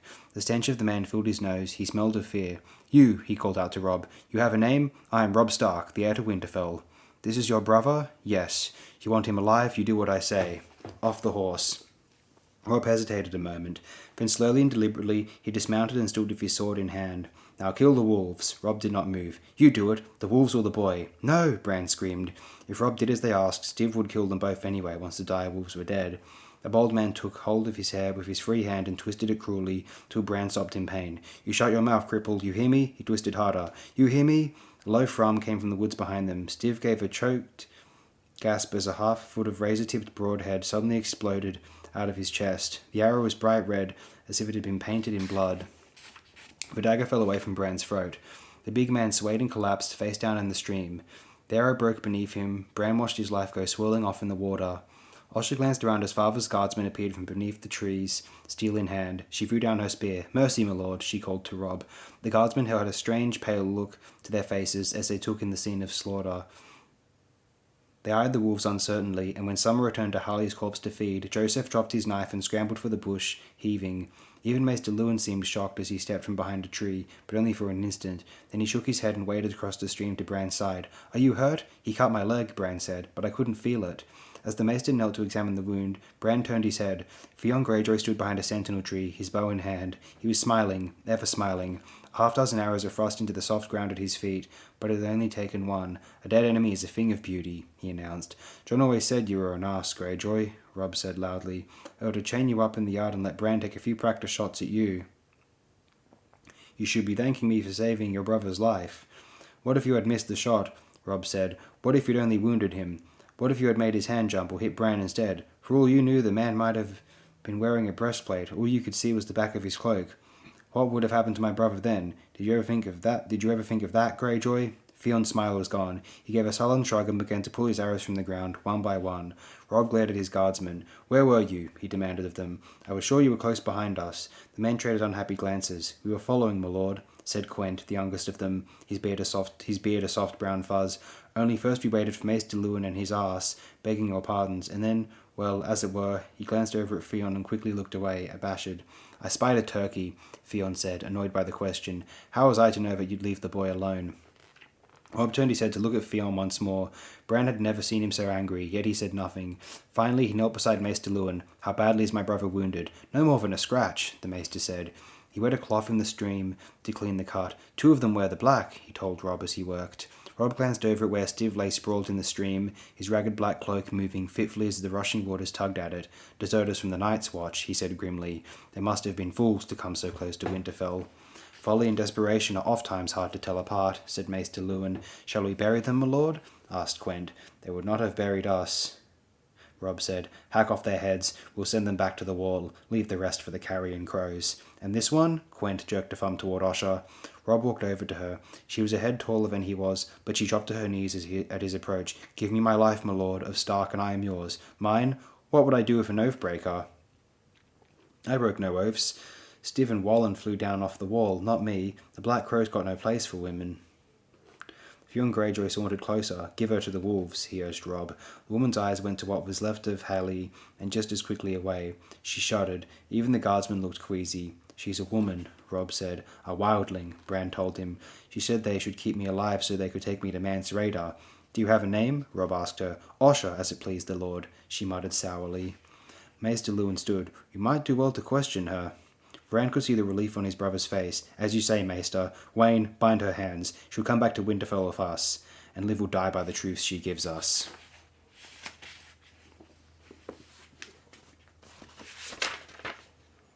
You want eat? Maud asked, glowering. He had a plate of boiled beans in one thick, stub-fingered hand. Tyrion Lannister was starved, but he refused to let this brute see him cringe. A leg of lamb would be pleasant, he said, from the heap of soiled straw in the corner of his cell. Perhaps a dish of peas and onions, some fresh-baked bread with butter, and a flagon of mulled wine to wash it down. Or beer, if that's easier. I try not to be overly particular. Is beans, Maud said. Here, he held out the plate. Tyrion sighed. The turnkey was 20 stone of gross stupidity, with brown rotting teeth and small dark eyes. The left side of his face was slick with scar, where an axe had cut off his ear and part of his cheek. He was as predictable as he was ugly, but Tyrion was hungry. He reached up for the plate. Maud jerked it away, grinning. Is here, he said, holding it out beyond Tyrion's reach. The dwarf climbed stiffly to his feet, every joint aching. Must we play the same fool's game with every meal? He made another grab for the beans. Maud shambled backward, grinning through his rotten teeth. Is here, dwarf man. He held the plate out at arm's length over the edge where the cell ended and the sky began. You not want eat? Here, come take. Tyrion's arms were too short to reach the plate, and he was not about to step that close to the edge. All it would take would be a quick shove of Maud's heavy white belly, and he would end up a sickening red splotch on the stones of Skye, like so many other prisoners of the Eyrie over the centuries. Come to think on it, I'm not hungry after all, he declared, retreating to the corner of his cell. Maud grunted and opened his thick fingers. The wind took the plate, flipping it over as it fell. A handful of beans sprayed back at them as the food tumbled out of sight. The turnkey laughed, his gut shaking like a bowl of pudding. Tyrion felt a pang of rage. You fucking son of a pox-ridden ass, he spat. I hope you die of a bloody flux. For that, Maud gave him a kick, driving a steel-toed boot hard into Tyrion's ribs on the way out. I take it back, he gasped as he doubled over on the straw. I'll kill you myself, I swear it. The heavy iron-bound door slammed shut. Tyrion heard the rattle of keys. For a small man, he had been cursed with a dangerously big mouth, he reflected as he crawled back to his corner of what the Arryns laughably called their dungeon. He huddled beneath the thin blanket that was his only bedding, staring out at a blaze of empty blue sky and distant mountains that seemed to go on forever, wishing he still had the shadow-skin cloak he'd won from Marillion at Dice, after the singer had stolen off the body of that brigand chief. The skin had smelled of blood and mould, but it was warm and thick. Maud had taken it the moment he laid eyes on it. The wind tugged at his blanket with gusts sharp as talons. His cell was miserably small, even for a dwarf. Not 5 feet away, where a wall ought to have been, where a wall would be in a proper dungeon, the floor ended and the sky began. He had plenty of fresh air and sunshine and the moon and stars by night, but Tyrion would have traded it all in an instant for the dankest, gloomiest pit in the bowels of the Casterly Rock. You fly, Maud had promised him when he'd shoved him into the cell. 20 day, 30, 50 maybe, then you fly. The Arryns kept the only dungeon in the realm where the prisoners were welcome to escape at will. That first day, after girding up his courage for hours, Tyrion had lain flat on his stomach and squirmed to the edge to poke out his head and look down. Sky was 600 feet below, with nothing between but empty air. If he craned his neck out as far as he could go, he could see other cells to his right and left and above him. He was a bee in a stone honeycomb, and someone had torn off his wings. It was cold in the cell. The wind screamed night and day, and worst of all, the floor sloped, ever so slightly, yet it was enough. He was afraid to close his eyes, afraid that he might roll over in his sleep and wake in sudden terror as he went sliding off the edge. Small wonder the sky cells drove men mad. "God save me," some previous tenant had written on the wall in something that looked suspiciously like blood. The blue is calling. At first, Tyrion wondered who he'd been and what had become of him. Later, he decided that he would rather not know. If only he had shut his mouth. The wretched boy had started it, looking down on him from a throne of carved weirwood beneath the moon and falcon banners of House Arryn. Tyrion Lannister had been looked down on all his life, but seldom by roomy-eyed 6-year-olds who needed to stuff fat cushions under their cheeks to lift them to the height of a man. "Is he the bad man?" the boy had asked, clutching his doll. "He is," the Lady Lysa had said from the lesser throne beside him. She was all in blue, powdered and perfumed for the suitors who filled her court. "He's so small," the Lord of the Eyrie said, giggling. "This is Tyrion the Imp of House Lannister, who murdered your father." She raised her voice so it carried down the length of high hall of the Eyrie, ringing off the milk-white walls and the slender pillars so every man could hear it. "He slew the hand of the king. Oh, did I kill him too?" Tyrion had said, like a fool. That would have been a very good time to have kept his mouth closed and his head bowed. He could see that now, 7 hells, he had seen it then. The high hall of the Arryns was long and austere, with a forbidding coldness to its walls of blue-veined white marble, but the faces around him had been colder by far. The power of Casterly Rock was far away, and there were no friends of the Lannisters in the Vale of Arryn. Submission and silence would have been his best defences. But Tyrion's mood had been too foul for sense. To his shame, he had faltered during the last leg of their day-long climb up the Eyrie, his stunted legs unable to take him any higher. Bronn had carried him the rest of the way, and the humiliation poured oil on the flames of his anger. "It would seem I've been a busy little fellow," he said with bitter sarcasm. "I wonder where I found the time to do all this slaying and murdering." He ought to have remembered who he was dealing with. Lysa Arryn and her half-sane weakling son had not been known at court for their love of wit, especially when it was directed at them. "Imp," Lysa said coldly, "you will guard that mocking tongue of yours and speak to my son politely, or I promise you will have cause to regret it. Remember where you are. This is the Eyrie, and these are knights of the Vale you see around you. True men who loved Jon Arryn well. Every one of them would die for me. Lady Arryn, should any harm come to me, my brother Jaime will be pleased to see that they do." Even as he spat out the words, Tyrion knew they were folly. "Can you fly, my lord of Lannister?" Lady Lysa asked. "Does a dwarf have wings? If not, you would be wiser to swallow the next threat that comes to mind." "I made no threats," Tyrion said. "That was a promise." Little Lord Robert hopped to his feet at that, so upset he dropped his doll. "You can't hurt us," he screamed. "No one can hurt us here." "Tell him, mother. Tell him he can't hurt us here." The boy began to twitch. "The Eyrie is impregnable," Lysa Arryn declared calmly. She drew her son close, holding him safe in the circle of her plump white arms. "The imp is trying to frighten us, sweet baby. The Lannisters are all liars. No one will hurt my sweet boy." The hell of it was, she was no doubt right. Having seen what it took to get here, Tyrion could well imagine how it would be for a knight trying to fight his way up in armour, while stones and arrows poured down from above and enemies contested with him for every step. Nightmare did not begin to describe it. Small wonder the Eyrie had never been taken. Still, Tyrion had been unable to silence himself. "Not impregnable," he said. "Merely inconvenient." Young Robert pointed down, his hand trembling. "You're a liar! Mother, I want to see him fly." 2 guardsmen in sky-blue cloaks seized Tyrion by the arms, lifting him off the floor. The gods only knew what might have happened then, were it not for Catelyn Stark. "Sister," she called out from where she stood below the thrones, "I beg you to remember, this man is my prisoner. I will not have him harmed." Lysa Arryn glanced at her sister coolly for a moment, then rose and swept down on Tyrion, her long skirts trailing after her. For an instant he feared she would strike him, but instead she commanded them to release him. Her men shoved him to the floor, his legs ran out from under him, and Tyrion fell. He must have made quite a sight as he struggled to his knees, only to feel his right leg spasm, sending him sprawling once more. Laughter boomed up and down the high hall of the Arryns. "My sister's little guest is too weary to stand," Lady Lysa announced. "Servatus, take him down to the dungeon. Arrest in one of our sky cells will do him much good." The guardsman jerked him upright. Tyrion Lannister dangled between them, kicking feebly, his face red with shame. "I will remember this," he told them all as they carried him off. And so he did, for all the good it did him. At first he had consoled himself that his imprisonment could not last long. Lysa Arryn wanted to humble him, that was all. She would send for him again, and soon. If not her, then Catelyn Stark would want to question him. This time he would guard his tongue more closely. They dare not kill him out of hand. He was still a Lannister of Casterly Rock, and if they shed his blood, it would mean war. Or so he had told himself. Now he was not so certain. Perhaps his captors only meant to let him rot here, but he feared he did not have the strength to rot for long. He was growing weaker every day, and it was only a matter of time until Maud's kicks and blows did him serious harm, provided the jailer did not starve him to death first. A few more nights of cold and hunger, and the Blue would start calling to him too. He wondered what was happening beyond the walls, such as they were, of his cell. Lord Tywin would surely have sent out riders when the word reached him. Jaime might be leading a host through the Mountains of the Moon even now, unless he was riding north against Winterfell instead. Did anyone outside the Vale even suspect where Catelyn Stark had taken him? He wondered what Cersei would do when she heard. The king could order him freed, but would Robert listen to his queen or his hand? Tyrion had no illusions about the king's love for his sister. If Cersei kept her wits about her, she would insist the king sit in judgment of Tyrion himself. Even Ned Stark would scarcely object to that, not without impugning the honour of the king, and Tyrion would be only too glad to take his chances in a trial. Whatever murders there might lay at his door, the Starks had no proof of anything so far as he could see. Let them make their case before the Iron Throne and the Lords of the Land. It would be the end of them, if only Cersei were clever enough to see that. Tyrion Lannister sighed. His sister was not without a certain low cunning, but her pride blinded her. She would see the insult in this, not the opportunity. And Jaime was even worse, rash and headstrong and quick to anger. His brother never untied a knot when he could slash it in two with his sword. He wondered which of them had sent the footpad to silence the Stark boy, and whether they had truly conspired at the death of Lord Arryn.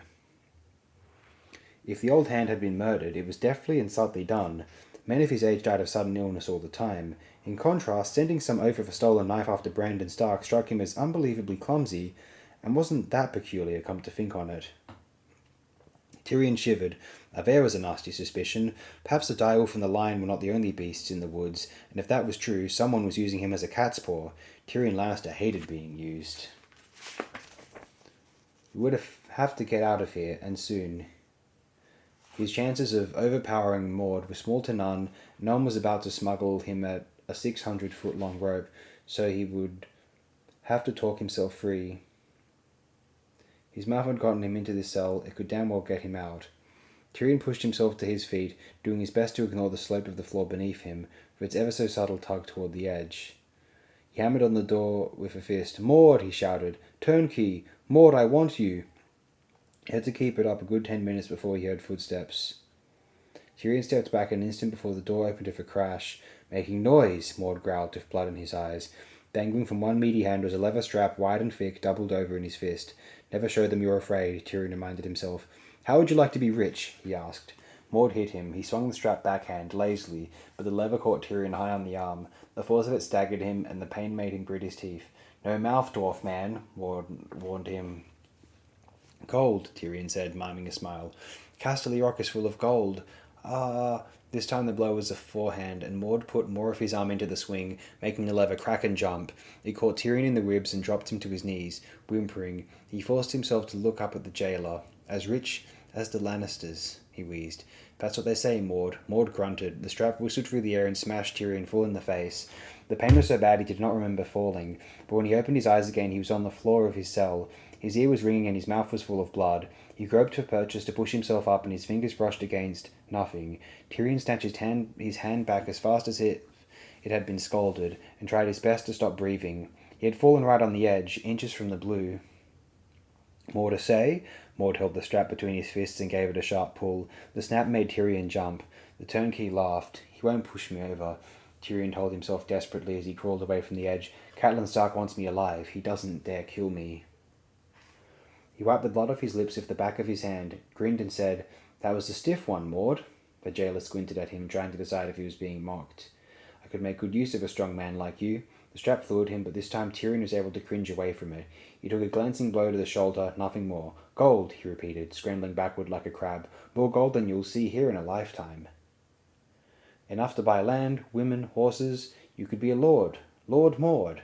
Tyrion hawked up a glob of blood and phlegm and spat it out into the sky. "Is no gold," Maud said.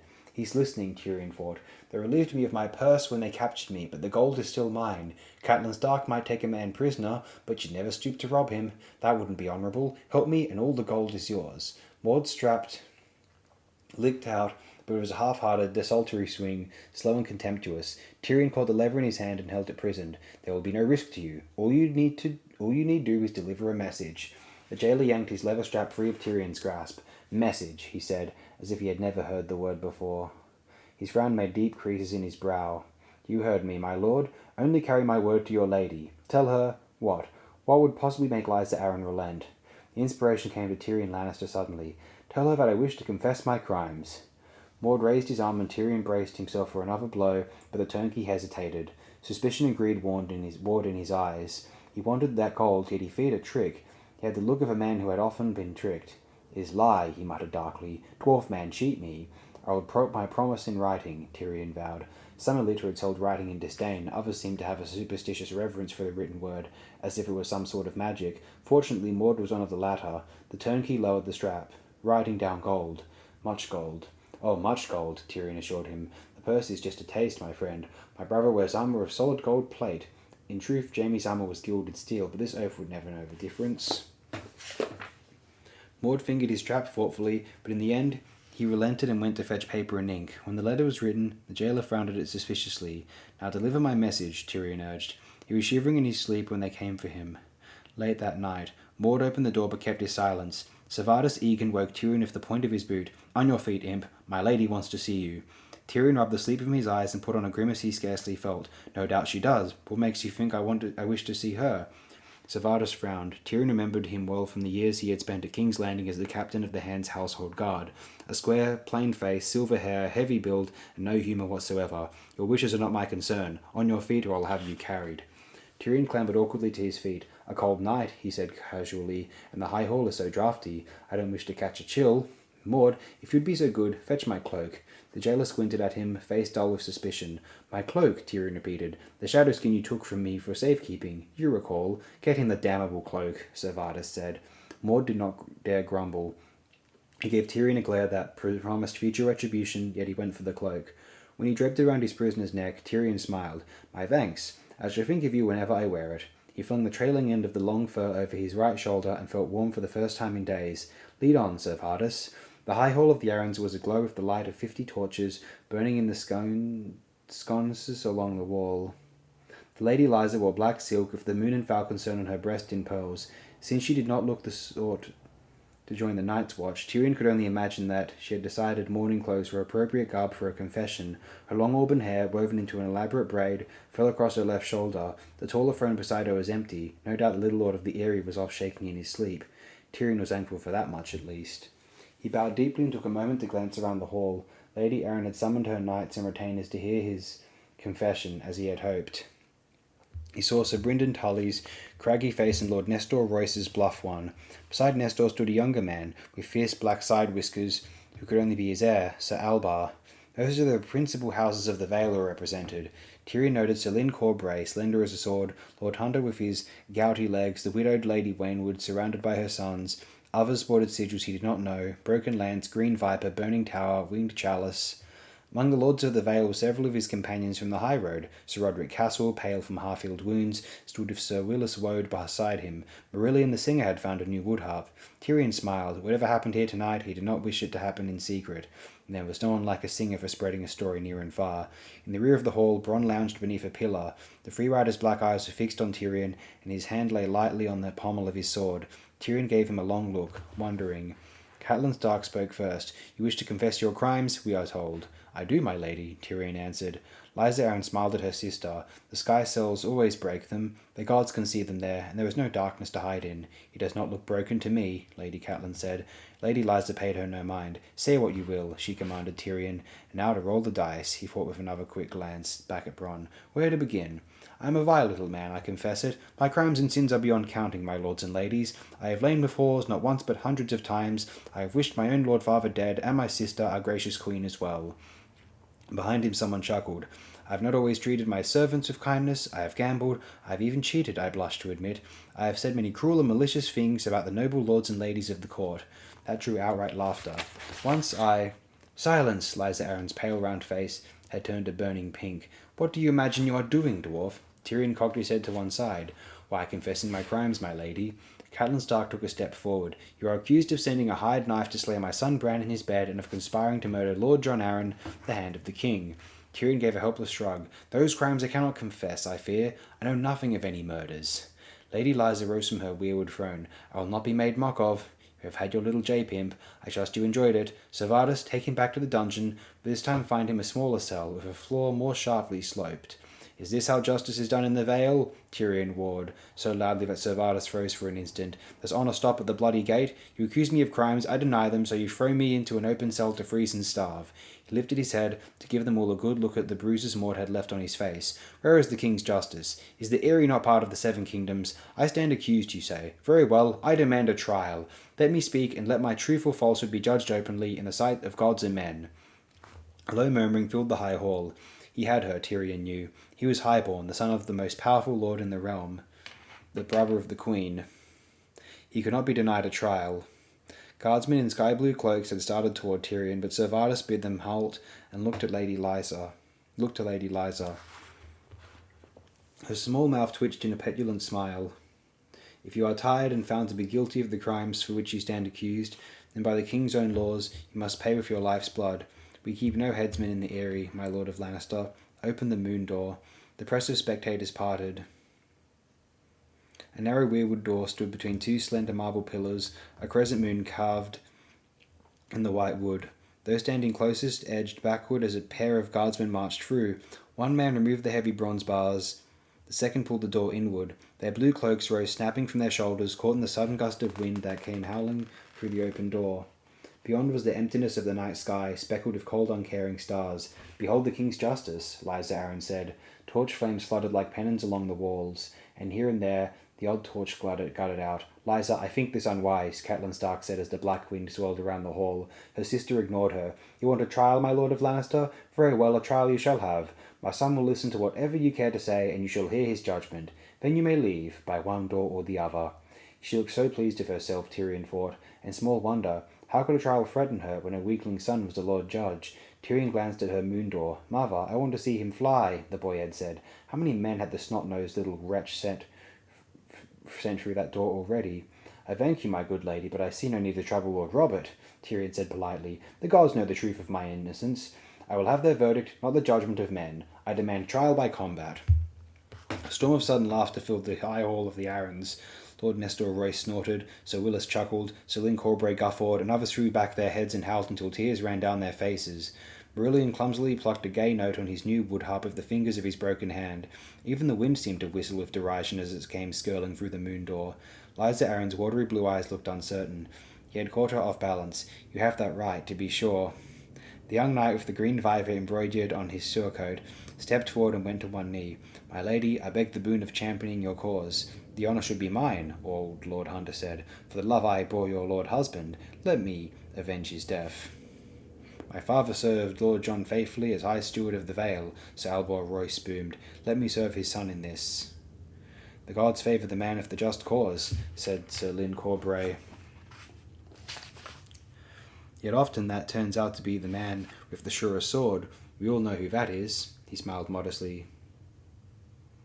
A dozen other men all spoke at once, clamouring to be heard. Tyrion found it disheartening to realize so many strangers were eager to kill him. Perhaps this had not been such a clever plan after all. Lady Lysa raised a hand for silence. I thank you, my lords, as I know my son would thank you if he were among us. No men in the Seven Kingdoms are as bold and true as the Knights of the Vale. Would that I could grant you all this honour, yet I can choose only one. She gestured. Servatus Egan, you were ever my lord husband's good right hand. You shall be our champion. Servatus had been singularly silent. My lady, he said gravely, sinking to one knee, pray give this burden to another. I have no taste for it. The man is no warrior. Look at him, a dwarf half my size and lame in the legs. It would be shameful to slaughter such a man and call it justice. Oh, excellent, Tyrion thought. I agree. Lysa glared at him.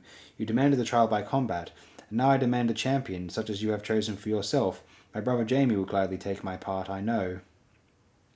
Your precious Kingslayer is hundreds of leagues from here, snapped Lysa Arryn. Send a bird for him. I will gladly await his arrival. You will face Sir Vardis on the morrow.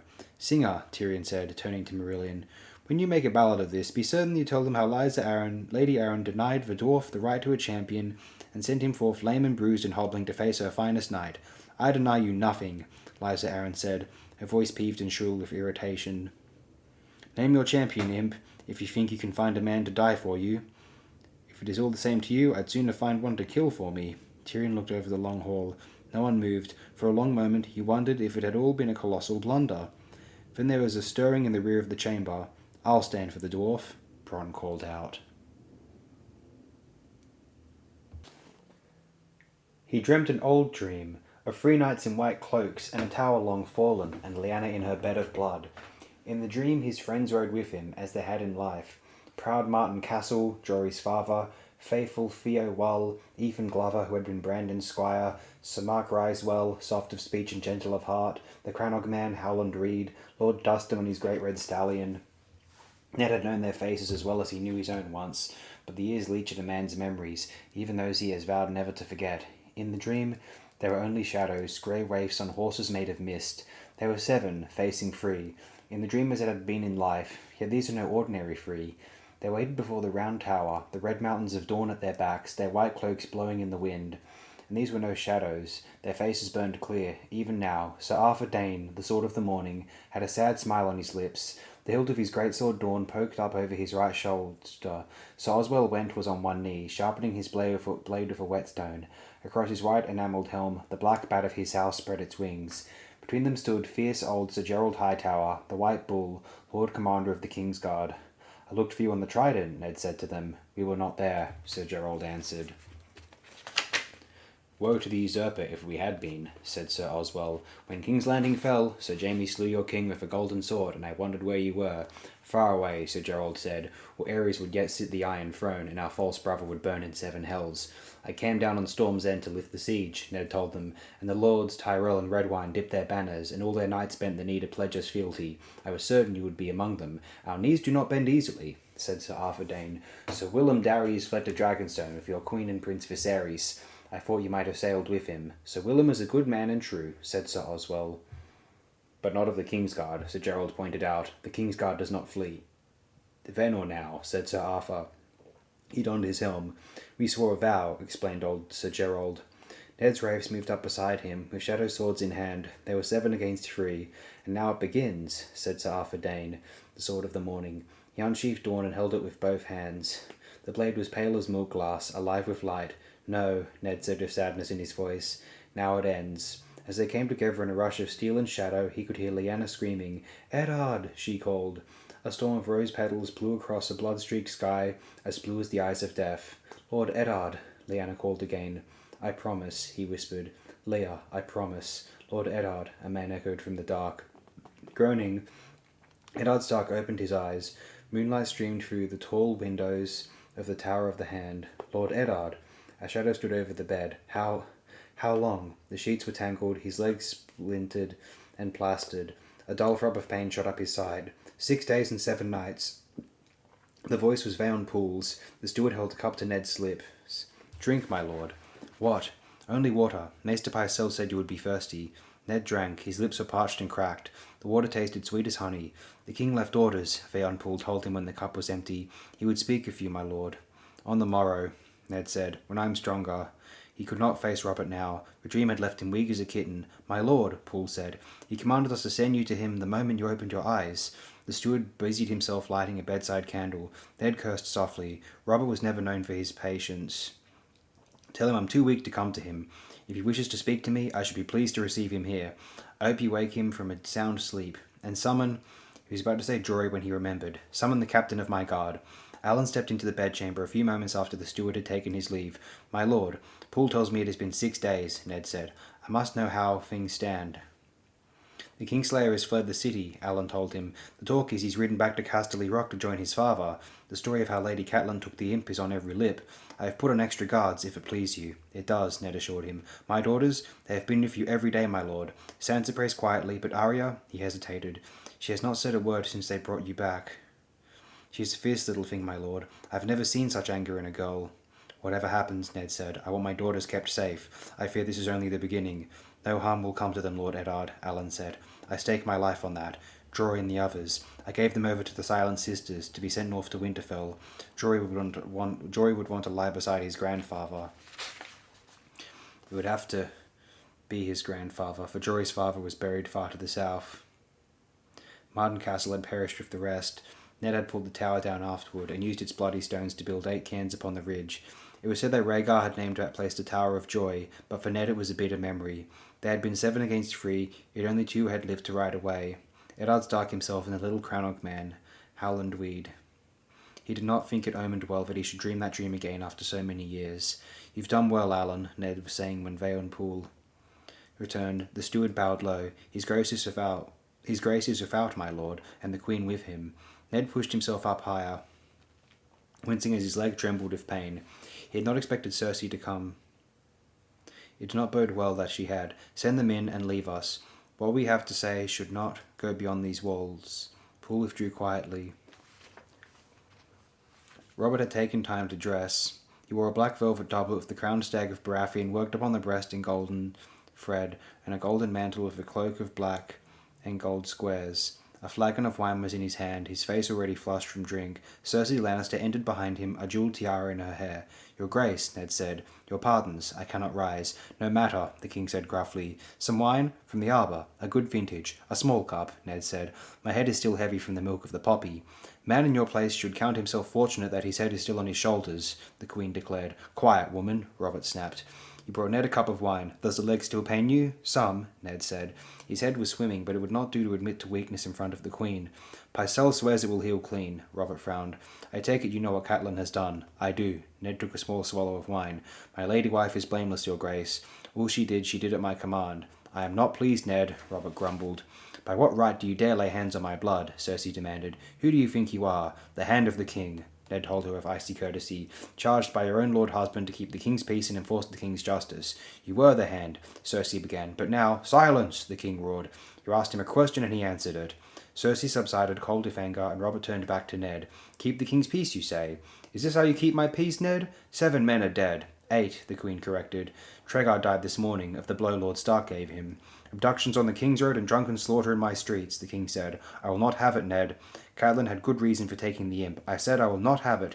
To hell with her reasons. You will command her to release the dwarf at once, and you will make your peace with Jaime. 3 of my men were butchered before my eyes, because Jaime Lannister wished to chasten me.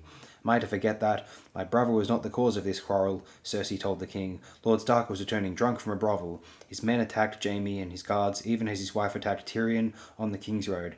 "You know me better than that, Robert," Ned said. "Ask Lord Baelish if you doubt me. He was there." "I've talked to Littlefinger," Robert said. "He claims he rode off to bring the gold cloaks before the fighting began, but he admits you were returning from some whorehouse." "Some whorehouse? Damn your eyes, Robert. I went there to have a look at your daughter. Her mother has named her Barra. She looks like that first girl you fathered, when we were boys together in the Vale." He watched the Queen as he spoke. Her face was a mask, still and pale, betraying nothing. Robert flushed. "Barra," he grumbled. "Is that supposed to please me? Damn the girl. I thought she had more sense." "She cannot be more than 15, and a whore.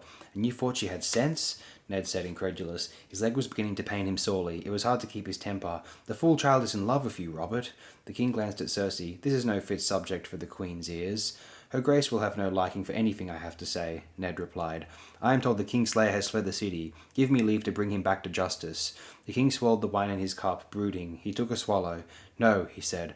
"I want no more of this. Jaime slew 3 of your men, and you 5 of his. Now it ends." "Is that your notion of justice?" Ned fled. "If so, I am pleased that I am no longer your hand." The Queen looked at her husband. "If any man had dared speak to a Targaryen as he had spoken to you—" "Do you take me for Aerys?" Robert interrupted. "I took you for a king. Jaime and Tyrion are your own brothers, by all the laws of marriage and the bonds we share. The Starks have driven off the one and seized the other. This man dishonours you with every breath he takes, and you stand there meekly, asking if his leg pains him and would he like some wine." Robert's face was dark with anger. "How many times must I tell you to hold your tongue, woman?" Cersei's face was a study in contempt. "What a jape the gods have made of us two," she said. "By all rights, you ought to be in skirts and me in mail." Purple with rage, the king lashed out a vicious backhand blow to the side of the head. She stumbled against the table and fell hard, yet Cersei Lannister did not cry out. Her slender fingers brushed her cheek, where the pale, smooth skin was already reddening. On the morrow the bruise would cover half her face. "I shall wear this as a badge of honour," she announced. "Wear it in silence or I'll honour you again." Robert vowed. He shouted for a guard. Sir Meryn Trant stepped into the room, tall and sombre in his white armour. "The Queen is tired. See her to her bedchamber." The knight helped Cersei to her feet and led her out without a word. Robert reached for the flagon and refilled his cup. You see what she does to me, Ned? The king seated himself, cradling his wine cup. My loving wife, the mother of my children. The rage was gone from him now. In his eyes Ned saw something sad and scared. I should not have hit her. That was not kingly. He stared down at his hands as if he did not quite know what they were. I was always strong. No one could stand before me. No one. How do you fight someone if you can't hit them? Confused, the king shook his head. Rhaegar won, damn him. I killed him, Ned. I drove the spike right through that black armor into his black heart, and he died at my feet. They made up songs about it, yet somehow he still won. He has Lyanna now, and I have her. The king drained his cup. Your Grace, Ned Stark said, we must talk. Robert pressed his fingertips against his temples. I am sick unto death of talk. On the morrow I'm going to the Kingswood to hunt. Whatever you have to say can wait until I return.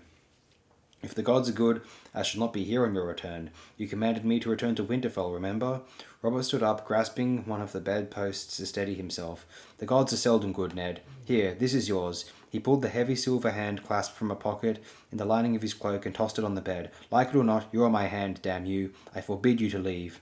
Ned picked up the silver clasp. He was being given no choice, it seemed.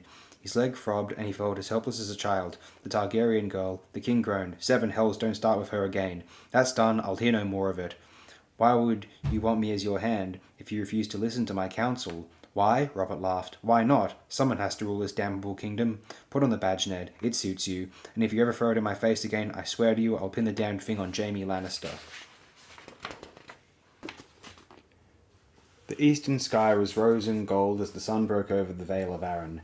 Catelyn Stark watched the light spread, her hands resting on the delicate carved stone of the balustrade outside her window. Below her the world turned from black to indigo to green as dawn crept across fields and forests. Pale white mist rose off Alyssa's tears, where the ghost waters plunged over the shoulder of the mountain to begin their long tumble down the face of the giant's lance. Catelyn could feel the faint touch of spray on her face. Alyssa Arryn had seen her husband, her brothers, and all her children slain, and yet in life she had never shed a tear. So in death the gods had decreed that she would know no rest until her weeping watered the black earth of the vale, where the men she had loved were buried. Alyssa had been dead 6,000 years now, and still no drop of the torrent had ever reached the valley floor far below. Catelyn wondered how large a waterfall her own tears would make when she died. Tell me the rest of it, she said. The Kingslayer is massing a host at Casterly Rock, Sir Roderick Castle answered from the room behind her. Your brother writes that he has sent riders to the rock, demanding that Lord Tyrone proclaim his intent, but he has had no answer. Edmure has commanded Lord Vance and Lord Piper to guard the pass below the Golden Tooth. He vows to you that he will yield no foot of Tarly land without first watering it with Lannister blood. Catelyn turned away from the sunrise. Its beauty did little to lighten her mood. It seemed cruel for a day to dawn so fair and end so foul as this one promised to. Edmure has sent riders and made vows, she said, but Edmure is not the Lord of Riverrun. What of my Lord Father? The message made no mention of Lord Hoster, my lady. Sir Roderick tugged at his whiskers. They had grown in white as snow and bristly as a thorn bush while he was recovering from his wounds. He looked almost himself again. My father would not have given the defence of Riverrun over to Edmure unless he was very sick, she said, worried. I should have been woken as soon as this bird arrived. Your lady sister thought it better to let you sleep, Maester Coleman told me. I should have been woken, she insisted. The Maester tells me your sister planned to speak with you after the combat, Sir Roderick said. Then she still plans to go through with this mummer's farce, Catelyn grimaced. The dwarf has played hers like a set of pipes, and she is too deaf to hear the tune. Whatever happens this morning, Sir Roderick, it is past time we took our leave. My place is at Winterfell with my sons. If you are strong enough to travel, I shall ask Lysa for an escort to see us to Gulltown. We can take ship from there. Another ship? Sir Roderick looked a shade green, yet he managed not to shudder. As you say, my lady. The old knight waited outside her door as Catelyn summoned the servants Lysa had given her. If she had spoken to her sister before the duel, perhaps she could change her mind, she thought as they dressed her. Lysa's policies varied with her moods, and her moods changed hourly. The shy girl she had known at Riverrun had grown into a woman who was by turns proud, fearful, cruel, dreamy, reckless, timid, stubborn, vain, and above all, inconstant. When that vile turnkey of hers had come crawling to tell them that Tyrion Lannister wished to confess, Catelyn had urged Lysa to have the dwarf brought to them privately, but no, nothing would do but that her sister must make a show of him before half the Vale. And now this. Lannister is my prisoner, she told Sir Roderick as they descended the tower stairs and made their way through the Ares' cold white halls. Catelyn wore plain grey wool with a silvered belt. My sister must be reminded of that. At the doors to Lysa's apartments, they met her uncle, storming out. Going to join the Fool's Festival? Sir Brynden snapped. I'd tell you to slap some sense into your sister, if I thought it would do any good, but you'd only bruise your hand. There was a bird from Riverrun, Catelyn began. A letter from Edmure. I know, child. The blackfish that fastened his cloak was Bryndon's only concession to ornament. I had to hear it from Maester Colmon. I asked your sister for leave to take 1,000 seasoned men and ride for Riverrun in full haste. Do you know what she told me? The Vale cannot spare 1,000 swords, nor even one, uncle, she said. You are the Knight of the Gate, your place is here. A gust of childish laughter drifted through the open doors behind him, and her uncle glanced darkly over his shoulder. Well, I told her she could bloody well find herself a new Knight of the Gate. Blackfish or no, I am still a Tully. I shall leave for Riverrun by evenfall. Catelyn could not pretend to surprise. Alone? You know as well as I that you will never survive the high road. Sir Roderick and I are returning to Winterfell. Come with us, uncle. I will give you your 1,000 men. Riverrun will not fight alone. Bryndon thought a moment, then nodded a brusque agreement. As you say, it's a long way home, but I'm more like to get there. I'll wait for you below. He went striding off, his cloak swirling behind him. Catelyn exchanged a look with Sir Roderick. They went through the doors to the high, nervous sound of a child's giggles. Lysa's apartments opened over a small garden, a circle of dirt and grass planted with blue flowers and ringed on all sides by tall white towers. The builders had intended it as a god's wood, but the eyrie rested on the hard stone of the mountain, and no matter how much soil was hauled up from the vale, they could not get a weirwood to take root here. So the lords of the eyrie planted grass and scattered statuary amidst low flowering shrubs. It was there the two champions would meet to place their lives and that of Tyrion Lannister into the hands of the gods. Lysa, freshly scrubbed and garbed in cream velvet with a rope of sapphires and moonstones around her milk-white neck, was holding court on the terrace overlooking the scene of the combat, surrounded by her knights, retainers, and lords high and low. Most of them still hoped to wed her, bed her, and rule the Vale of Arryn by her side. From what Catelyn had seen during her stay at the Eyrie, it was a vain hope. A wooden platform had been built to elevate Robert's chair. There the Lord of the Eyrie sat, giggling and clapping his hands as a humpbacked puppeteer in blue and white motley made two wooden knights hack and slash at each other. Pitchers of thick cream and baskets of blackberries had been set out, and one of the guests were sipping a sweet orange-scented wine from engraved silver cups. A fool's festival, Bryndon had called it, and small wonder. Across the terrace, Lysa laughed gaily at some jest of Lord Hunter's and nibbled a blackberry from the point of Sir Lyn Corbray's dagger. They were the suitors who stood highest in Lysa's favour. Today, at least. Catelyn would have been hard-pressed to say which man was more unsuitable. Eon Hunter was even older than Jon Arryn had been, half-crippled by gout and cursed with 3 quarrelsome sons, each more grasping than the last. Sir Lyn was a different sort of folly, lean and handsome, heir to an ancient but impoverished house, but vain, reckless, hot-tempered, and it was whispered, notoriously uninterested in the intimate charms of women. When Lysa espied Catelyn, she welcomed her with a sisterly embrace and a moist kiss on the cheek. Isn't it a lovely morning? The gods are smiling on us. Do try a cup of the wine, sweet sister. Lord Hunter was kind enough to send for it, from his own cellars. Thank you. No. Lysa, we must talk. After, her sister promised, already beginning to turn away from her. Now, Catelyn spoke more loudly than she'd intended. Men were turning to look. Lysa, you cannot mean to go ahead with this folly. Alive, the imp has value. Dead, he is only food for crows. And if his champion should prevail here, small chance of that, my lady, Lord Hunter assured her, patting her shoulder with a liver-spotted hand. Servatus is a doughty fighter. He will make short work of the sellsword. Will he, my lord? Catelyn said coolly. I wonder. She had seen Bronn fight on the high road. It was no accident that he had survived the journey while other men had died. He moved like a panther, and that ugly sword of his seemed a part of his arm. Lysa's suitors were gathering around them like bees round a blossom. Women understand little of these things, Sir Morton Waynwood said. Servatus is a knight, sweet lady. This other fellow, well, his sort are all cowards at heart, useful enough in a battle, with thousands of their fellows around them, but stand them up alone and the manhood leaks right out of them. Say you have the truth of it, then, Catelyn said with a courtesy that made her mouth ache. What will we gain by the dwarf's death? Do you imagine that Jaime will care a fig that we gave his brother a trial before we flung him off a mountain? Behead the man, Sir Lyn Corbray suggested. When the Kingslayer receives the imp's head, it will be a warning to him. Lysa gave an impatient shake of her waist-long auburn hair. Lord Robert wants to see him fly, she said, as if that settled the matter, and the imp has only himself to blame. It was he who demanded the trial by combat. Lady Lysa had no honourable way to deny him, even if she'd wished to, Lord Hunter intoned ponderously. Ignoring them all, Catelyn turned all her force on her sister. I remind you, Tyrion Lannister is my prisoner, and I remind you, the dwarf murdered my lord husband. Her voice rose. He poisoned the hand of the king, and left my sweet baby fatherless, and now I mean to see him pay. Whirling, her skirt swinging around her, Liza stalked across the terrace. Selin and Sir Morton and the other suitors excused themselves with cool nods and trailed after her. "Do you think he did?" Sir Roderick asked her quietly when they were alone again. "Murder Lord John, that is? The imp still denies it, and most fiercely." "I believe the Lannisters murdered Lord Arryn," Catelyn replied. "But whether it was Tyrion, or Sir Jaime, or the Queen, or all of them together, I could not begin to say." Liza had named Cersei in the letter she had sent to Winterfell, but now she seemed certain that Tyrion was the killer. Perhaps because the dwarf was here, while the Queen was safe behind the walls of the Red Keep, hundreds of leagues to the south.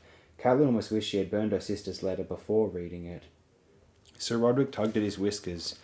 "Poison, well, that could be the dwarf's work, true enough. Or Cersei's. It said poison is a woman's weapon, begging your pardons, my lady. The Kingslayer now. I have no great liking for the man, but he's not the sort. Too fond of the sight of blood on that golden sword of his. Was it poison, my lady?" Catelyn frowned, vaguely uneasy. How else could they make it look a natural death? Behind her, Lord Robert shrieked with delight as one of the puppet knights sliced the other in half, spilling a flood of red sawdust onto the terrace. She glanced at her nephew and sighed. "The boy is utterly without discipline. He will never be strong enough to rule unless he is taken away from his mother for a time." "His lord father agreed with you," said a voice at her elbow. She turned to behold Maester Colmon, a cup of wine in his hand. "He was planning to send the boy to Dragonstone for fostering, you know." "Oh, but I'm speaking out of turn." The apple of his throat bobbed anxiously beneath the loose maester's chain. "I fear I've had too much of Lord Hunter's excellent wine. The prospect of bloodshed has my nerves all afray." "You are mistaken, Maester," Catelyn said. "It was Casterly Rock, not Dragonstone, and those arrangements were made after the hand's death, without my sister's consent." The maester's head jerked so vigorously at the end of his absurdly long neck that he looked half a puppet himself. "No, begging your forgiveness, my lady, but it was Lord John who—" A bell tolled loudly below them. High lords and serving girls alike broke off what they were doing and moved to the balustrade. Below, two guardsmen in sky-blue cloaks led forth Tyrion Lannister. The Ares plump Septon escorted him to the statue in the centre of the garden, a weeping woman carved in veined white marble, no doubt meant to be Alyssa. "The bad little man," Lord Robert said, giggling. "Mother, can I make him fly? I want to see him fly." "Later, my sweet baby," Liza promised him. "Trial first," drawled Sir Lyn Corbray, "then execution." A moment later, the two champions appeared from opposite sides of the garden. The knight was attended by two young squires, the sellsword by the Ares master-at-arms. Servatus Egan was steel from head to toe, encased in heavy plate armour over mail and padded surcoat. Large circular rondelles, enamelled cream and blue in the moon and falcon sigil of House Arryn, protected the vulnerable juncture of arm and breast. A skirt of lobstered metal covered him from waist to mid-thigh, while a solid gorget encircled his throat. Falcon's wings sprouted from the temples of his helm, and his visor was a pointed metal beak with a narrow slit for vision. Bronn was so lightly armoured he looked almost naked beside the knight. He bore only a shirt of black-oiled ringmail over boiled leather, a round steel half-helm with a nose-guard, and a mail coif. High leather boots with steel shin guards gave some protection to his legs, and discs of black iron were sewn into the fingers of his gloves. Yet Catelyn noted that the sellsword stood half a hand taller than his foe, with a longer reach, and Bronn was 15 years younger, if she was any judge. They knelt in the grass beneath the weeping woman, facing each other, with Lannister between them. The Septon removed a faceted crystal sphere from the soft cloth bag at his waist. He lifted it high above his head, and the light shattered. Rainbows danced across the imp's face. In a high, solemn, sing-song voice, the Septon asked the gods to look down and bear witness, to find the truth in this man's soul, to grant him life and freedom if he was innocent, death if he was guilty. His voice echoed off the surrounding towers. When the last echo had died away, the Septon lowered his crystal and made a hasty departure. Tyrion leaned over and whispered something in Bronn's ear before the guardsmen led him away. The sellsword rose laughing and brushed a blade of grass from his knee. Robert Arryn, Lord of the Area and Defender of the Vale, was fidgeting impatiently in his elevated chair. "When are they going to fight?" he asked plaintively. Servatus was held back to his feet by one of his squires. The other brought him a triangular shield almost 4 feet tall, heavy oak dotted with iron studs. They strapped it to his left forearm. When Lyn's master-at-arms offered Bronn a similar shield, the sellsword spat and waved it away. 3 days' growth of coarse black beard covered his jaw and cheeks, but if he did not shave it, it was not for want of a razor. The edge of his sword had the dangerous glimmer of steel that had been honed every day for hours, till it was too sharp to touch. Servatus held out a gauntleted hand, and his squire placed a handsome double-edged longsword in his grasp. The blade was engraved with a delicate silver tracery of a mountain sky. Its pommel was a falcon's head, its crossguard fashioned into the shape of wings. I had that sword crafted for John in King's Landing, Lysa told her guests proudly as they watched Sir Vardis try a practice cut. He wore it whenever he sat the Iron Throne in King's Robert Place. Isn't it a lovely thing? I thought it only fitting that our champion avenged John with his own blade. The engraved silver blade was beautiful beyond a doubt, but it seemed to Catelyn that Sir Vardis might have been more comfortable with his own sword. Yet she said nothing. She was wary of futile arguments of her sister. "Make them fight," Lord Robert called out. Sir Vardis faced the Lord of the Eyrie and lifted his sword in salute. "For the Eyrie and the Vale!" Tyrion Lannister had been seated on a balcony across the garden, flanked by his guards. It was to him that Bronn turned with a cursory salute. "They await your command," Lady Lysa said to her lord's son. "Fight!" the boy screamed, his arms trembling as they clutched at his chair. Sir Vardis swiveled, bringing up his heavy shield. Bronn turned to face him. Their swords rang together, once, twice, attesting. The sellsword backed off a step. The knight came after, holding his shield before him. He tried to slash, but Bronn jerked back, just out of reach, and the silver blade cut only air. Bronn circled to his right. Sir Vardis turned to follow, keeping his shield between them. The knight pressed forward, placing each foot carefully on the uneven ground. The sellsword gave way, a faint smile playing over his lips. Sir Vardis attacked, slashing, but Bronn leapt away from him, hopping lightly over a low, moss-covered stone. Now the sellsword circled left, away from the shield, toward the knight's unprotected side. Sir Vardis tried to hack at his legs, but he did not have the reach. Bronn danced farther to his left. Sir Vardis turned in place. "The man is craven," Lord Hunter declared. "Stand and fight, coward!" Other voices echoed the sentiment. Catelyn looked at Sir Roderick. Her master-at-arms gave a curt shake of his head. "He wants to make Sir Vardis chase him. The weight of armour and shield will tire even the strongest man." She had seen men practice at their swordplay near every day of her life, had viewed 100 tourneys in her time, but this was something different and deadlier, a dance where the smallest misstep meant death. And as she watched, the memory of another duel in another time came back to Catelyn Stark, as vivid as if it had been yesterday. They met in the lower bailey of Riverrun. When Brandon saw that Peter wore only helm and breastplate and mail, he took off most of his armour. Peter had begged her for a favour he might wear, but she had turned him away. Her lord father promised her to Brandon Stark, and so it was to him that she gave her token, a pale blue handscarf she had embroidered with the leaping trout of Riverrun. As she pressed it into his hand, she pleaded with him. "He is only a foolish boy, but I have loved him like a brother. It would grieve me to see him die." And her betrothed looked at her with the cool grey eyes of a Stark and promised to spare the boy who loved her. That fight was over almost as soon as it began. Brandon was a man grown, and he drove Littlefinger all the way across the bailey and down the water stair, raining steel on him with every step, until the boy was staggering and bleeding from a dozen wounds. "Yield!" he called more than once, but Peter would only shake his head and fight on, grimly. When the river was lapping at their ankles, Brandon finally ended it with a brutal backhand that bit through Peter's rings and leather into the soft flesh below the ribs, so deep that Catelyn was certain that the wound was mortal. He looked at her as he fell and murmured, "Cat," as the bright blood came flowing out between his mailed fingers. She thought she had forgotten that. That was the last time she had seen his face, till the day she was brought before him in King's Landing. A fortnight passed before Littlefinger was strong enough to leave Riverrun, but her lord father forbade her to visit him in the tower where he lay abed. Lysa helped fair Maester nurse him. She had been softer and shyer in those days. Edmure had called on him as well, but Peter had sent him away. Her brother had acted as Brandon's squire at the duel, and Littlefinger would not forgive that. As soon as he was strong enough to be moved, Lord Hoster sent Peter Baelish away in a closed litter to finish his healing on the fingers, upon the wind-swept jut of rock where he'd been born.